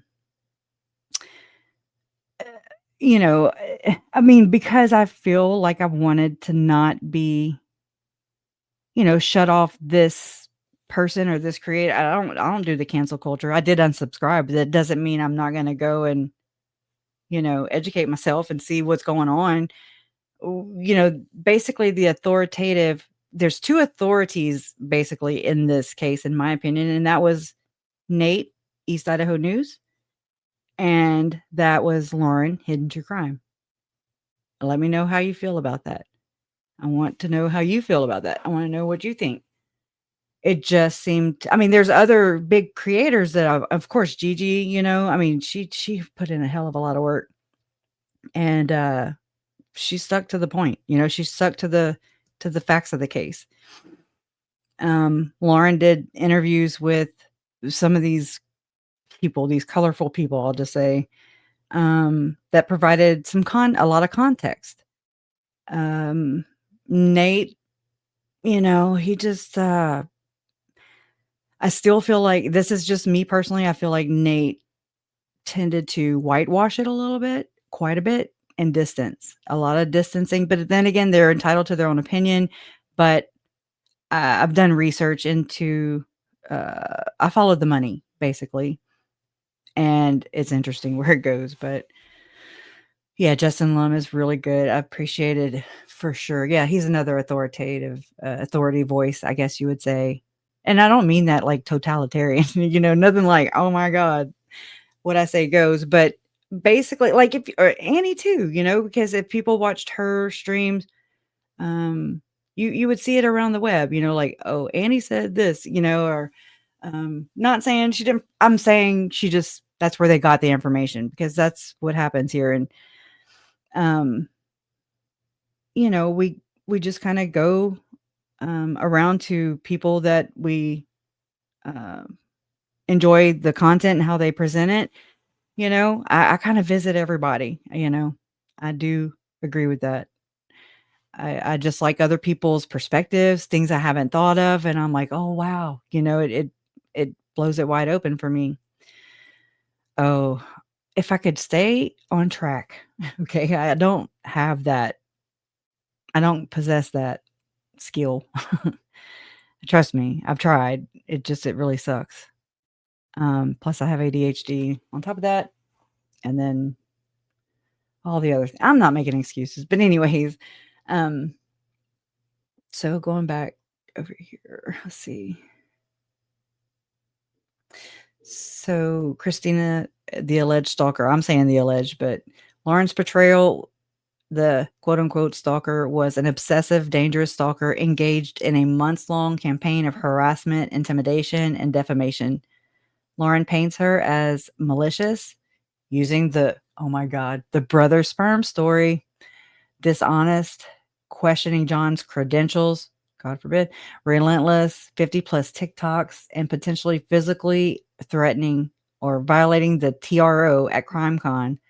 She's the ringleader of a mob, basically. That's the gist of Lauren's take of Christina, which is interesting because she also,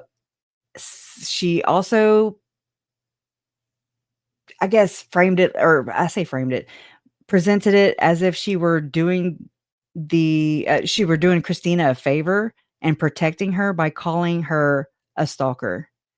Did I get that right? And I may need to go check myself, because of course it's a 9-hour live, and it's like,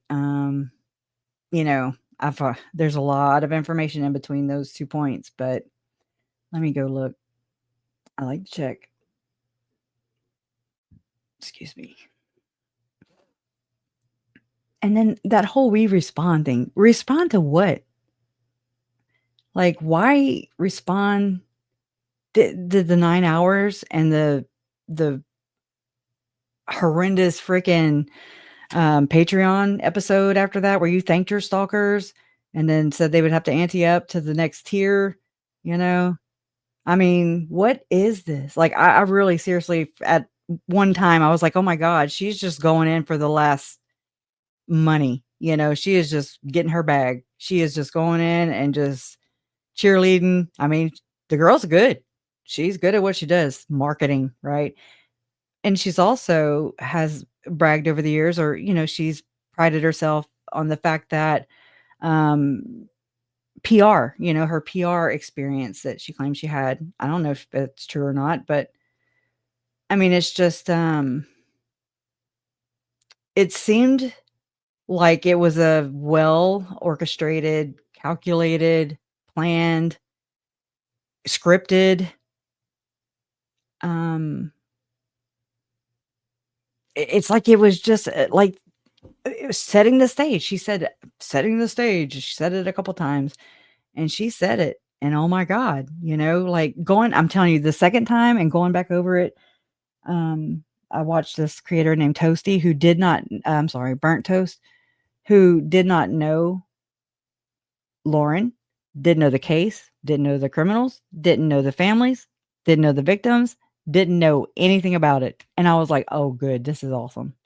This is awesome. This is somebody who knows nothing about it.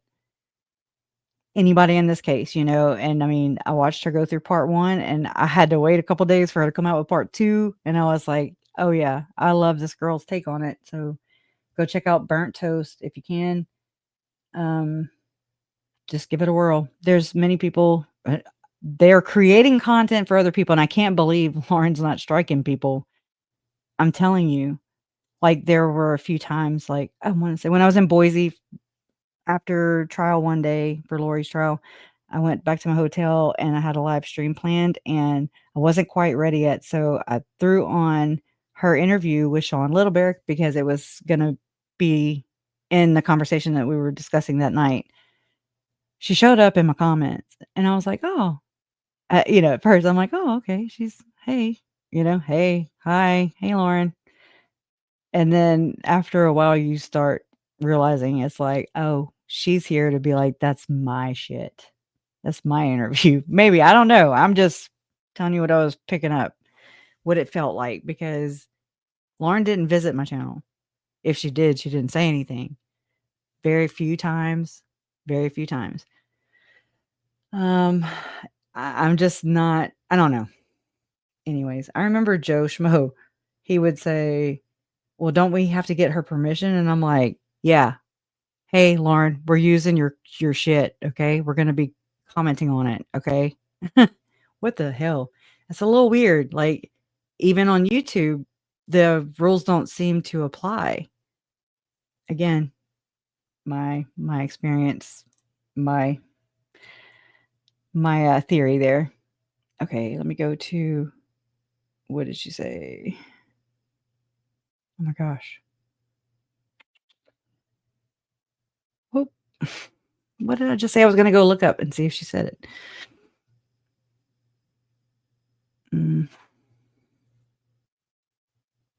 Actually, you know what? I'm going to skip on down. That's what I'm going to do. Y'all have heard all this other stuff. Hold on. I wrote a letter. And I'm just going to say it. It's kind of like an impact statement, we'll just say. All right. Here we go. Lauren, let's be crystal clear. Your 9-hour pity party of a live stream wasn't a desperate cry for help. It was a masterclass in manipulation and a desperate preemptive strike against the truth you knew was coming.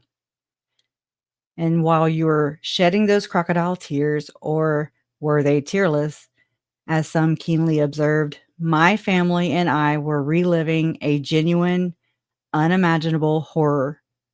You, with your theatrical vulnerability and performative martyrdom, dare to compare your quote-unquote whisper campaign and being labeled dark to the brutal murder of my uncle, Charles Vallow. Let that sink in. You equated online criticism to a man fighting for his life against a cult that ultimately extinguished it. The audacity is breathtaking, and the disrespect is unforgivable. You have made my life a living hell since mid-2021, and this public takedown is long overdue. While my family was navigating the darkest period imaginable, the murders of Charles, Tylee, and my only nephew, JJ, you were busy with your shunning campaigns, isolating me from my own flesh and blood. And you were okay with it. You engaged in mean girl tactics, talking God knows what kind of shit about me and my family behind our backs, all while publicly exploiting our tragedy for your own gain. Then, when we were no longer useful, you betrayed us. You are a leech, Lauren, feeding off the pain of others, and your 9-hour spectacle was just another feast. Your selective evidence, your cropped screenshots, your carefully curated narrative, it's all a flimsy facade. You use victims as props, invoking the names of JJ, Tylee, and Tammy, not out of genuine concern, but as strategic tools to bolster your own credibility and deflect from your own rotten behavior. My mother, Kay Woodcock, a woman who has endured unimaginable grief, becomes a shield for your ego, a name you drop to make it harder for anyone to believe you could ever speak ill of her. How dare you? The implication that our suffering is just another piece of content, another strategic asset for your brand, makes me sick to my stomach.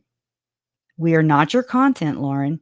We are real people with real pain, and you have capitalized on every last drop of it.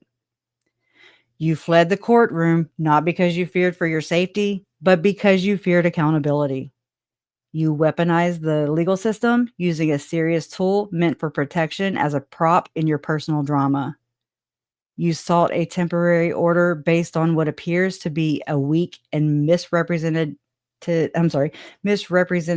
evidence, only to abandon it before scrutiny. That's so important right there.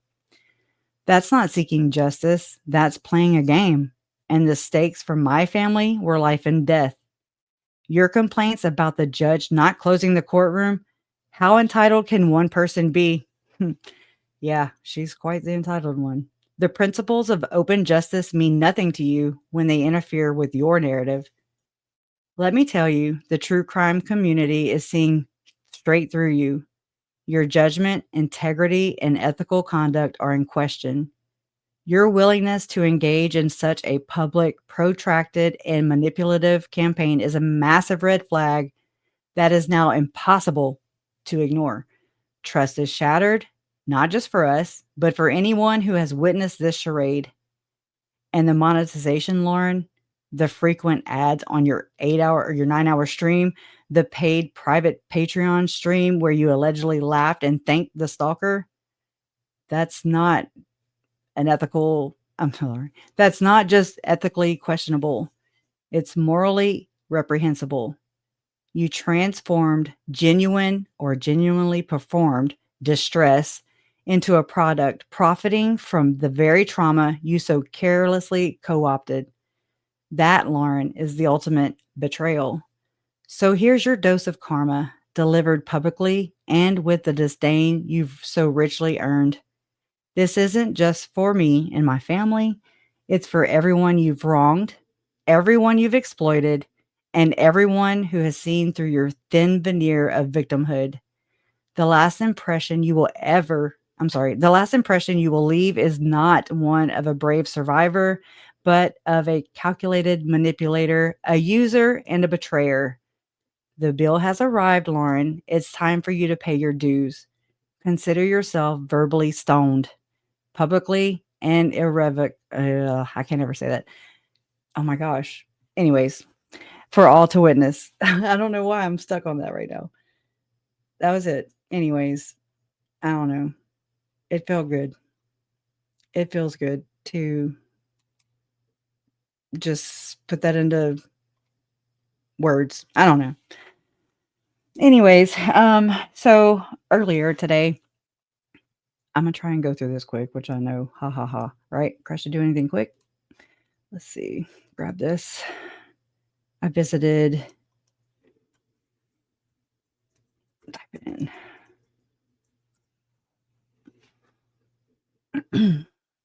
And let me go to her community wall real quick, and then I'll switch the thing where you can see what I'm doing. Oh, okay. Let's see. Here we go. All right. Let me fix this real quick, because this will start to fill in some holes. It did for me, at least. And again, this is allegedly, just connection. So do your own research. Always do your own research. That's what I do here. I just kind of bring things, and that's what this community does. We bring things. But I ran across this earlier, and this is a true crime design. I like the work she does. She questions everything. I appreciate that. So she says, anyone who attends CrimeCon is highly suspect to me. Corrupt sycophants into some demonic shit, in my opinion. That's why they insist on meeting annually, and that makes sense to me. To mock the masses and continue harvesting loosh from their child sacrifices. Looking at you, Mike, Patty, and Stacy Chapin. These are not my opinions. I'm just repeating, I'm reading the thing. Next thing you know, I have something from Trisha telling me to, to stop spreading rumors or something. What did that mean anyways? So she wants me to like go and like just they say jump and I'm supposed to be like, how high? Like that's weird. That ain't right. Just saying. I'm glad I'm glad I'm like, no. No, there's a lot of things that there's things that I saw, that I was just like, didn't feel comfortable. Didn't feel right, like just on certain crimes that were discussed on the platform or panel or whatever the hell on the channel, it was pretty one-sided. Not a, you know what I mean? Like you just know, I don't know, no possibilities. And I guess that's why some of these crimes stay unsolved, because some people don't allow free thought, or new thoughts that maybe don't jive with their own. I really don't know. I don't have all the answers, but this is interesting because, Lauren got an award, from CrimeCon for the Delphi case. And so I don't know, my own thoughts.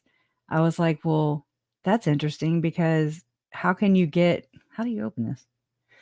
How do you get an award? How do you receive an award from the Delphi case, if you think the man is innocent?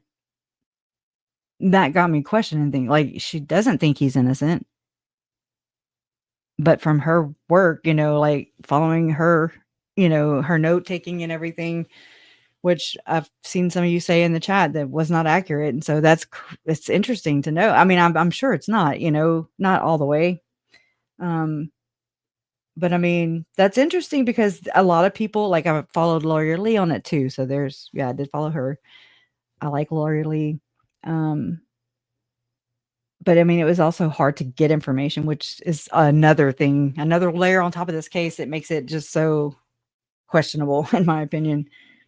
But I don't know. I just was thinking and I was like, well, how is she gonna, if Lauren were to actually think that Richard Allen was innocent, she probably would not have gotten nominated for this award. I don't know how it works over here. I'm sure they just print them up. I don't know. But like, okay. That makes me question everything. It makes me question her integrity. It makes me wonder if she does conform. Okay. Conform. You wouldn't conform, Lauren. So you changed the status of the relationship. And so you were evil. Whatever that shit was last night or Friday night with Dr. John. I was like, what is happening?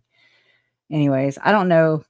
I know that's a grandfather or something. I don't know who this lady is, but I thought I could open these damn things. I can't. I think that's her friend, Hendrix or whatever. And then this guy always throws up Illuminati signs. So there's that. I don't care for these people, but that's just me. I didn't follow the case like that. I don't even know who they were. Really, I knew their names. That was about it. If not, I learned them after the fact, but I don't know. And I guess this is that same guy, and this is the prosecutor, and I guess Hendrix and Lauren and Grayson. Nice meal. And I think this is Ethan Chapin's mom at CrimeCon. Okay. I can't stay silent anymore. I'm being stalked and bullied. Fear for my safety. I'm in danger, right? I feel bad for Christina in that sense, okay? But I don't, I'm not getting into the politics of it. I just think it's wrong to frame somebody who it appears looks like that's exactly what you did, in my opinion, allegedly, Lauren. Okay, so kind of caught my attention was it was very odd to me. This is the comment that the Chapins even attended this. We know they don't want to talk about the crime, don't want the details, don't want to go to the hearing or sentencing, etc., but wanted to go to CrimeCon. And then, I mean, I don't know all this. I'm just kind of, this is where I always got a lot of context. You know, when I was looking into the Mormonism stuff and all the little Mormon blogs, I would go down to the comments and kind of glean a lot more context through different views. Won't attend the trials or anything to do with justice for Ethan. And then this person says, I want to say I've seen this person before. I was at CrimeCon and attended her discussion. Turns out it was a 1-hour infomercial for Othram. That caught my attention. I was like, what? The Chapins are paid employees for sure. And it was a complete disappointment. And I mean, this is like pinging for me because I'd saw in Every Day with Jay, her live stream where she shared, and I'll show you in just a minute, where just want to make money from their son's horrific death. They also have a clothing line. I was like, whoa. Wow, I'm speechless. Okay, one of the drug cartels up there had a clothing line too to help launder their money. I don't know. I've never heard about a drug cartel up there. So interesting. The Creepins, IGG, I don't even know what that means, is to be used when all investigative leads have been followed and exhausted. 6 weeks hardly meets the criteria. This whole case stinks. I know, right? It's so weird. That's how you know this event isn't anything good. And I mean, I was already kind of feeling that, you know, like from observing it all these years, my parents being invited and going, they look like they had a good time, but I'll get there and tell you what I believe is going on. Too bad you could not ask any questions like, why do you think Ellie did not provide your lab with the other unknown male DNA found on sheath mixed with victim's blood, as well as unknown male blood DNA found on a handrail and glove? I wonder if that's the same glove that Chris, what's his face, went and found, which is sus. Chris, whatever his name is, I forget it. And by the way, why are you saying you found Brian when court docs state the FBI found Brian and not you? So apparently people are having lots of questions that I don't really know. Okay, so don't twist me in this. Okay, I'm just here I'm mining information basically. Okay. Too bad. Okay, I already said that. Oh wow. Okay. Yes, but CrimeCon is fun and they get to dress up as their favorite horror movie characters and serial killers. I heard a rumor that Hunter Johnson, I don't know who that is going dressed up as Buffalo Bill next year. Can you imagine? Yes, you have gotten her to sign the back of a free Brian t-shirt. It would have been a legendary troll. Anyways, trying to get to where I was. I'm probably starting a riot in the chat, but y'all, come on. Calling you a VIP gives your brain a hit. I've been there. I got escorted into the White House past all the tourists for a guided tour by a friend of a friend who worked there for my 40th birthday. I can see how it appeals, being called special, etc. Oh my God, I understand liking a movie character or a character, but all this violence and unalivings they represent in all these violent movies, people carry things too far than acting out the scenes, allegedly. I didn't even get this far. It says, Lauren, this is somebody's opinion right here. I'm reading. Lauren from HTC is a huge clout chaser. Put a 1 in the chat if you agree. Anyways, wait a second. I just went to her Facebook page, Stacy Chapin. They are good friends with Othram, the DNA company responsible for the sheath. That is absolutely insane to me. I could be totally way behind everybody else who put this together a long time ago. I'm just realized that, like, just saying. Don't forget John Ramsey. He likes to go there and smile with his duper's delight. Annie Elise rubbed me wrong. It's all to make money. It's true crime. Fake. Chapins are fully aware of what happened. I just can't get the 4:29 a.m. arrival of the triplets black Ford SUV out of my head. They were paid with scholarships. I do remember that. memberships, and Othram sponsorship. And I'm like, whoa, okay, it's getting deep. I wish I did pull them, but I don't remember. Very odd, all laughing and smiling at a freaking fandom event and collecting donations and sponsorships based on your children being murdered. None of that ever looked normal to me. Follow your gut. What is Lauren saying about stalking? Not giving her any of my time. Oh, bless you. It's a con and tells you all you need to know. Write some fiction, call it fiction, make bank. Exactly. Everybody would be like, oh my God, like you invented sliced bread. Okay. 100% agree. It's the same platform design used in daytime circuses like Springer, Murray, Dr. Phil, and the rest of the clowns. Profiteers of misery. No matter how sincerely they claim something is horrible or sad, they are aware of the exploitation. They would be angry somehow, whatever. All right. So it just kind of, I want to say there was another comment or something, but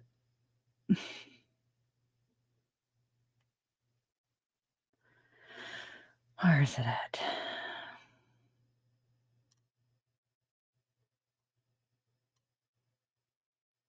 I'm looking. Okay, here we go. Okay, you missed a ton then, and this is spearing off of Stacy Chapin. They're good friends with Othram, okay, DNA company for the sheath, okay, and for web sleuths. Anyways, you've missed a ton then. SC, so that's Chapin, right? Stacy Chapin, I guess, personally knows the couple who runs Othram, and I'm like, what a coinky dink. And thank them for complete closure, and that's in quotes, on the case. Yep, welcome to our side. I get that. Aren't they investors in the company? And I was like, shut up. They OFC, I don't know what that means. They are. Oh, I don't know. I hope Ethan forgives her for his own soul. I heard it can leave past ones stuck, but I believe he will so he can free himself. I have always been on the side of his innocence. I honestly can't believe I missed this very crucial tie between Ethan's family and this lab. It's blowing my mind. I guess that's why they stay out of the media / spotlight. You don't hear much about them or Ethan. It's all pointed towards Maddie and Kaylee. So those of you who know, let me know. Let us know. It definitely makes one's stomach turn once you hear the Chapin family are in close, I guess, ties with Othram. Her and the head of that place became BFFs, and that's what assures Stacy they had the right guy. That is? Okay, just one family member? Anyways, these families seem to not be able to look at any of this objectively, and it's very worrisome. That is very worrisome. Like, it freaks me out. I mean, because my own family, right? There were times, when my mom saw it one way and I was just like, okay, yeah, I'm not going to argue with that. Okay. Like, I get it. Everybody has to process things. However, I thought I knew everything about this kid. Okay, I said that. I thought I knew everything that was out about this case. I followed since the very beginning, but knowing his sibling, yeah, I already said that. Check out Birdie's channel a few months ago. Devil's Advocate went to CrimeCon and told us on Birdie's nightly live program what he saw. It's creepy AF. Palantir. Oh shit. Oh no, I didn't read this part. Now I'm really, I'm concerned. Bad. Oh, yep. That aligns in the NWO movement. We're right on task. Okay, we're in the right place at the right time with this group. So they say Palantir is part of Othram and Peter Thiel is really behind it, allegedly. He's part of the NWO movement, pushing the B system into our everyday lives. Pre-crime is the end game, aka Minority Report. I get really bad vibes from Chapin family and the G family. My opinion only, but please check it out. It was a good show. Don't forget John Ramsey. He likes to go there with his Duper's Delight. Okay. So I was like, okay, now my interest, it's peaked. I remember what I'll never say it right. I'm sorry. But Where's it at? I had it pulled up earlier. Right here, maybe. I must have jumped off of it. Let me grab it.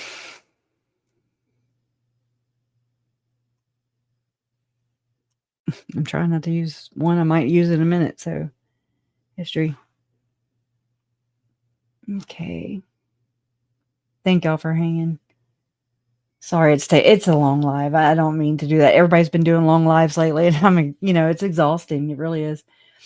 Let's see. Go to Every Day with Jay. Every Day with Jay.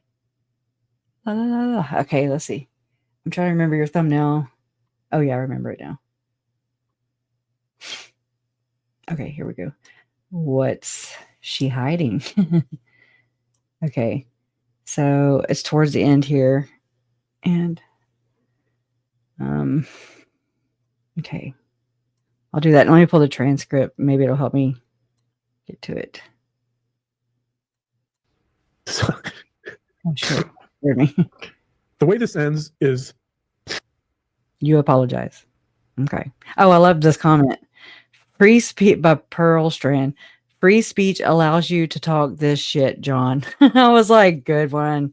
Burn, right? Okay, let me push play. Wait, hold on. I got to see that again. So the way this ends, and I don't know the final ending, but the way this story ends, the way this thought experiment ends, is that Victoria's, she wakes up one morning in her bed. Of web sleuths. No longer the owner because, Patricia Griffith summarized. I'm just picking. Okay, let me go back to here. Because I was like, oh, shit.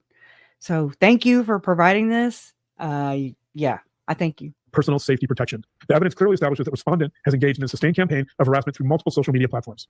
Her head's going to. This is not. Katie, if you want to hear this, I read it in the very beginning when I went over the documents before we started playing this mess.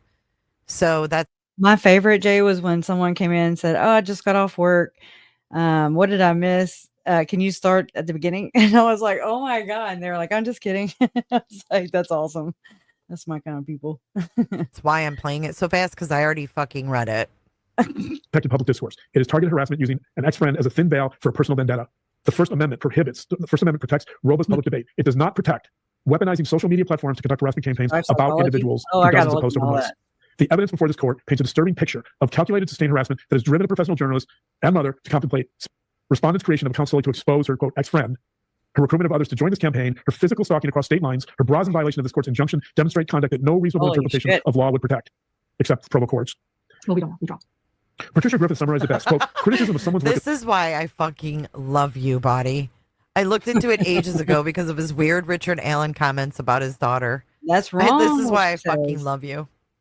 I do too, and I don't even know you. This is where she's reading now. He's reading Trisha Griffith's declaration. I read all this in the beginning. Ride or die, ride or die. If I could go faster, I would. To threaten their livelihood is reprehensible, harmful, and flat out wrong. Thank you, Trisha Griffith. Thank you, Trisha. Oh, thank you, Moral. The court must reject. Oh, thank you, Trisha Griffith, manager of Web Sleuths. No longer the owner because you know what? I got a huge bing bong. Bing bong. You want to talk about Trisha Griffith in Web Sleuths? Someone sent me the LLC, which is now located in the state, which is in the state of Texas, and is under the name of David Middleman, who is also the owner of Othram Labs. Wow. So there you have it, folks. You heard it first because she can't tell you the truth. Bing bong. Othram Labs, David Middleman of Othram Labs owns Web Sleuths. The respondent's attempt to weaponize the First Amendment as a shield for what multiple witnesses, including forensic psychologists, have identified as dangerous stalking behavior with, quote, clear antisocial traits that significantly increase the risk of harmful behavior in the future. We talked about. Yes, she is the original founder, but that's why she calls herself a manager now, because he bought it. Interesting. I mean, just saying. She's not going to tell you, I'm glad you did. For those on the side of free speech at any cost, that's what our attorney said. I want to end with. For your attorney suck. All four of them. Is it this book over here? No, it's Mittelman with a T. Mittelman. David Mittelman. Here we are. How long has this been going on? Not 9 hours. 4 hours. All right. I thought it would be I'll around show 30, it. We far exceeded that. 4 hours. So think about that. Public I'm less than half of your epic marathon. Yeah. I'm looking. I want to go back to this idea of a moral crusade and how important that was for this campaign. And I want to talk a little bit about. So one of the things I've been doing is revisiting the Salem witch trials, the historical record, and also Arthur Noah's interpretation in the Crucible. Okay. Oh, I'd get tired of them talking. Allegedly.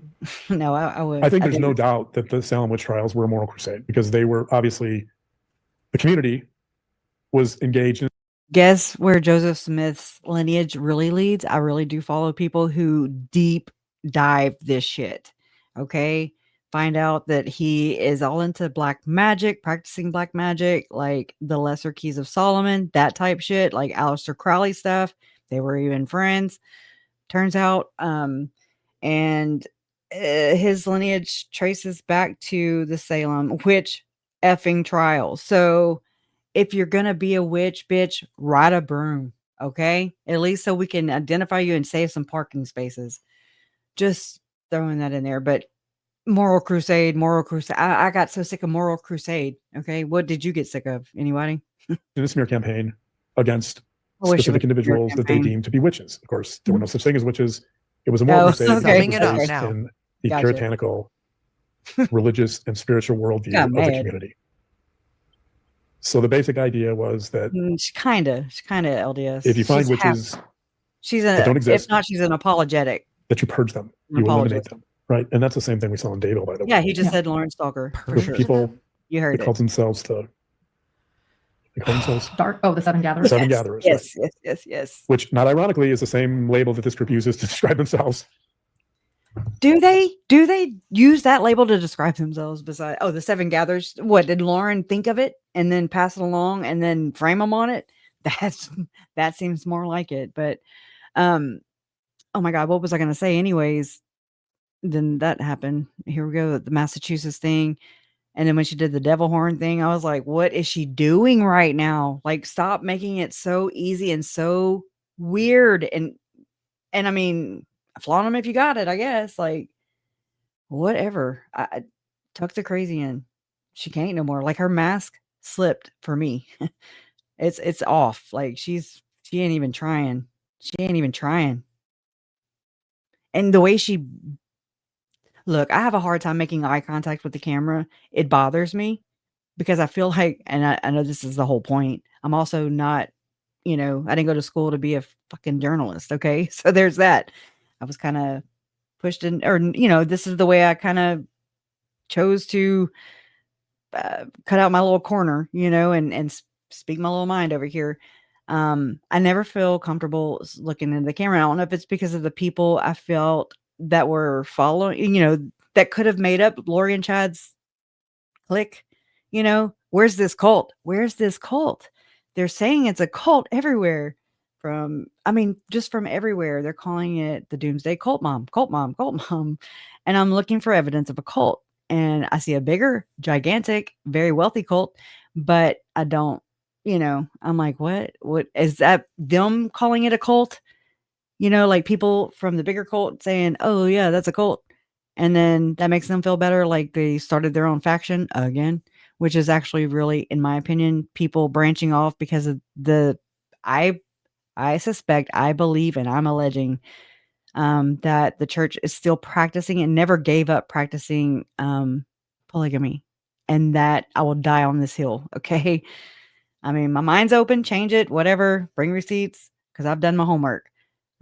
There's a second anointing in it. I don't know if this is what they did. I don't know if there are others, that I don't know. I wasn't there, but the church did provide records to the FBI that were testified to by FBI analyst Nicole Heidemann in both trials in Idaho, that Chad and Lori, when they would swipe in using their temple recommend, which was worth killing people. And, she was like, I'm either going to, I told my bishop, I'm either going to commit murder or I don't know. I forget what she said, but she did both anyways. She reneged on it.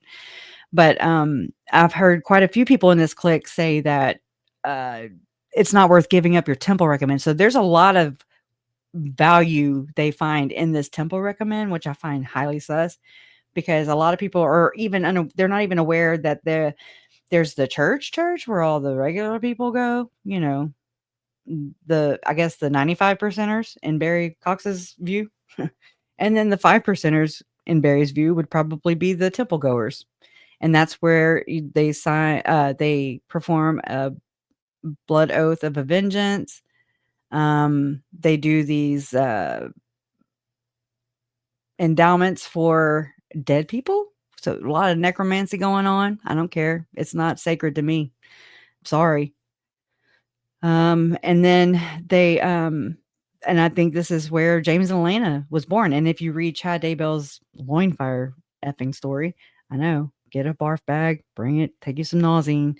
But it also is where James and Elena was actually born.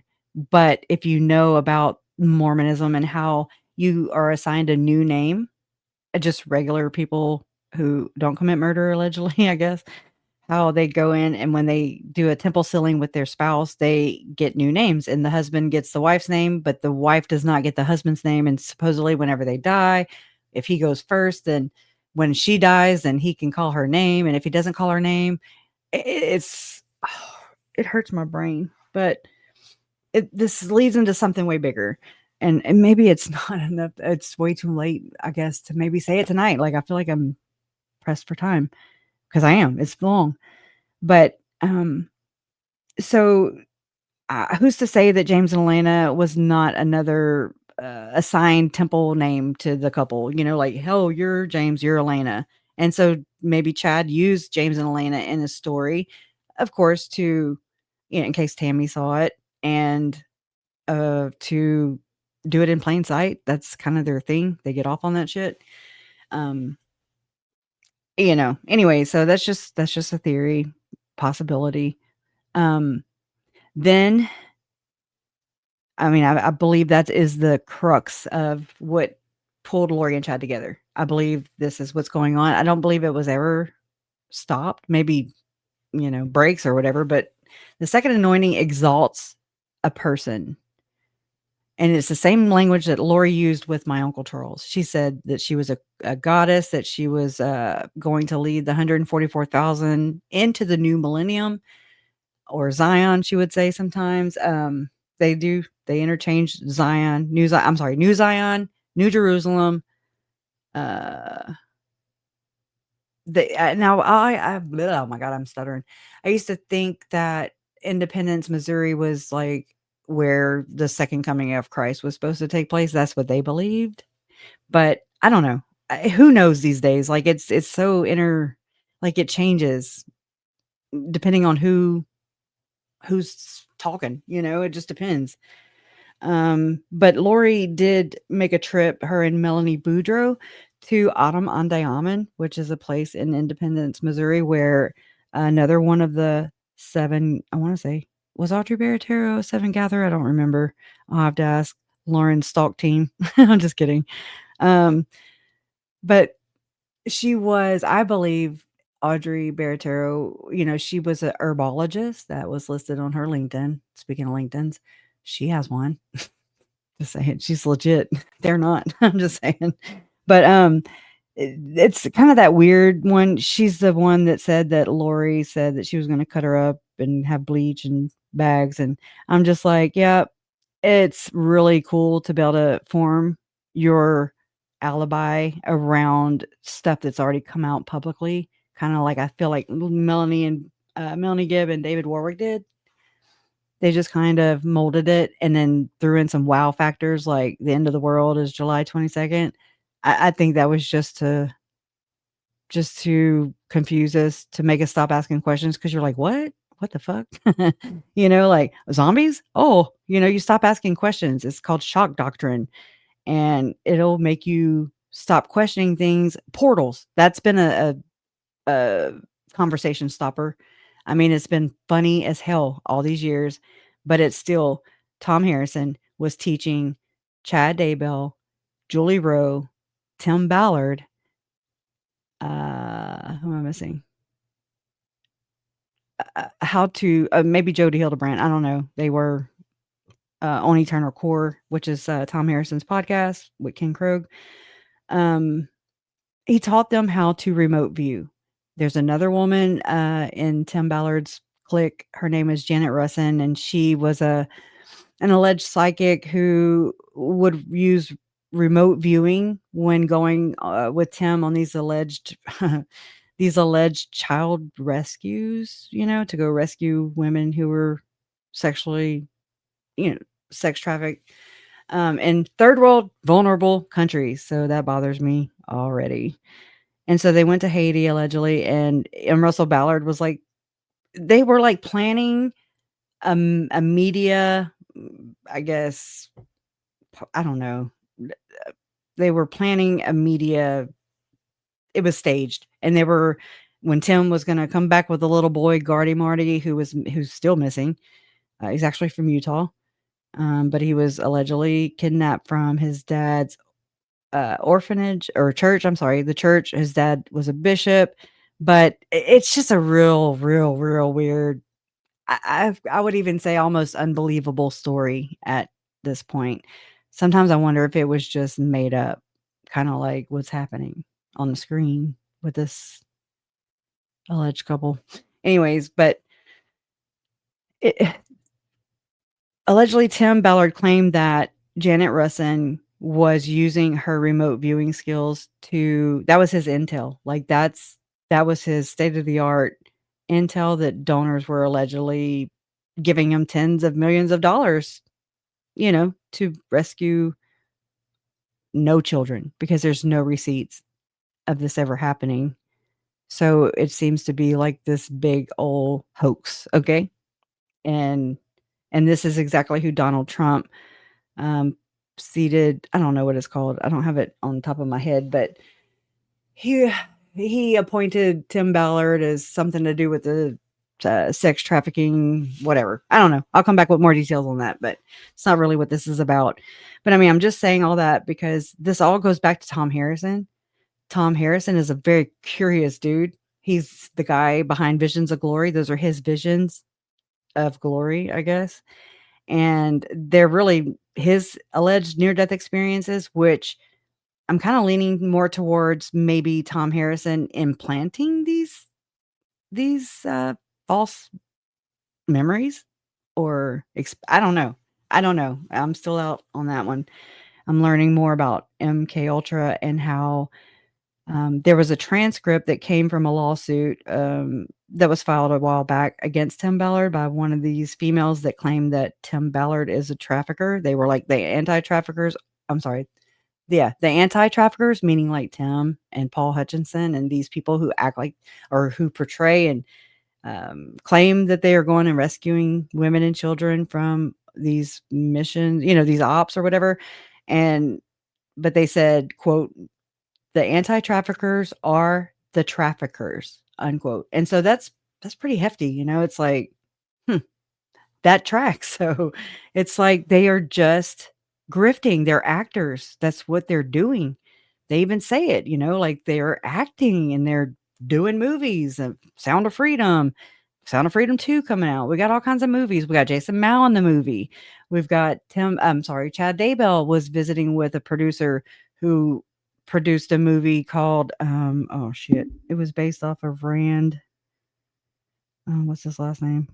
Rand Packer's book. And it was about the beans. Anyways, The Lion and the Lamb. And that's a book that Lori ordered when she was transferred from Idaho prison to await trial in Arizona for Charles and Brandon, and so she ordered 3 books, and one of them was A Lion and a Lamb from Rand Paul, from Chad Daybell. His publishing company is who published it. She ordered Visions of Glory because obviously she has to have a copy everywhere she damn goes, which is Tom Harrison. And then what's the other one? Does it even matter? I think it was like Deborah Harkins or something, and it was about witches. I'm just saying, flaunt it if you got it there, Lauren, who I think is channeling her inner Lori. Okay, for reals. Like, it's scary. I'm not picking right now. That is fucking scary. Like, is it some kind of possession or something? Like, I don't know. I don't know. Don't want to know. Don't transfer it over here. That's why I don't look in the camera. Do you understand? But she stares in the camera like it's interesting, in my opinion.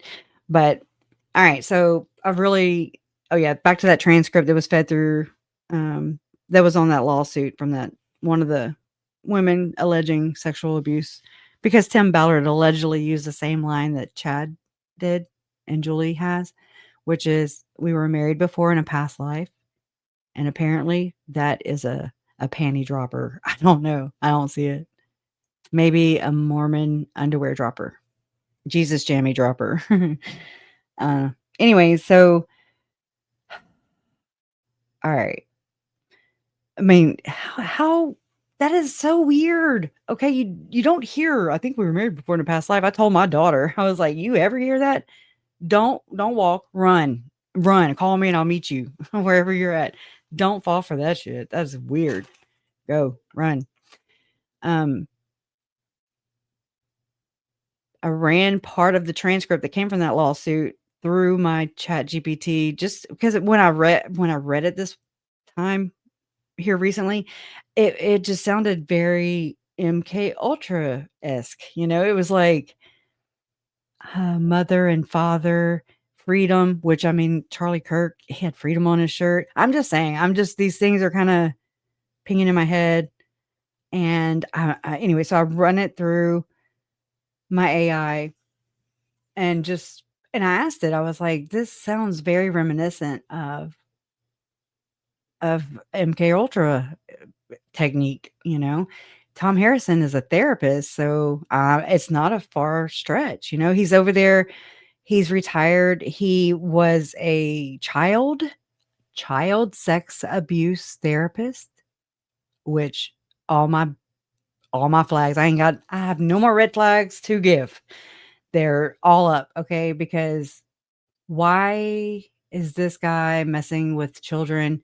This is with the Church of Jesus Christ of Latter-day Saints, who were dealing with the Bishop Glenn L. Pace memo that was buried, hidden, didn't come out until it was leaked to Sandra and Gerald Tanner back in the day, but it still has stayed suppressed. A lot of Mormons are told that it's called secret combinations, which is, to a Mormon, it's basically saying that's satanic ritual abuse. Okay, so it's the same thing as satanic panic, just kind of in Mormonese. I don't know.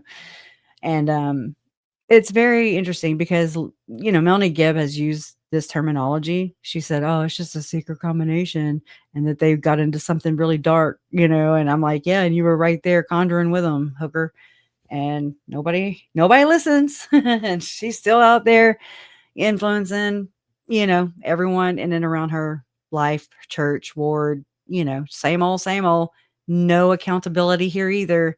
Keep letting these people go unchecked and untethered. And I'm telling you, it's going to be a really bad shit show. And whatever, whatever. I don't know.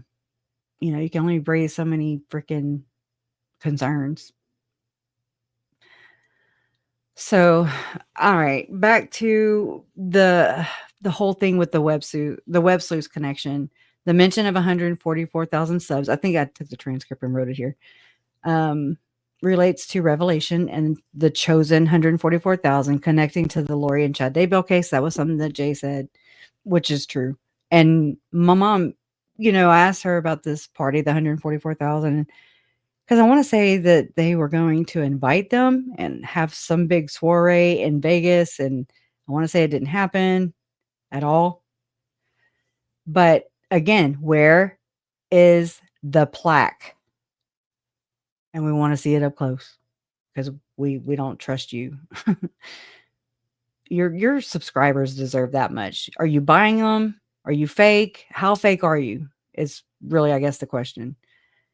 Dismissal of the case, Lawrence against Christina would set a dangerous precedent, allowing unrestricted stalking under the guise of free speech. Utah Code 70. Okay, I'm just going to kind of skip down to where I'm trying to get. Okay, it says, which I think I'm just repeating what you just said on that video, but Trisha Griffith's declaration was read by Jay, and then Trisha Griffith, manager of Web Sleuth, meaning she is no longer the owner. The LLC for Web Sleuths is now located in Texas and is under the name of David Mittelman, which is with T's, not D's, who is also the owner of Othram Labs.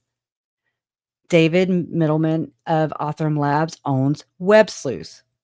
The respondents attempt to weaponize. Okay, so it goes back to that. All right. Okay, hold on. Hold, please. I'm having to kind of navigate around here. I hope y'all are doing okay. I gotta scroll and scroll and scroll. See. Okay. Sorry about this, y'all. It's transitions for me. I really am not fast at this. I want to say. Okay, here we go. October. Okay.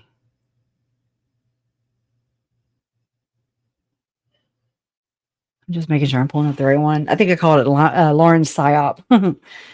Maybe. Let's see.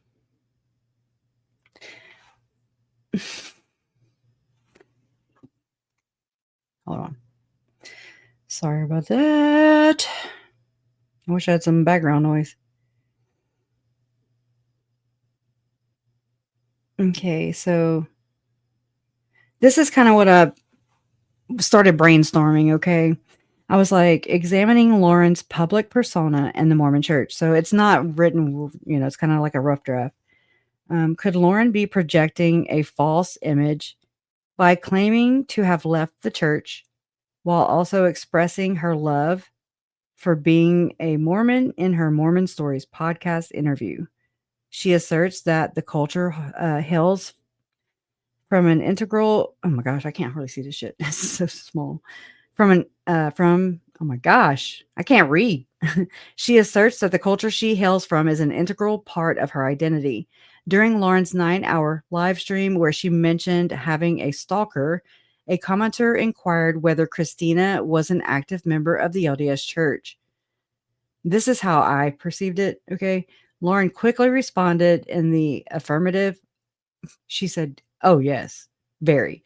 Almost as if it were a slight against Christina, her perceived enemy, for being an active Mormon. Kind of like once Mormons, they call people who leave the church anti-Mormons. They think they're against the church. That's because they received the truth of the gospel and then turned away from it. So that's why they're going to go to outer darkness where all the cool kids hang out.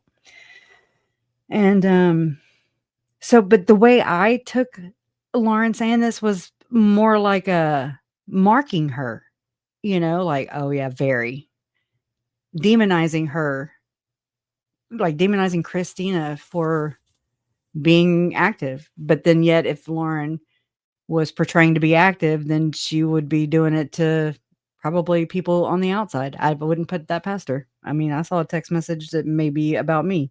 I shared it with y'all earlier. And it's really, really, girl, come on now. That's pretty lame.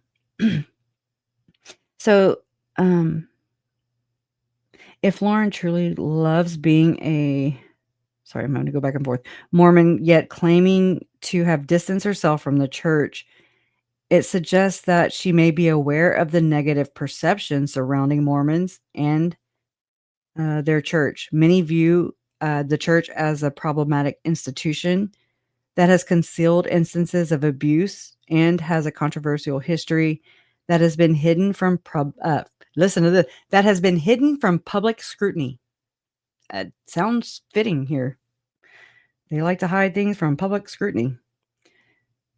Many view it. Oh, I already said that. This includes issues like Freemasonry, ongoing polygamous marriages, and the founder's multiple hidden wives, some of whom were underage.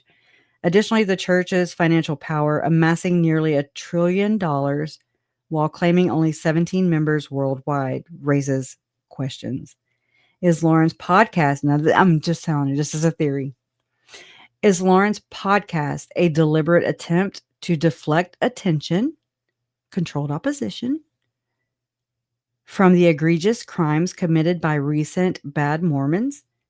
It seems the church's public relations team is acutely aware of the headlines surrounding these horrific acts and how they shape public perception of the Mormon church. There appears to be a concerted effort to present a more Christian image, and this tracks to all the other things going on with the church. And all this weird shit, y'all. It's crazy. A more Christian image to appeal to a broader religious right, aiming to attract new members and fulfill a desire for a one world religion, or you could call it a theocratic society. So it makes me wonder if these were like experiments already ran in the past, to see if a theocratic society would, they go bigger and bigger in scale to see if it'll sustain itself, I don't know. That's just my first instinct, my first thoughts. Oh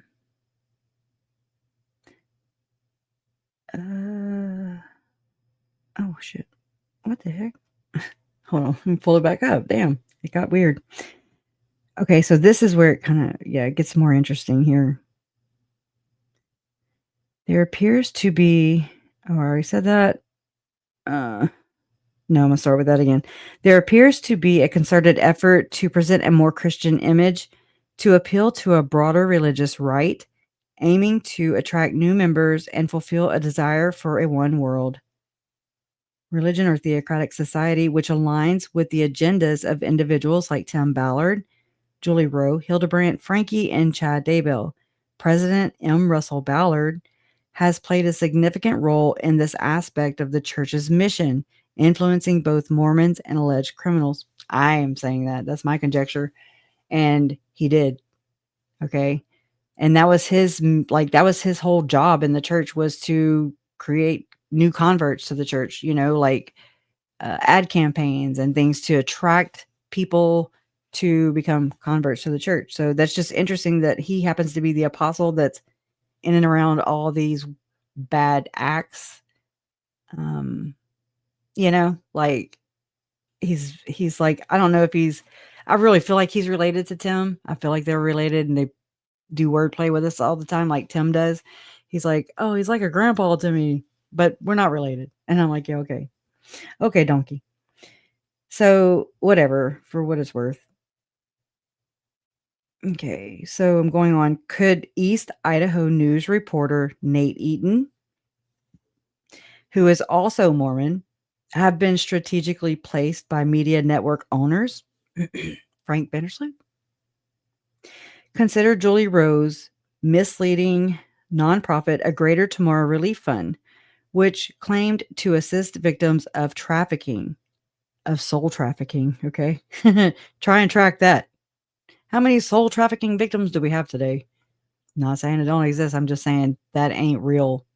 You can't measure that. They can. They measure souls. Okay, just throwing that out there. So, and it's interesting that Tim Ballard has Operation Underground Railroad, the Spear Fund. They have the Nazarene Fund, which is over there in the I country, with the I.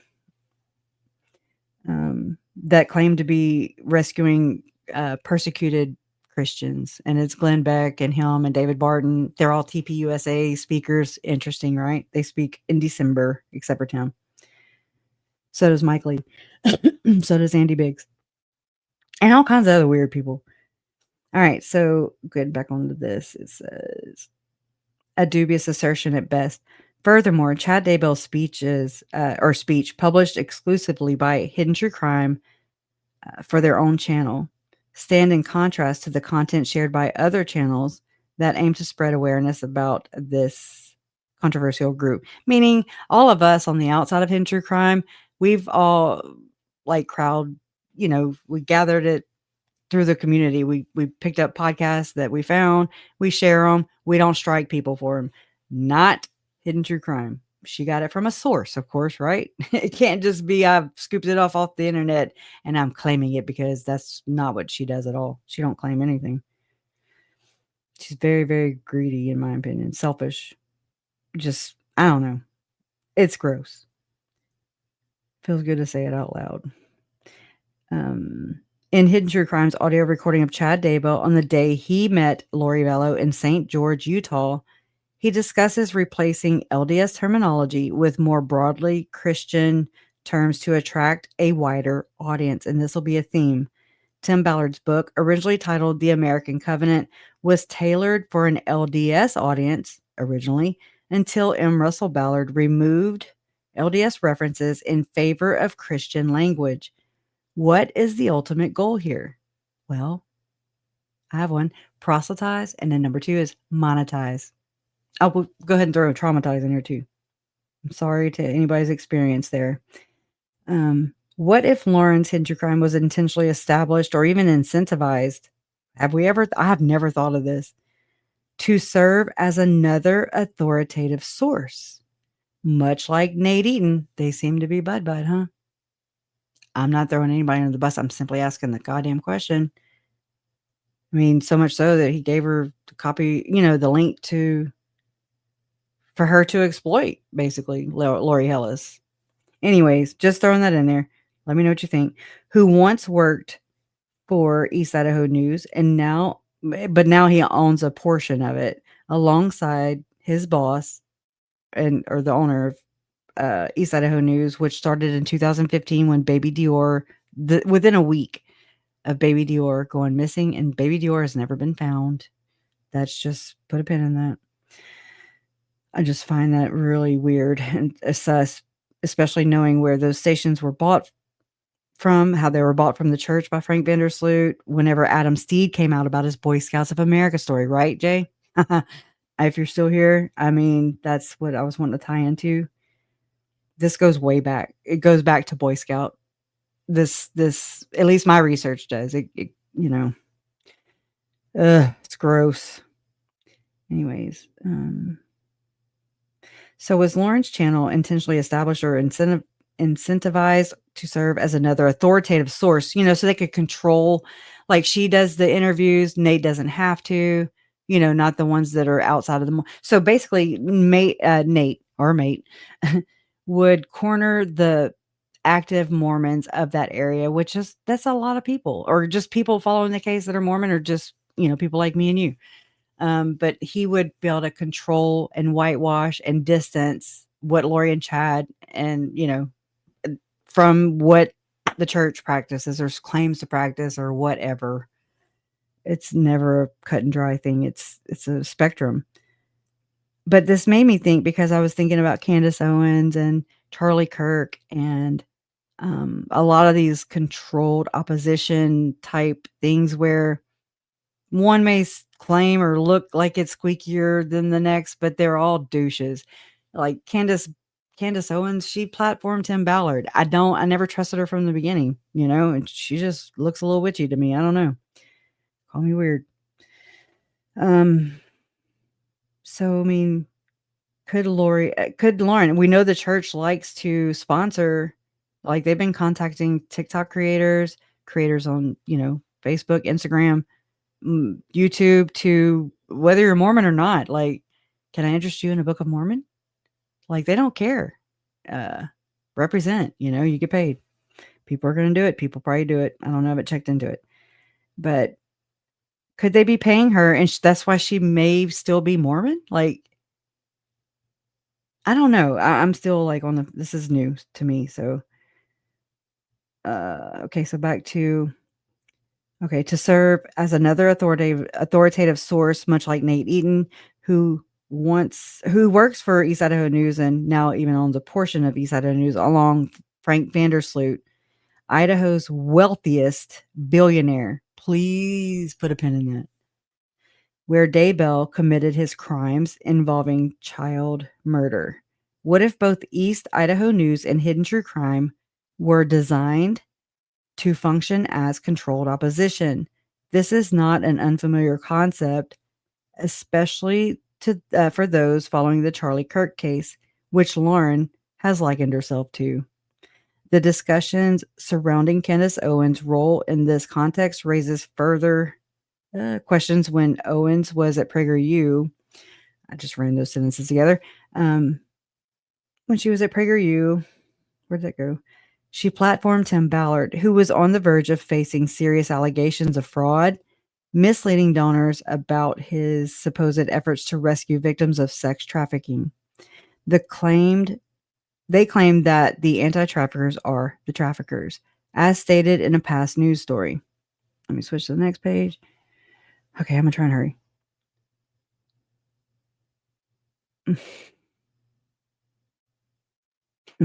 Hold on. I hope that's not it. I thought I had more. Hold on.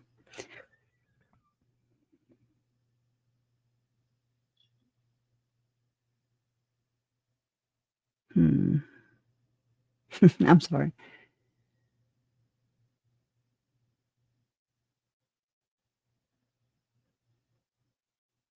I'm proving Lauren's text to be right. She says I'm slow. You can bite me.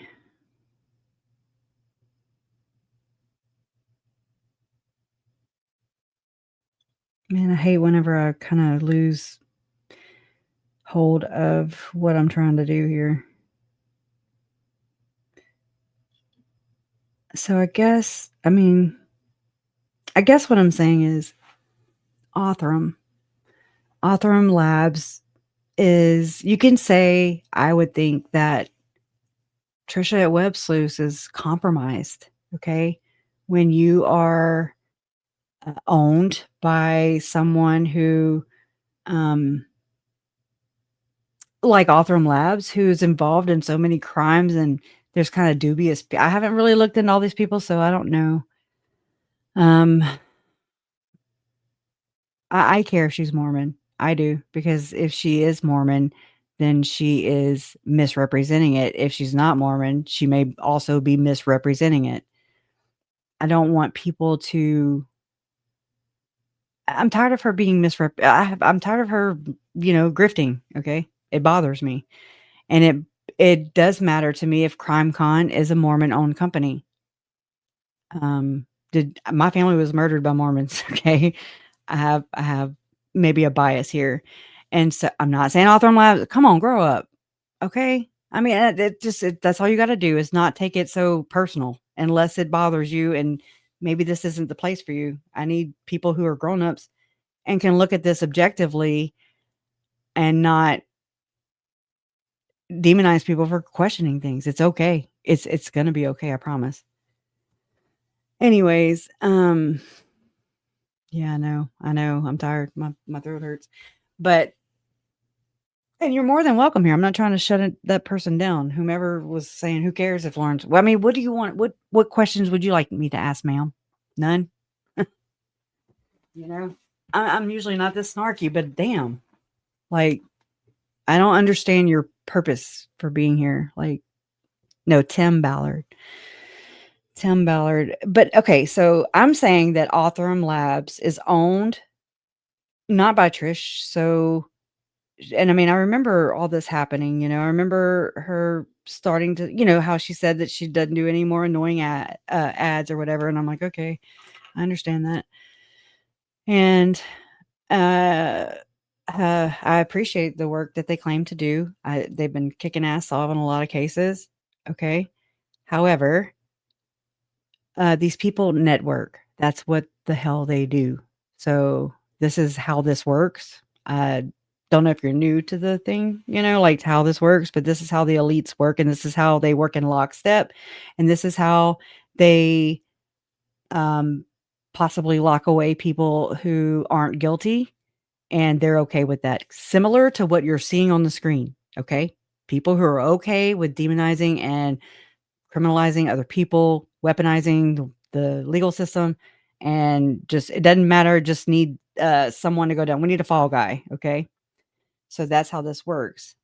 Yeah, everyone does network. Everyone, but when this is like a secret society that you and I are not invited because we're not elite, we don't have the bloodlines, we don't have the credentials, we're not connected, we're not in a university, we're not I'm not in a fraternity and a sorority. These are, like Boy Scouts is kind of the entrance into that somewhat, kind of conditioning and everything. Anyway, so this is kind of my understanding how they work, tentatively, loosely.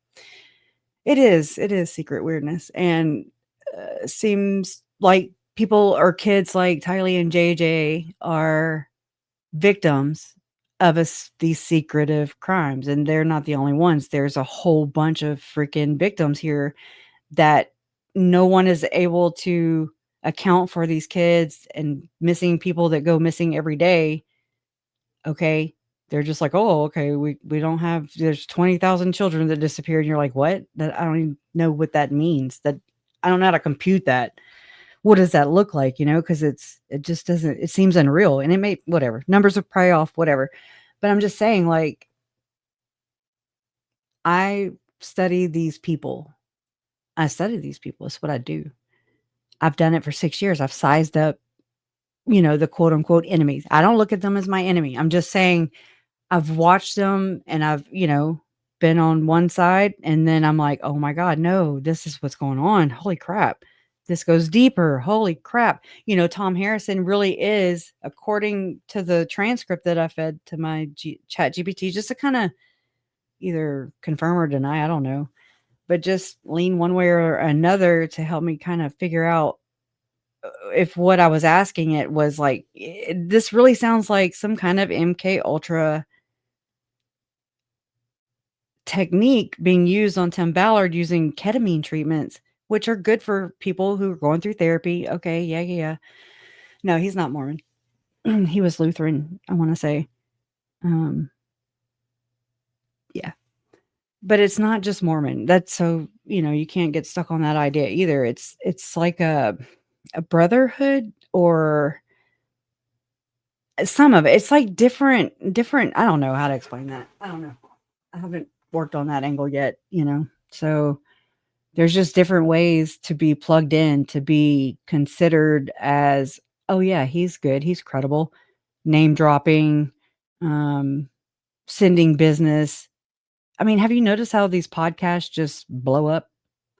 And they're like, I'm like, how do they get away with all that? And they say all these same YouTube-y, buzzwords that I'm not allowed to say. Keeps me in the damn algorithm ditches over here. But why do they get to do it? And that's because I believe they are controlled opposition or sponsored by people who will spout their ideas and influence me and you without us being aware of it, So this is, we live in a world of influence. That's what we are.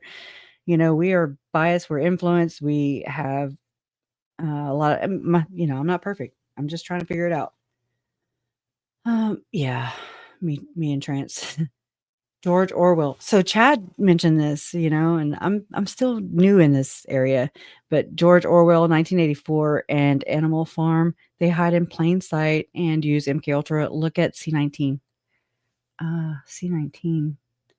I'll have to Google that whenever we get off here, but I mean, for real, I don't have it pulled up, but the transcript or whatever that, so it was Tom Harrison who, that's what he does. He's a child sex therapist, but he also had patients allegedly that, he was, that claim, according to Lauren now, that, kind of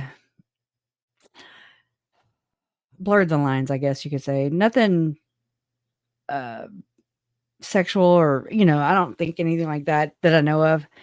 But it's more like,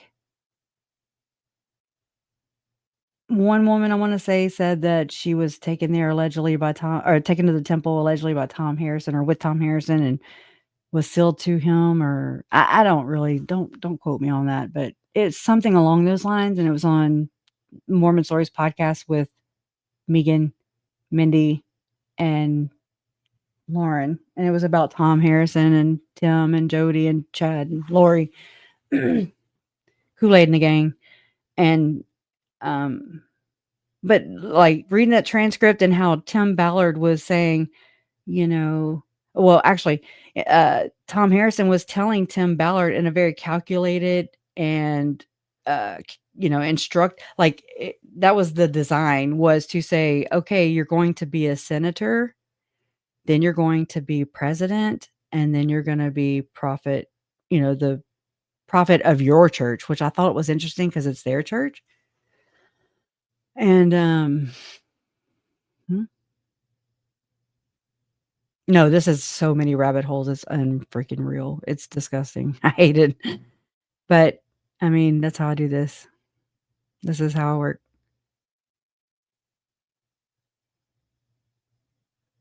Yeah, I know. Yeah. I don't compare it to Megan. Not in Trisha's eyes. I'm like, good Lord, never mind. I'm good. I don't want to be, don't freaking fangirl or whatever me. Like, I just want real people, and that's how I'm gonna treat you. So weird. Don't do it. But I'm gonna look this up, Gateshead Angel. Appreciate that. But I'm just saying, if Tom Harrison is actually doing this or did this to Tim Ballard to kind of create this kind of Manchurian candidate to become the future prophet and president of the United States, I mean, if Chad and Julie were meeting with Tom Harrison, this therapist, this sus therapist, and he was teaching them how to remote view, which they call portaling, okay, then is it a stretch to say that maybe they were also being treated or experimented on with the kind of same techniques that were that I have the receipt for of being done to Tim Ballard? Did this happen to to Chad? I'm sorry, too many fucking names to keep up with. Does this happen to Chad and Julie too with Tom? And so you start to see like, oh shit. Okay, so if Tim Ballard's up to no good, Chad and Lori murdered a bunch of people in a little amount of time. We're talking some crazy shit, still talking some crazy shit. They have these phrases, these dog whistles, buzzword. I don't know. It's like they're able to talk to one another this way, and which is, of course, secret society. You got Glenn Beck, who's all involved. He wears a lot of skull and bone things. I'm learning a lot about these things, and I know people are like, "Oh my god, okay, what do you do? What does a person do when they can't communicate verbally because of hearing problems? They do sign language. What did we do before we had a language? Like we didn't always have one. Anyways, I don't know. So we communicate. A lot of our communication is with body language, So that makes sense to me. And if they're saying that it's done in plain sight, but nobody ever talks about it, or to a degree, to a sense, certain level, but they don't actually. I just want to include it as part of my analysis of somebody or some situation that I am analyzing. Like, I want to do that and just factor that in, not buy it, at face value all by itself. Like, oh yeah, he's guilty. No, but just like, these kind of things are just look really sus. Okay. I don't like to put anything off the table. So call me a conspiracy theorist. Call me oh my gosh, I just blanked. I'm such a dork and I'm tired. Or a coincidence theorist. Okay. There's two things can be true. I'm just saying, like, I feel like a lot of the people, especially in these kind of spaces, this true crime community, I'm not saying come in, like, bombard anything anywhere with just nothing but speculation or anything like that. That's harmful. Or theories, but not all conspiracy theories are conspiracies, they're theories that they're conspiracy theories that end up being true. I've seen it. There's a lot of people that owe conspiracy theorists some damn apologies for being called a damn conspiracy theorist about, like, JFK, MLK, all these things that happened that turned out to be true. It's like, CIA coined the term conspiracy theorist as a way to shame and make people sound crazy. Not only that, but to label them, I think. Not only that, they also did that with the satanic panic. They called it satanic panic, and it's to stop us from thinking. It's to be like, oh, nope, they're crazy. I'm going to go over here, and so we don't even dig there. And so I think it's short-sighted for us to wall off an entire area of possibilities, okay? Yes, some do. Some, I'm right there with you. Some conspiracies are crazy and deserve to be shamed. Yeah, all day, every day. But I mean, there's, I just think they're worth looking into. And I mean, again, it just depends on what you believe a conspiracy theory is. Some people are just like, whoa, this is some weird shit. And it is. It's weird shit. The kids did not live. Charles did not live. Tammy did not live. Joe, not living. They were murdered in the most egregious and heinous ways known. Okay. We don't even know. I'm sorry. We don't even know where the rest of Tylee is. And it bothers me. It bothers me because she deserves for her body to be together. Like, it bothers me bad. JJ was all together. Whenever they showed that on the projector screen or whatever in the trial, and so I can see JJ. I mean, he resembles himself, right? But when they say Tylee here, she's right here, and they're pointing at it with a red laser thing, and I'm like, where? Thinking like I don't see her. She was there were it just was a hole in the ground, and I'm just like, it looks like white paper, just kind of. I didn't. It just, you can't identify. You can't even see her. In a decomposed state. Like, it's just, there's smithereens, and it bothers me. It bothers me. What? I was reading, but okay, whatever. Anyways, you come over here just to do their bidding for them. Do you understand? I don't know. I wouldn't doubt it. And it's kind of par for the course with this, with people like that. I've heard that, but I don't know that for sure. Yeah, it is. I mean, but it's not as painful as what, they went through, but I don't know. It bothers me. So I want to know more. I want to know more because there's a big cloud of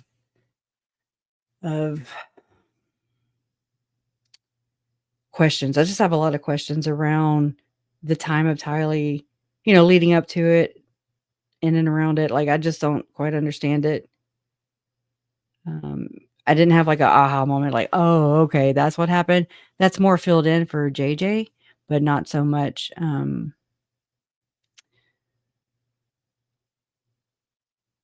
Yeah, they obviously are for victims, right? But here we are. They're not over in their chat bitching or whatever. I don't even know. Anyways, I ain't got time. But yeah, I'm just gonna head out on that note.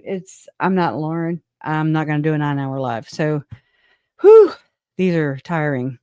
But I've enjoyed your company here tonight.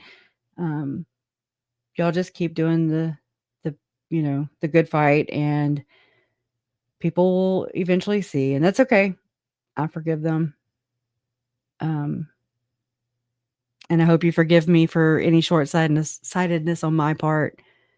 I'm tired of playing other people's expectations. I really am. I wish people, when they say that I'm here for the victim family, I don't think so. I think that's a good question to ask. And I mean, I'm not saying that to be like, oh, I'm just saying a lot of people don't. They say something, but they don't actually follow through with those actions. And you can tell by these, their actions. So that's how I guide and go through my life. I don't hate anybody. But I'm allowed to be upset. I'm allowed to be angry. I'm allowed to have feelings, and I'm allowed to have a fucking opinion. Okay. So anyways, while they're still not, illegal to have, I'm just saying, we're right here on some dangerous territory, not because of these two. I'm just saying, I hope they don't liken themselves to, I'm just talking about in the world. anyways, thank y'all so much. And thank y'all for all the super chats. I appreciate you. I've never had, still, there's a lot of people in here, and I've never in my life, there's trials and sentencing days and never, and I appreciate it. I appreciate you for being here and just hanging out. And if you have any questions or even, I'll take criticism. I like it. Make it constructive. It's all about constructive.